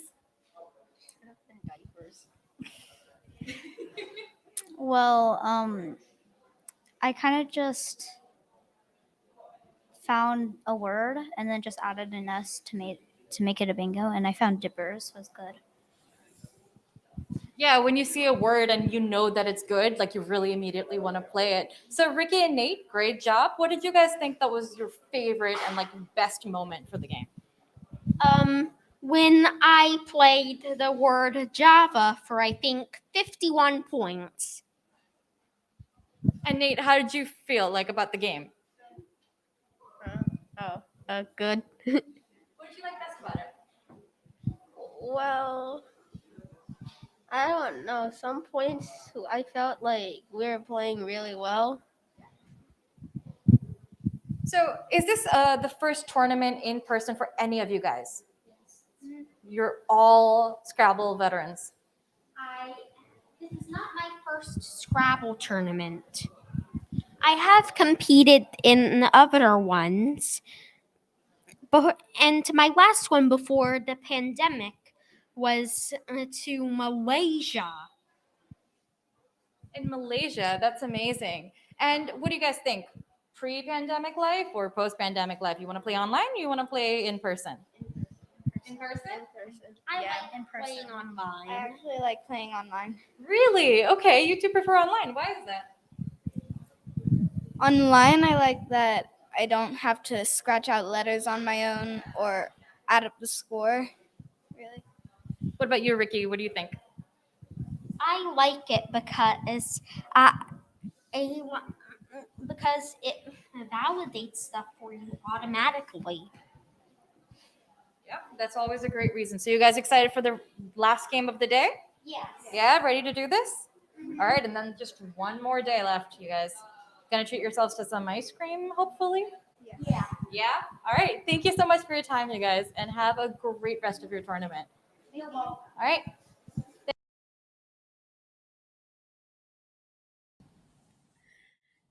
They Oh. were they were dropping some truth bombs there. Adorable. I loved. Yeah, so a great game and potentially even better post-game interviews with our players. It's true. there. You know, for kids who have such a way with words, pretty funny that. How did you like the game? Good. Really captured it. Yeah. And we played well. That honestly is like the best possible attitude that you can have.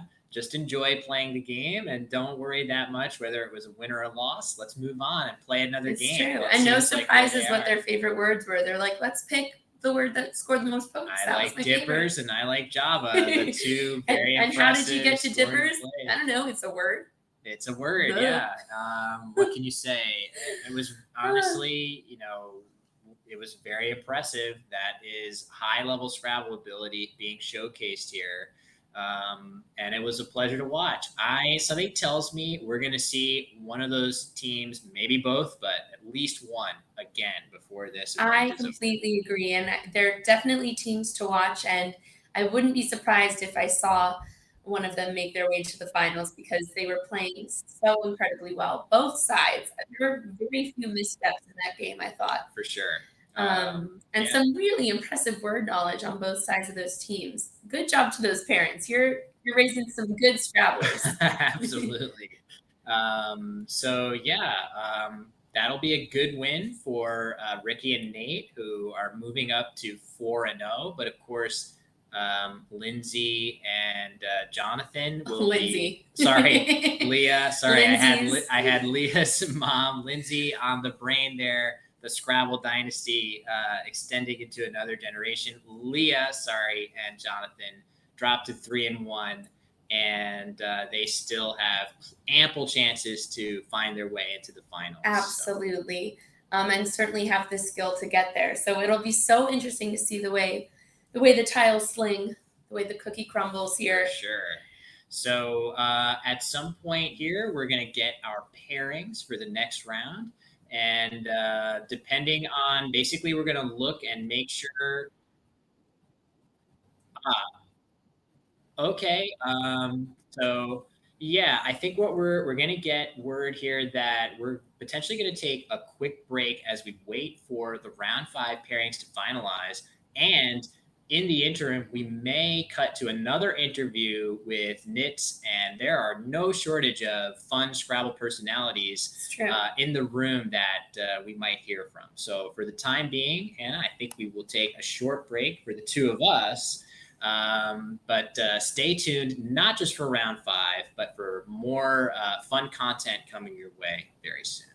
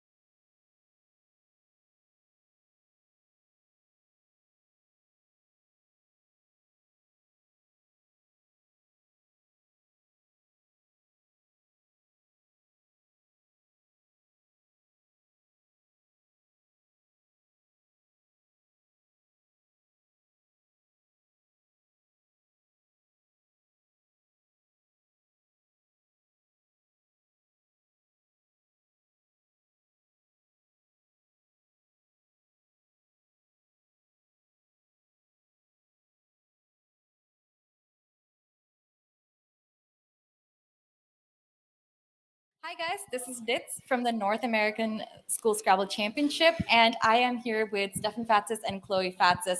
Everyone here already knows Stefan Fatsis, but let's see a different side of him today. So, Stefan, my first question for you is the very obvious one. How has the pandemic changed your Scrabble experience? I mean, it changed it enormously. I mean, talking about the kids, it shut down our school Scrabble club. I lost sort of a couple of grades of players. And it's sad, disappointing. I mean, I came back, we started up the club in about November at my school here in Washington. I used to have about 20 kids or so every week, energetic, eager to come play.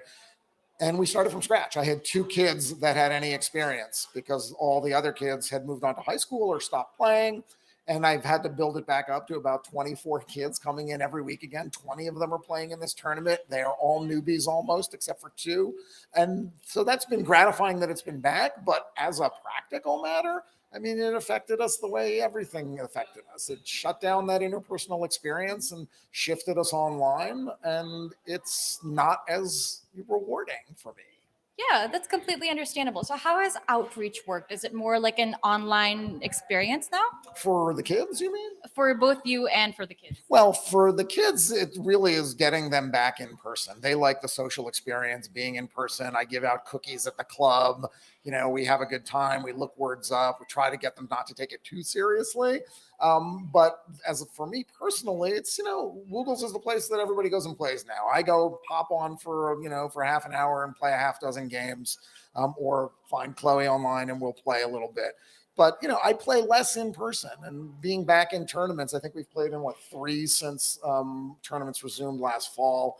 And that is, that's the fun part for me. It's being part of the community. It's bringing these kids together. It's bringing adults together and seeing the people that I know and love and relate to in a way that I don't relate to other people in the world. I'm really glad that you brought up Chloe. Chloe, we're so happy to have you here. Chloe Fatsis is a big name now in Scrabble because she was already a youth player, and in the pandemic, we have seen her reach enormous heights. So tell us about your pandemic experience with Scrabble. Well, I wouldn't say enormous heights, but yeah, it did. I definitely had the time that I did not have previously to, put into getting better at Scrabble. So studying a lot of words and playing just a lot of Scrabble online and with my dad at home. And I didn't go to college for a year, so I was just not really doing anything for a while and had a lot of time to improve. So I would say the pandemic has helped my Scrabble. But obviously, at a place like this, it's you can definitely see that a lot of these kids, it's their first tournament ever.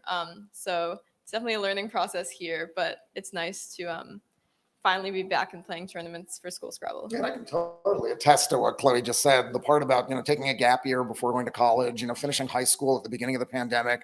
And then for the first year, basically, of the pandemic, first 8 months anyway, I can tell you that Chloe was working a job and coming home and spending an hour or 2 studying words. And in terms of how much you can study, if you put your mind to it, I mean, you've gotten up to over, I think, 17. That's a lot. I'm going to brag on you. I mean, she has studied 17,000 7-letter words and 17,000 8-letter words. And as I said during the talk I gave this morning to the parents and coaches, a 19-year-old mind is way more flexible and able to retain much more than my 59-year-old mind. So Chloe's way better than I am now. I will say this. I will admit it. It is a day that I expected to come, but I am proud and could not be happier to see the growth and the fact that, that you stuck with it all these years. I mean, for me, it's like as big a gift as a father could receive, that your kid wants to do what you do, and not only wants to do it, but loves it genuinely. I mean, there was no forcing Chloe to study Scrabble or play Scrabble when she was 8, 9, 10, 11. It was totally organic. And to see it to see, she's still, by the way, her rating is not above mine yet. So don't think she's quite just there yet. She got another 100 points to go. I expect it'll come soon enough, but for now, no. But to see that, mostly the desiring what it's given us as a father and a daughter, this is our buddy moments. We get to go on these trips and we get to hit the road and go play Scrabble together and share this passion that we both have for this game.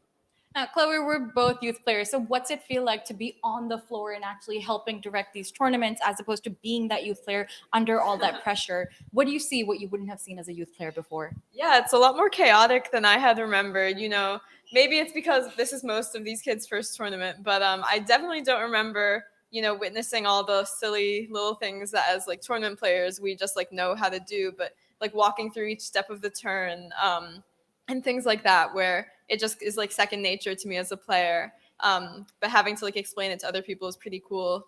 And yeah, just to get to watch kids like learning as they play throughout this tournament, because I've already seen like in the first round there were games where one person had like 15 minutes left and the other team had gone overtime like 5 minutes, and now you can already see the times getting a lot more even as the tournament's gone on. So it's been nice to see that improvement even over the course of like 4 games. And the reason you never noticed it when you were in 4th and 5th and 6th grade is that you already knew how to do all those things. Yeah. It was there, believe me. I'm sure. It was happening. I just wouldn't have noticed until now. Yeah. You were already playing at a higher level for sure. And what's your favorite part about being on the floor now and being, on the adult side of things? Yeah, it's cool to see, everything that goes into planning a tournament and all the organization that my dad has done and all the other directors and staff members. And yeah, like I said, just to get to watch the kids like learning and having fun as they go and, play a really cool word and like freak out about it or, say something when their opponent plays a really nice word. And yeah, all the kids for the most part, or everything that I've seen has been like very good behavior and kindness. So very nice to see as a staff member. That's always great. So when are we going to see you guys at a tournament next? June. I'm announcing here I'm not probably going to go to Montreal, which is where we were planning to go. You should drop out. You should let them I know. haven't done that. All right, I'm telling you now, I'm not going to Montreal.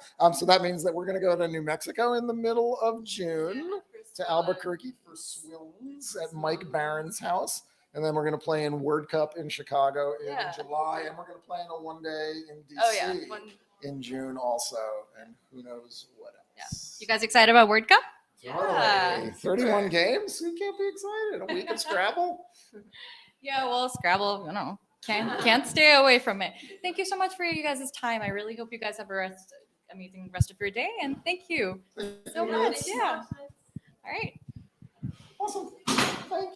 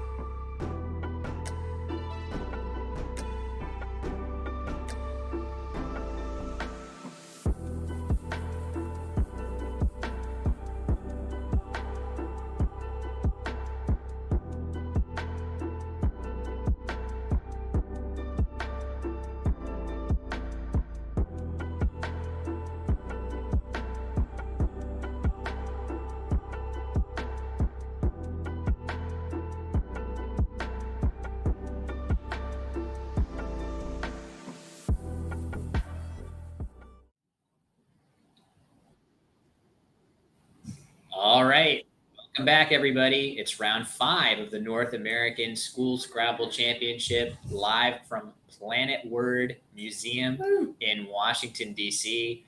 Hannah, it has been a really fun 4 rounds. Oh my gosh, far. we've seen all of those games were so fun to watch, some really competitive games. And now we're seeing the final round of the day. Closing out that first day of the tournament, halfway point. We are headed back to the high school division for this final round of the day. It's going to be a familiar face, the concert pianist, and also sometimes Scrabble player Harrison Benford versus Cherish Ambiacolo, who has had a number of very strong performances at school Scrabble events and is really quite accomplished in the all ages scene as well, with a very impressive rating. Yeah, the old people with myself and with Anna, slightly less old for her than for me. But nevertheless, Cherish is a very, very strong player that we should be very excited to watch. This is going to be a really interesting matchup. I'm excited how the tile gods, do they redistribute that wealth a little bit? We'll see what happens. Yeah, so Cherish, I don't know how strong her strongest finishes have been. She has not won a school Scrabble championship, but I know she has come very close a number of times. Definitely one of the stronger players in the high school division. And we saw Harrison put up a great fight against Emmett Brasowski earlier until Anti-Wind knocked the wind out of his sails. Okay, I liked it. We'll allow it. All right, you're better than I am at this. But yes, so should be a great game in round 5. I think the players are either sitting down or close to it, so we'll be ready to go very soon. Yeah, it sounds like we're just about ready.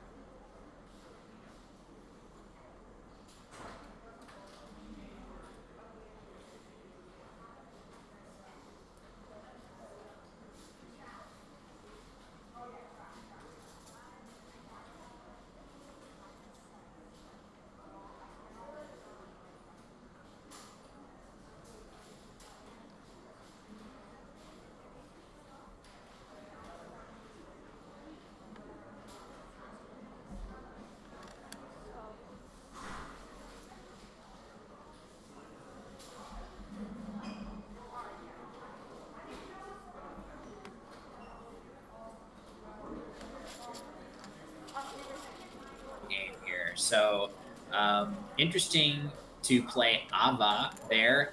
Cherish could have opted to exchange, and that would have potentially given Harrison a big Z play, but he's still going to hit his Z on the triple letter score for a great, great play. So Zeal for 33 is going to put him in an early lead. But look at Cherish. It's true, but barely a lead, and now she's got a Q with a U. So we've got, she's got quad. She's got lots of options here. I'm interested to see. I've never seen Cherish play myself, so I'm interested to see what her, does she play defensively or does she go for those points? I think quad would be a great play, even at the beginning of the game like this. So the interesting thing about playing parallel to the Z is you have 2 real choices. You can play quad, and that sets up the S hook for squad, or you can play qua, leaving slightly more balance to believe, but then open up the aqua hook. The nice thing also about both plays is that Cherish leaves an I on her rack, and by placing the Q in that spot, she is setting up a threat for herself to play Chi on a subsequent turn, which could really, really help her, especially if Harrison doesn't have an I. If he does, she can expect him to play in that spot as well.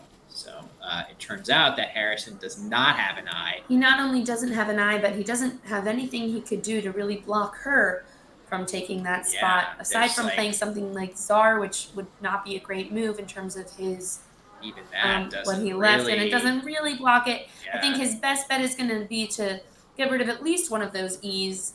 Maybe maybe something as simple as VEE, just to Could get, do that. or maybe Yeah. something with BEE or CEE, which So he does have the C, which hooks onto AVA to make Kava. that is so true. So that might be an interesting place for him to play. Yeah. It would be great if there were a move that allowed him to get rid of both the B and the C, but I don't know if there is a great He could way play to do that. Cab, but of course then he's Cab left with leaving those E. 3 E's. Yeah, we love love E's here. E's. Yep. Maybe not that much. Yeah.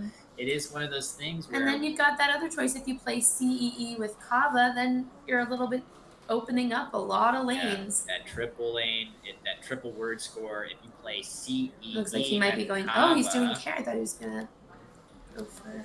He's gonna play Yee, care. Okay, okay. so good job by Harrison. I think we agree that playing the C here makes the most sense. It gets you the most points. You get a bunch of extra points for the AVA that's already on the board. And what else is nice is if you know that, hey, I can't take that awesome opportunity that was set up with the Q Make a different by one. Cherish, give yourself another opportunity. So no matter what, wow, very similar racks right now with B and then a lot of vowels. Yeah, so it looks like, is she getting ready to play Robin? Oh, and Robe is going to be, oh, what a great play. So Cherish is getting ready to play and Robe parallel to Care down to that lower middle triple. And the best part, she leaves that I over for next turn to potentially play with Right. Chi on a future turn. That would be a wonderful play by her. Really, really like that idea. And Harrison's going to have a tough time getting something this is too so big. Yeah, that's a good. beautiful play. So look at this. It scores very, very well. It leaves that I left over. This is a smart choice by Cherish here for sure. Harrison did draw an I, so we'll see what Right, he we're going to comes have up to with. see if he can get a few points going. He doesn't have any tiles that can go after the U, so he can't build too much that way. He can maybe do OBI or something like OB. I guess also if he wants to, he could play Kibla from that Q going across a word that is very easy to miss. I would certainly be happy to see him play something like OB here if he spots it. And I guess the benefit is that unlike with Kibla, we're not too worried about like some sort of, she certainly can't triple through it. Yep. We are seeing she did get one other eye, but those aren't terrible tiles. Certainly, you're not going to bingo with them, but you could get some points with them. Yeah. Looks like he's. Oh, is he going to play Bali? Oh, this is not a valid word. So if Harrison decides to play BALI, forming Chi, Cherish is almost certain to challenge that off the board. Cherish is a very experienced player, very good word knowledge. I fully expect that if Harrison pulls the trigger on Bali here, it's going to get challenged off.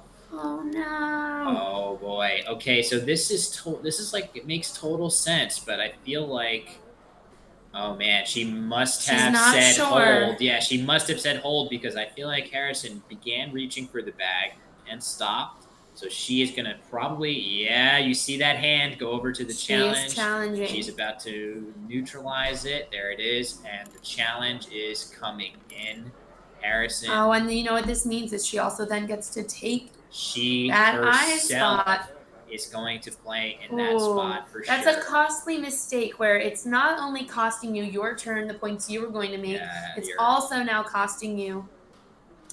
Yes, your opponent is going your to. opponent getting that spot, and you don't get to get rid of some spot. of those letters you so desperately needed to. Yeah, and Harrison's rack, you can see that in addition to BAL and I, he has Three other O or something like that. Vowels, so yeah. He is going to, when it eventually becomes Harrison's turn again, he's going to be facing a difficult rack. Whereas Cherish will have, man, she is setting up. Look at that. She is setting up Ali Yote That is a valid 6-letter word. I'm not sure where she hopes to play that necessarily, but the fact that she even sees that, maybe she wants to play it alongside the Law. A of the L of zeal, I should say. Yeah, as you said, Hannah, law. The I nice thing think, about that is it would give, oh, she might be playing low T with the QI. The yeah, nice thing, it does give then Harrison one more opportunity to, we know now that he has that I that he can play there. If I were Cherish, I'd maybe look to blocking that spot up. and there goes low T, a really smart play. I think she has a good understanding. Normally, you would be a little nervous to place that L in the triple lane, Mm-hmm. but knowing that Harrison already has an L makes you feel a little bit better about at least on putting a letter that makes Harrison have a duplicated L if he's going to bingo through Right, there, which is right. not as it's not as easy. So I think Cherish feels emboldened that she can make this play and not worry too much about what it gives Harrison. So very clever, good challenge by Cherish, and now it's back to Harrison, and he's gonna have to come up with something here. You know, it might make sense. Maybe this isn't the best play he can have here, just to do something like lobe, Lobe, with that L, just to block it and to leave yourself with a relatively good leave. I think the point here is you're going to want to try and play off more vowels than you do consonants since you have that For sure. uneven distribution. So so Harrison will have something Oh, here. looks like he's doing lobe.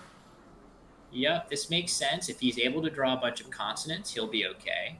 A question in the chat from Rob is Noah Slackoff playing this year? He is conspicuously absent this year. A multi-time school Scrabble champion, Noah Slackoff, easily young enough to be competing in one of these divisions, is not here this year. So that's definitely we certainly miss Noah, but it gives others like Cherish and Knox Daniel a bit more of a chance. So, Melees.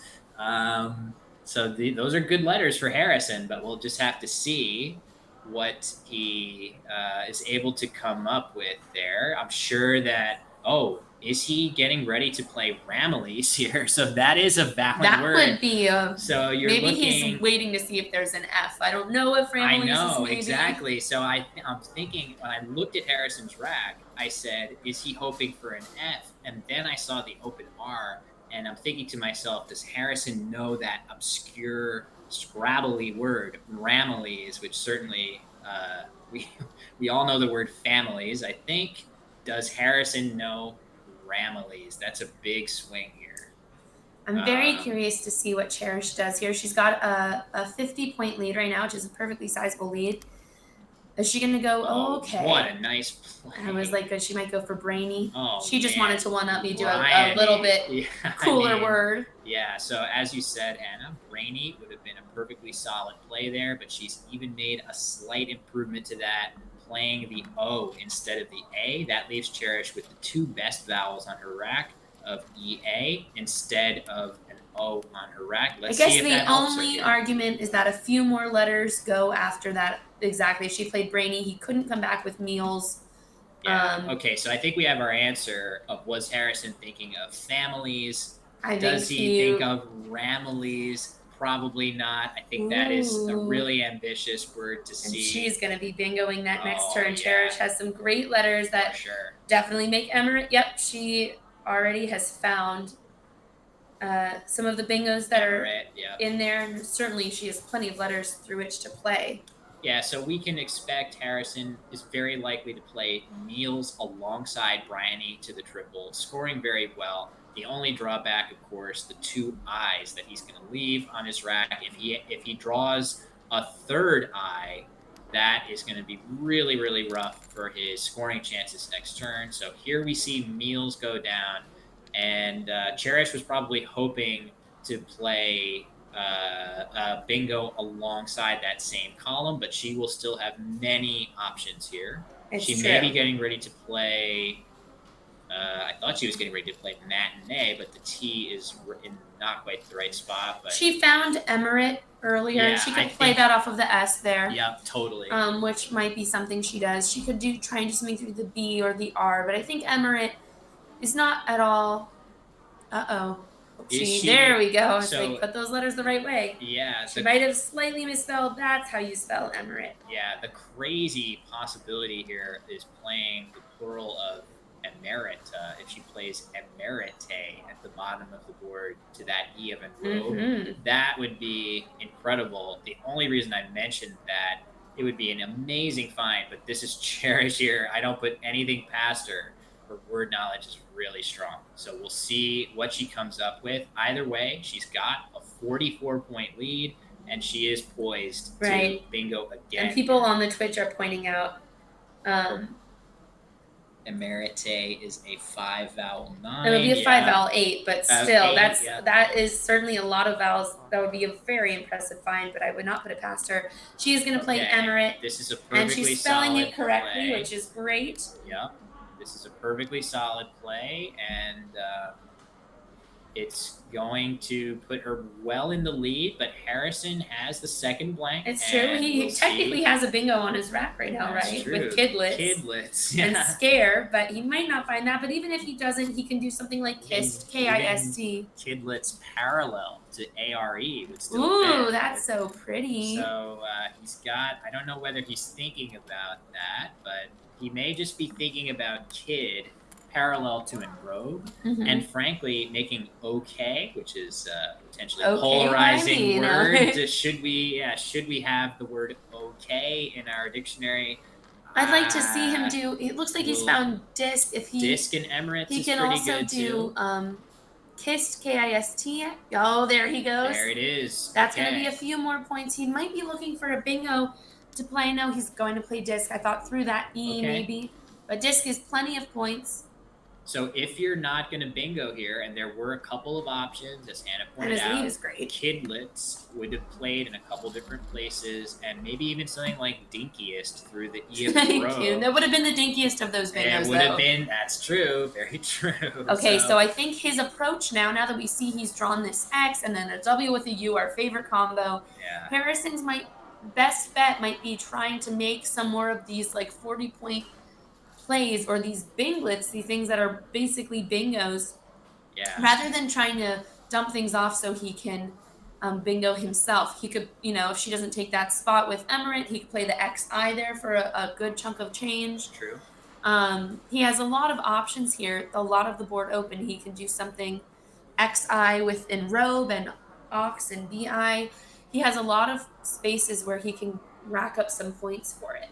True. I think from Cherish's perspective, at least, she can take some, heart in the fact that, first of all, she has the lead, but secondly, she has some nice scoring tiles that should allow her to, if Harrison's goal is going to be to try to outscore his way back into the game, Cherish has some good ammunition to sort of prevent that from being successful. Absolutely. She And it may looks be like getting ready to play Pith. Oh, that's a pretty phenomenal play.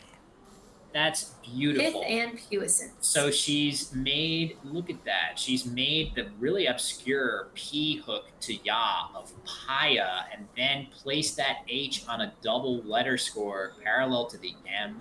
That is a beautiful play that scores really well.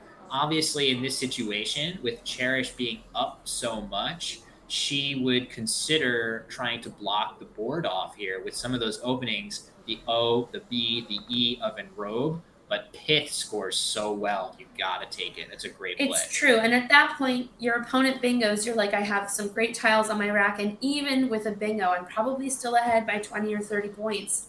And she leaves D and G if she's able to draw an I. Which she's been good at so far, drawing those eyes. She sure has. It all of a sudden becomes a pretty powerful bingo lead as well, if she's able to. And Harrison has incentive to open. There it is. The first tile on the rack is an I. Oh, wow. She has beautiful letters. Yeah. Oh, man. So this is definitely a great draw for Cherish. She drew the eye she needed, along with a bunch of other stuff. So, well, we're going to see where he plays XI. He has a few different spots. Yep, down it goes. Might have made a little more sense to play it to block that bingo lane of enrobe, but I guess if you're behind, you don't want to shut down those bingo lanes. Yeah, so there, the play you predicted, Hannah, at just XI for Harrison does go down. He draws he is the other 2. blank. He did have that. Oh, you're right. already, My bad. But I he just got now has excited. both W's. So certainly that's going to be challenging for him. So yeah, we'll just have to see what Cherish opts to play here.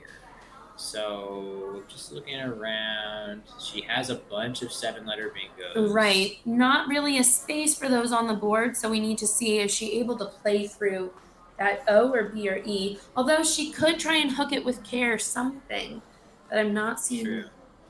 what would really fit there.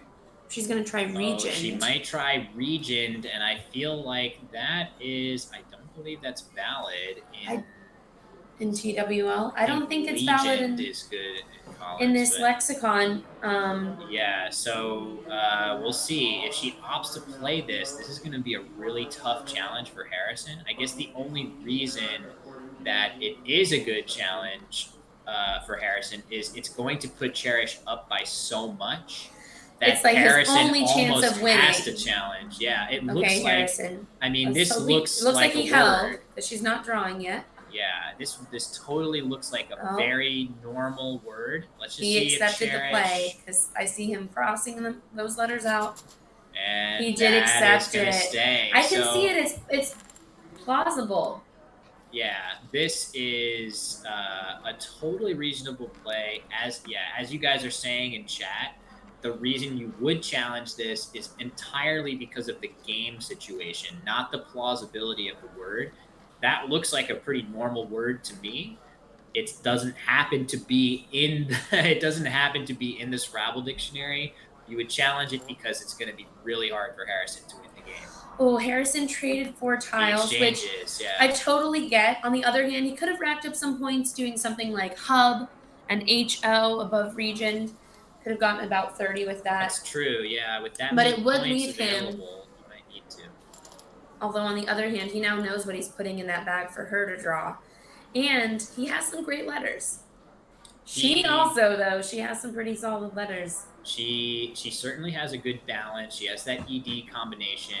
Ideally, for Cherish, she would love to have FCV on the rack, but then again, when you're winning in a game like Cherish is by over 100, drawing the C and the V, that's the time you want to do that. Exactly. Because now you can place those letters out in space, hopefully, if you have the right way of doing that, and constrict the board. We've seen it a number of times. A V or a C out in the middle of the board blocks a lot of stuff. And she's going to play Fenced. I get why she played that. I also could have seen playing something like Vice off of the E in Regent, just for the sake of shutting the board down even more. There's still a good number of bingo lanes open because of Regent. Maybe she's looking to use them herself. But it's going to be interesting to see. I wonder if Harrison can find something ending in R, E, or G. That's true.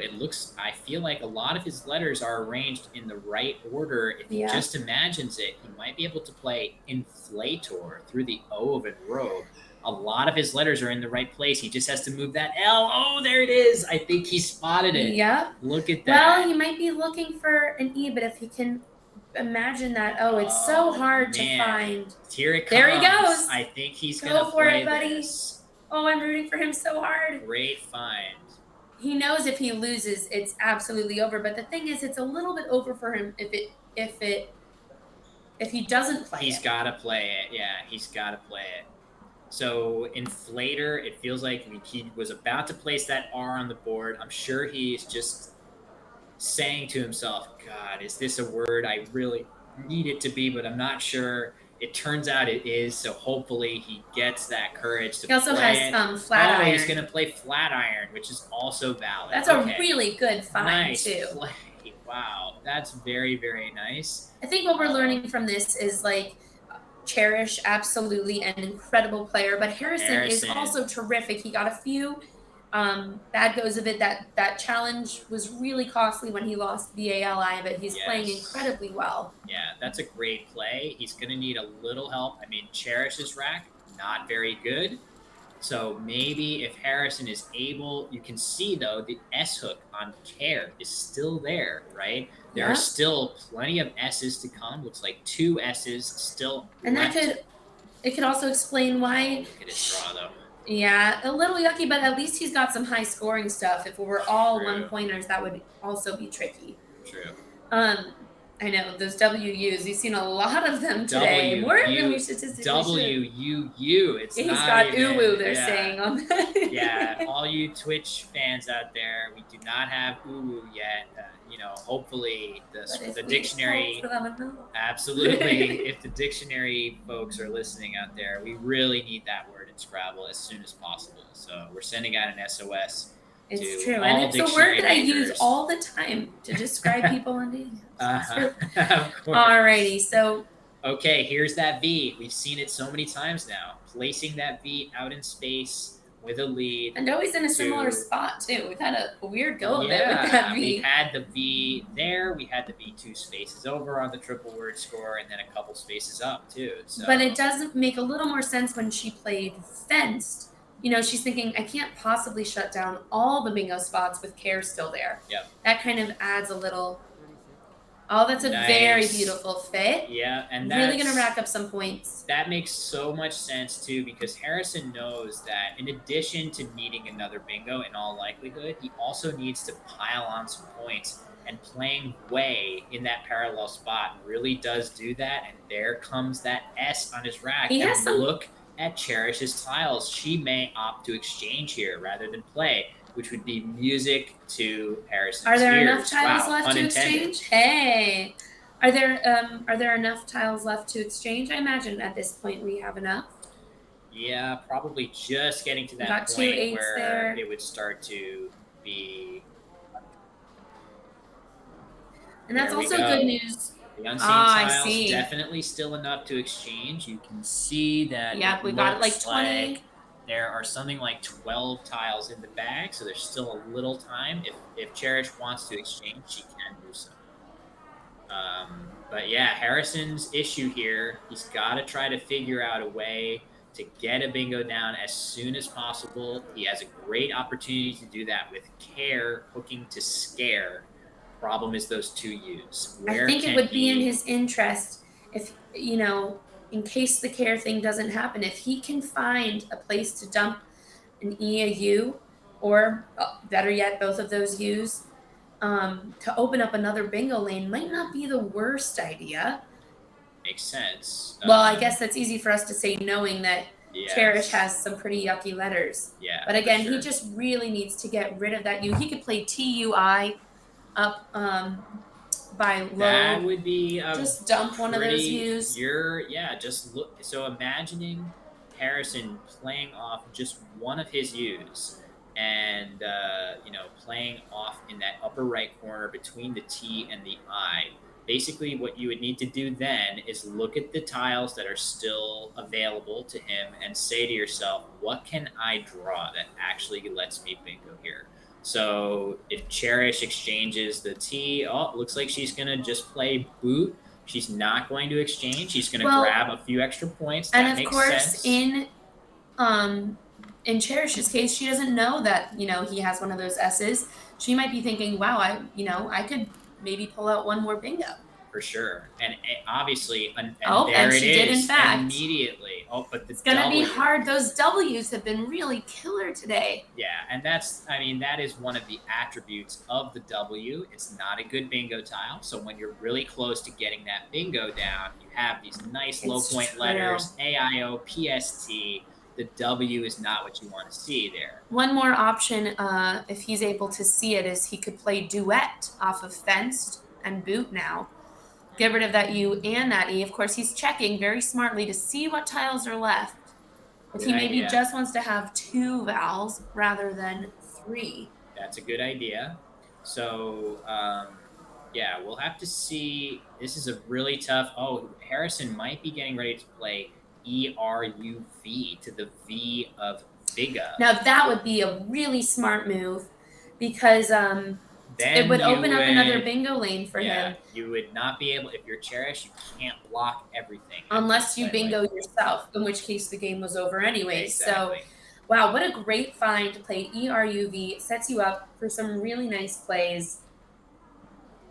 Yeah, so that would be interesting. Just imagining the board after that play for Harrison, he would be setting up another S hook of Arabs, right? And so you have scare on the Right. board already. You get a second S hook on the board, and you get an E in the triple lane, which is It's very true, which dangerous. So Cherish you, would definitely capitalize on that, but it might be his only chance to catch up.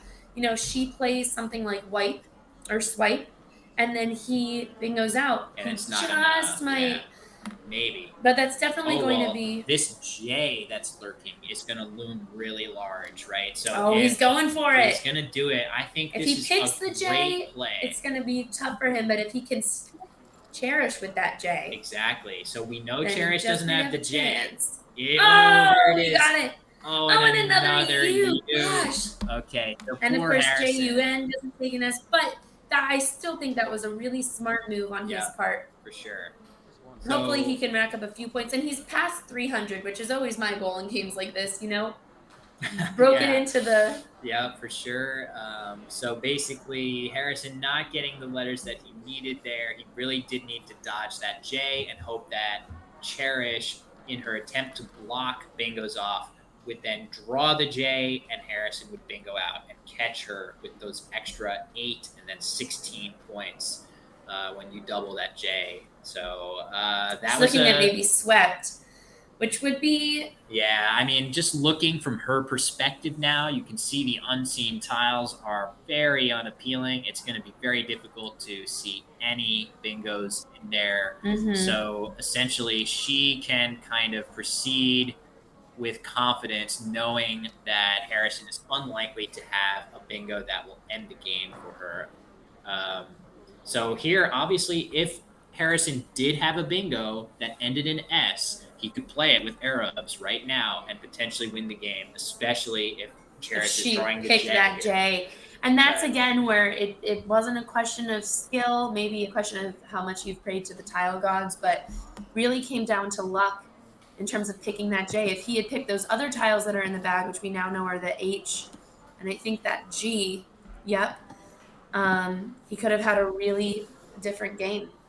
For sure. And it really is. Oh, nice. Oh, play. that's a cute find. So Jest is a really cool play, hooking the S onto quad. That is a very clever spot, as you say, Hannah. It was pointed out that unjust in that spot would have been even more impressive just to get a couple of the U's On off. the other hand, it would have set Cherish up for something like hang, which True. would have led her into the triple. But certainly a good find. But wow, Jess, I'm very impressed by both the Twitch players and Harrison for racking up some of those points. Okay, smart play. She's just getting those points. Yep. And NU on the rack for Harrison. Kind of the Tricky story stuff. of his Yeah, this his is late the story game. of his game. Too many U's there. Really kind of a cautionary tale about the U just being sort of unideal. Had he had a couple different vowels toward down the stretch, could have been a very different game. But man, I have to say, some very impressive plays again by both of these players.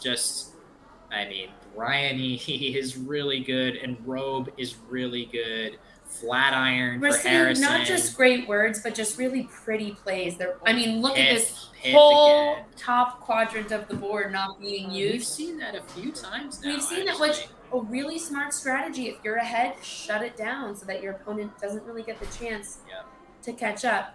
Yeah, Twitch people on Twitch are saying JUN might just be the best bet in terms of points, which I think is probably right. And Cherish already has an outplay, regardless of if you set something up for her. So AI is more than flexible enough to play a number of places here. So Cherish will go out on her next turn.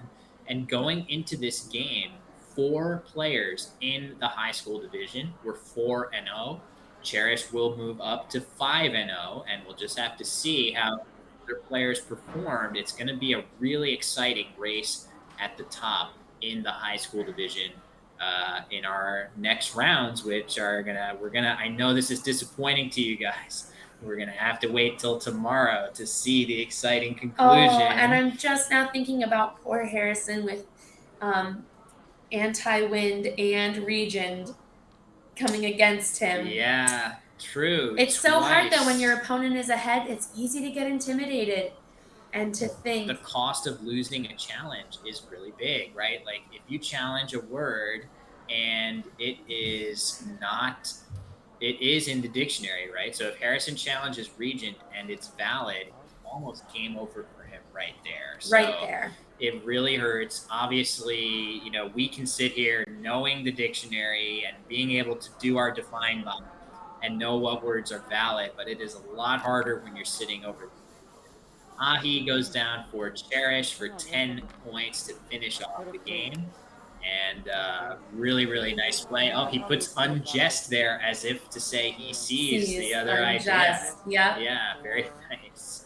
So Harrison with clearly excellent board vision and strategic understanding. The play of Arrow was just great. I think that's exactly how he should have been thinking. Yeah, there. we've seen him play twice here on this front board, and both times he's played an excellent game.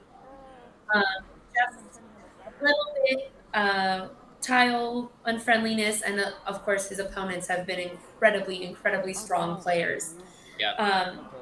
But so many impressive finds on this board. I just love some of these fits. The way we're seeing all these words tucked in shows you what level we're playing with. Pith and way. Meals by Harrison with those overlaps. It's true. All the way Bryony down. is such a great word, getting that Y down there. Saw some really great plays. Yeah, I was so impressed by this game. And once again, just as I said for our previous matchup between Ricky and Leah and their teammates, I'm pretty sure we are likely to see Cherish again tomorrow or in the finals. That was a really high It's true. level of play. So. And I very much do not want to play her in a game tournament. Yeah. That would be a butt kicking for sure. Yep, I definitely have that. You stay feeling. in school Scrabble for a little bit, kid. Exactly. Yeah, I have that feeling sometimes that this is the future of the game, and the game is in really good hands based on the level of play that we're seeing here.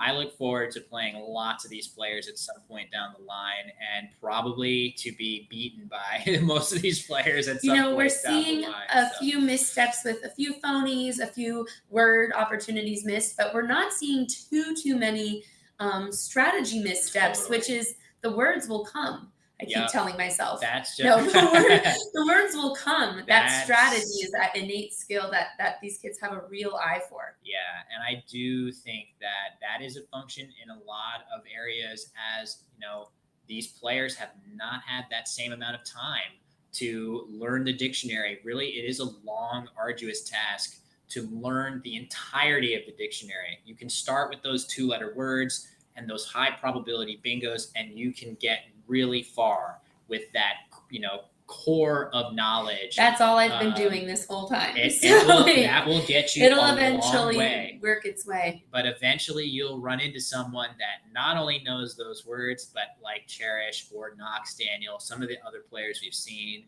that really have taken it a cut above and know a lot of words. True. But I'm impressed with Era of ERUV, because that's it was a strategically great play, but also that's not an intuitive word. You don't sit there with ending in a V, playing off your U. There aren't too many words that do that. Absolutely. That particular positioning to play that word was really creative. It showed a really good understanding of how to steal victory from the jaws of defeat in that game for Harrison. It just didn't play out tiles-wise, but I always think, when people can see our records, they can't see all the thought that went into it, or saying, okay, maybe it looks not great. I'm 2 and 3, but my spread could have been minus 5,000 and it's only minus 20.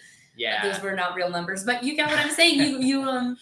You have, there's so many stories behind what looks like simple statistics of really clever plays happening by all the players here. There have been times when I went 5-0 and felt ashamed of how I played. And Yep. there have been times that I went 1-4 and felt like I did many creative, creative things to try to get like myself. He didn't say 0-5. He would never go 0-5. That would be too, throw the table. Look, I'm trying to be both self-effacing and honest. I don't usually go 0-5. Guys. I have gone. Well, as someone who has 1-4. plenty of experience going 0-5 and 0 in many greater numbers than that, like we were saying before, there's always something you can hang your hat on. I think we've seen that today. We've seen such great teamwork and such great sportsmanship of these players working together, admiring each other's game, game recognizing game. They're all seeing these pretty plays that the other opponents are making. We've seen some really cool moments here. Some great comments in chat from Axer Typo, who says, Arov was definitely the best play. I didn't even spot it, and I'm better than Will. And 14 Domino says, neither did I, and I'm better than Josh. So the point is, no one is claiming to be better than Hannah, so we'll hang our hat on that too. Exactly. So thank you guys. Don't start saying that in the chat.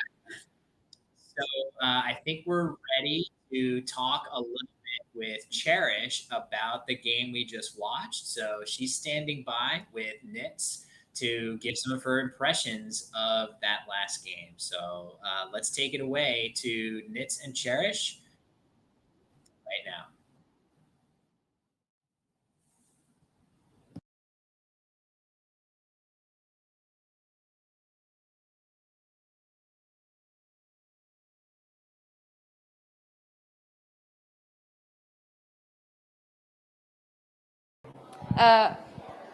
Hi everyone, this is Nitz. We're at the North American School Scrabble Championship, and I'm here with Cherish. She was the winner of our round 5.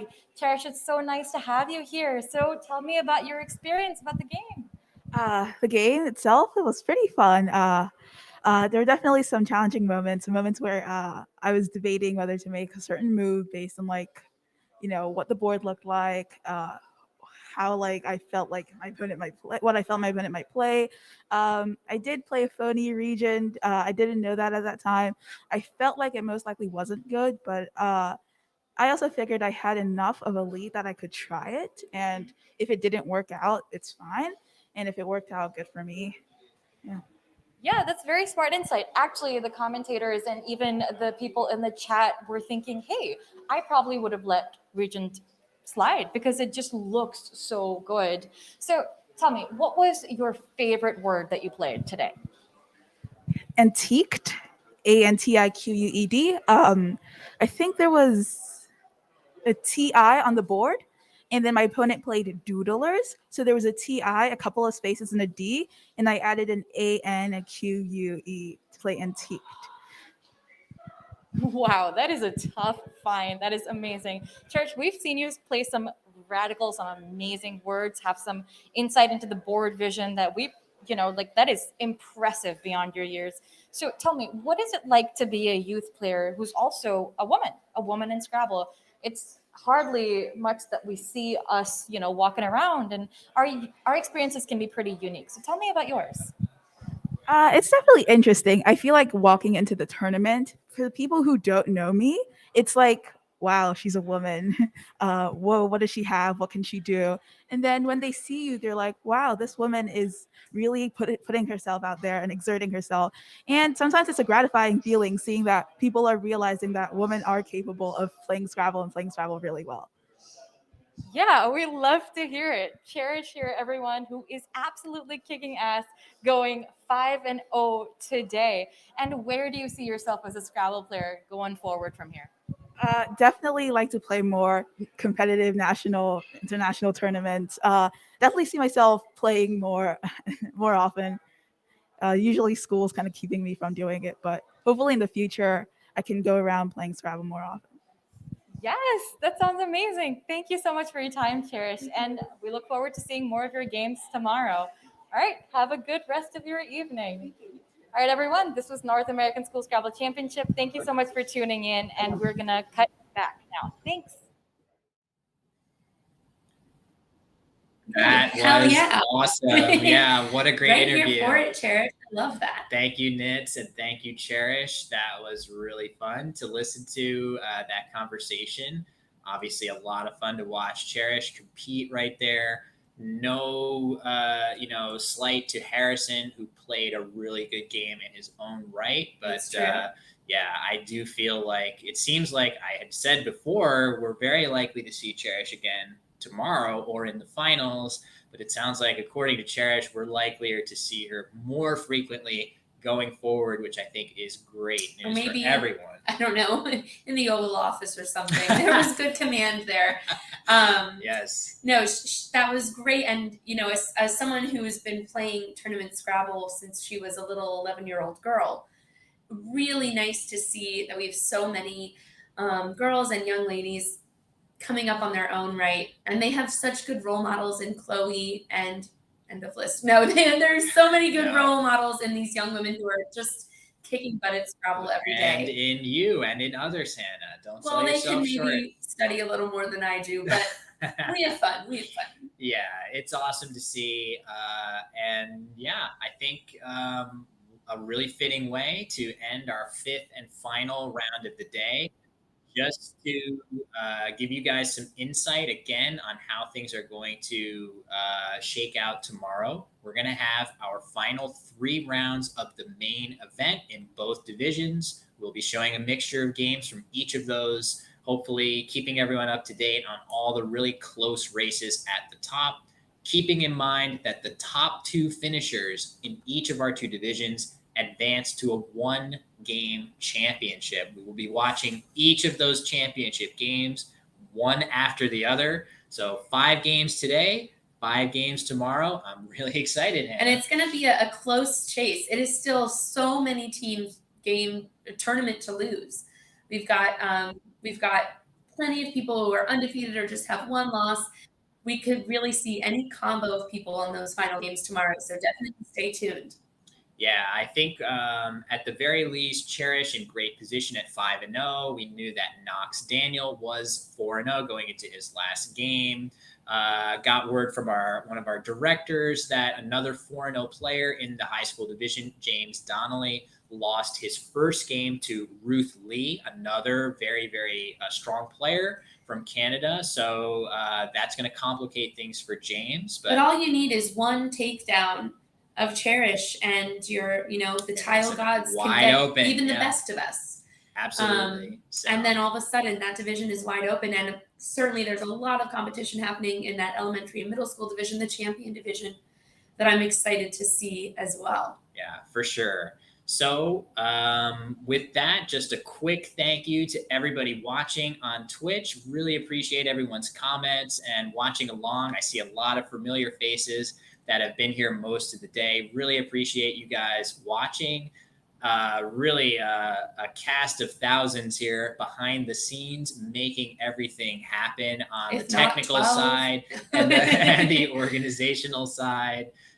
So we will be giving kudos out to all those people at some point, probably tomorrow, just so everyone gets their just praise for all the work going on. And obviously a huge thank you to Planet Word. This is such an amazing venue to and hold kind of this like event. the perfect fit. I cannot think of a place any more fitting to have a school Scrabble a Scrabble championship. Yeah, it's been amazing here. So really want to just thank everyone at Planet Word. So with that, Hannah, any final thoughts before we close the coverage for today? I mean, I'm tired and I didn't even play any games today. So I imagine these kids are ready for a good dinner, a good sleep, and then they'll be ready to rock and roll tomorrow. Yeah, I don't know if the museum's going to be open, but they need to just go run around. Oh, this is the coolest museum ever. And have a blast. For sure, if you're in DC, stop by.